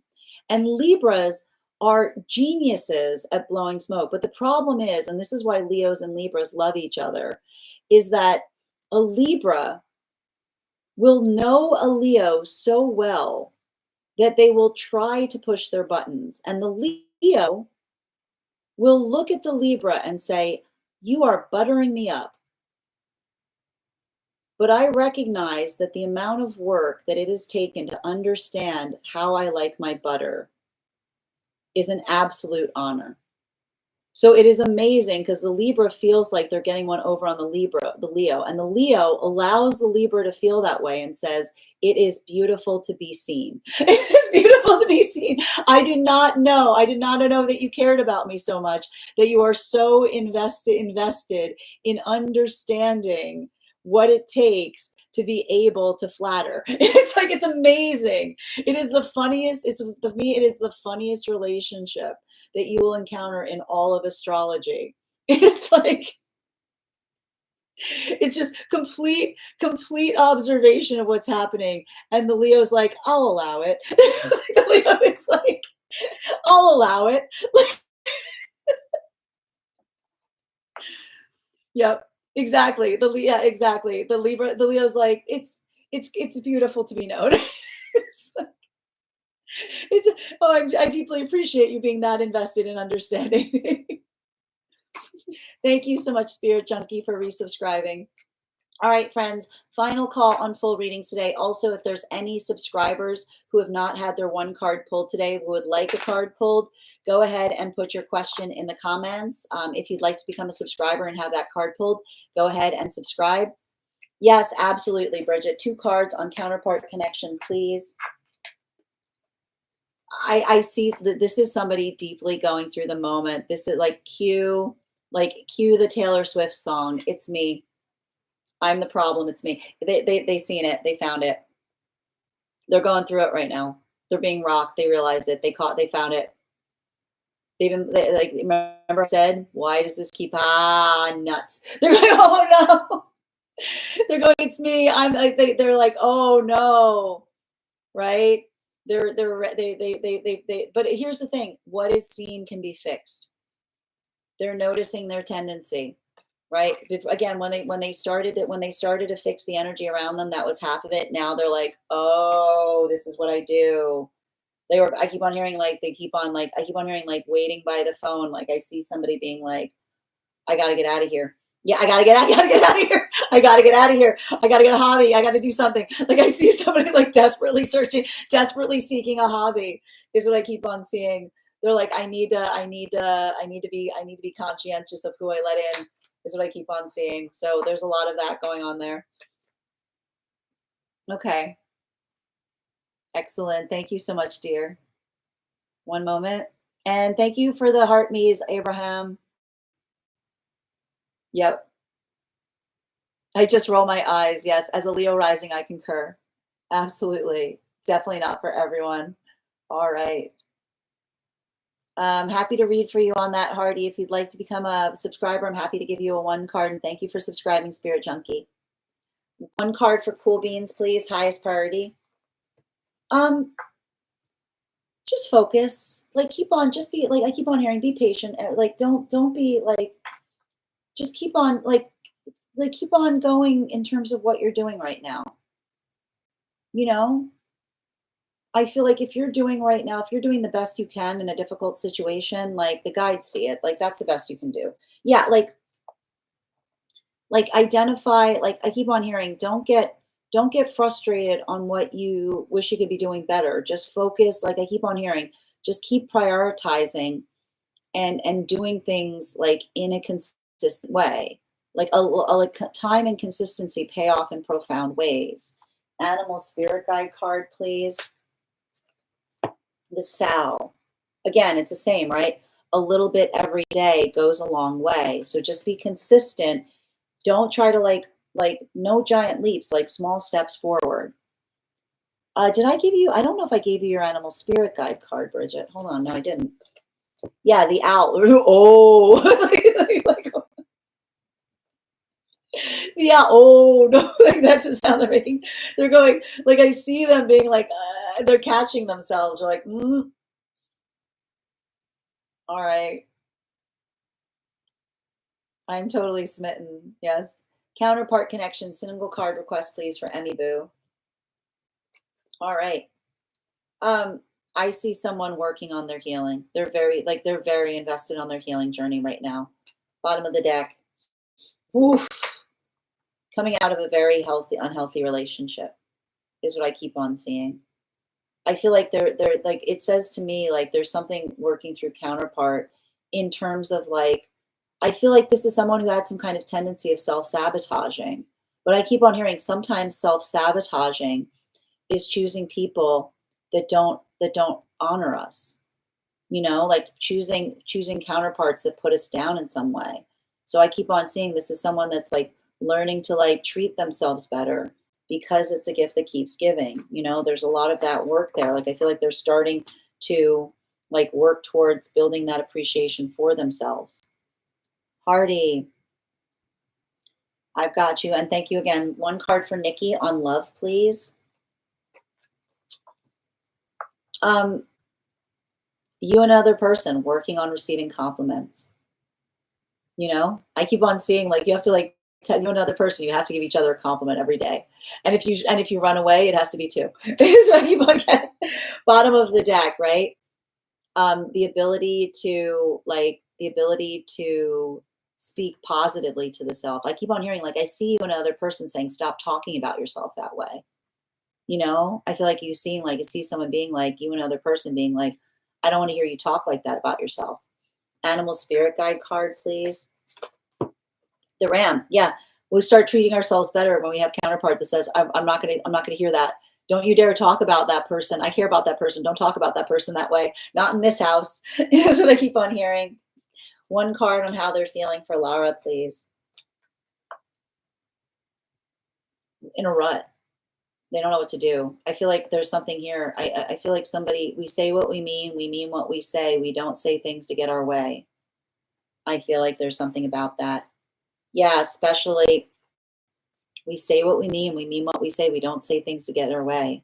I never should have said that. I didn't mean it. Thank you. Animal spirit guide card. Yeah, eagle. We watch our words, especially when we're feeling like, like we don't say things to hurt. We say things that are true, is what I keep on hearing. Hold on a minute. I know better. Yes, the owl. I know better. Yes. Yes, consistency is a labor of love. I'm working on it. Continue to do so. Both cow and owl have 3 letters and 2 are the same. You're welcome, Emmy. Blondie, you are still a sub. 1 card for Blondie, please. Highest party messages. Your vulnerability is a gift for those that appreciate it. Don't apologize for it. Observe if another person observe if another person holds that as a gift, or if they're trying to use it against you. Bottom of the deck. We're supposed to have feelings. Remember, when another person identifies as a problem in an unhealthy relationship is exactly what fortifies a good one. So it's not needy if you have a consistent need. That's a standard. A consistent, a neediness is a need that ever changes. It's not emotional if you're doing the work to articulate what the emotions are asking for. It's only emotional if you give another person your emotions to be solved. Bottom of the deck. I mean, thank you so much, Blondie. He always says that to me. Thank you for confirmation, Nikki. 1 card on work for Hannah, please. Don't get worried about what you could be doing better in the past. Like, I feel like it's almost time for a self-review, being like, I'd like to talk about what I can work to change. Like, you might want to kind of say, I feel like it'd be good to have like a review to kind of talk about like what you would like to do going forward, right? Like, or almost like trying to build some kind of pathwork and relationality to like what your own ambitions are, is what I keep on seeing.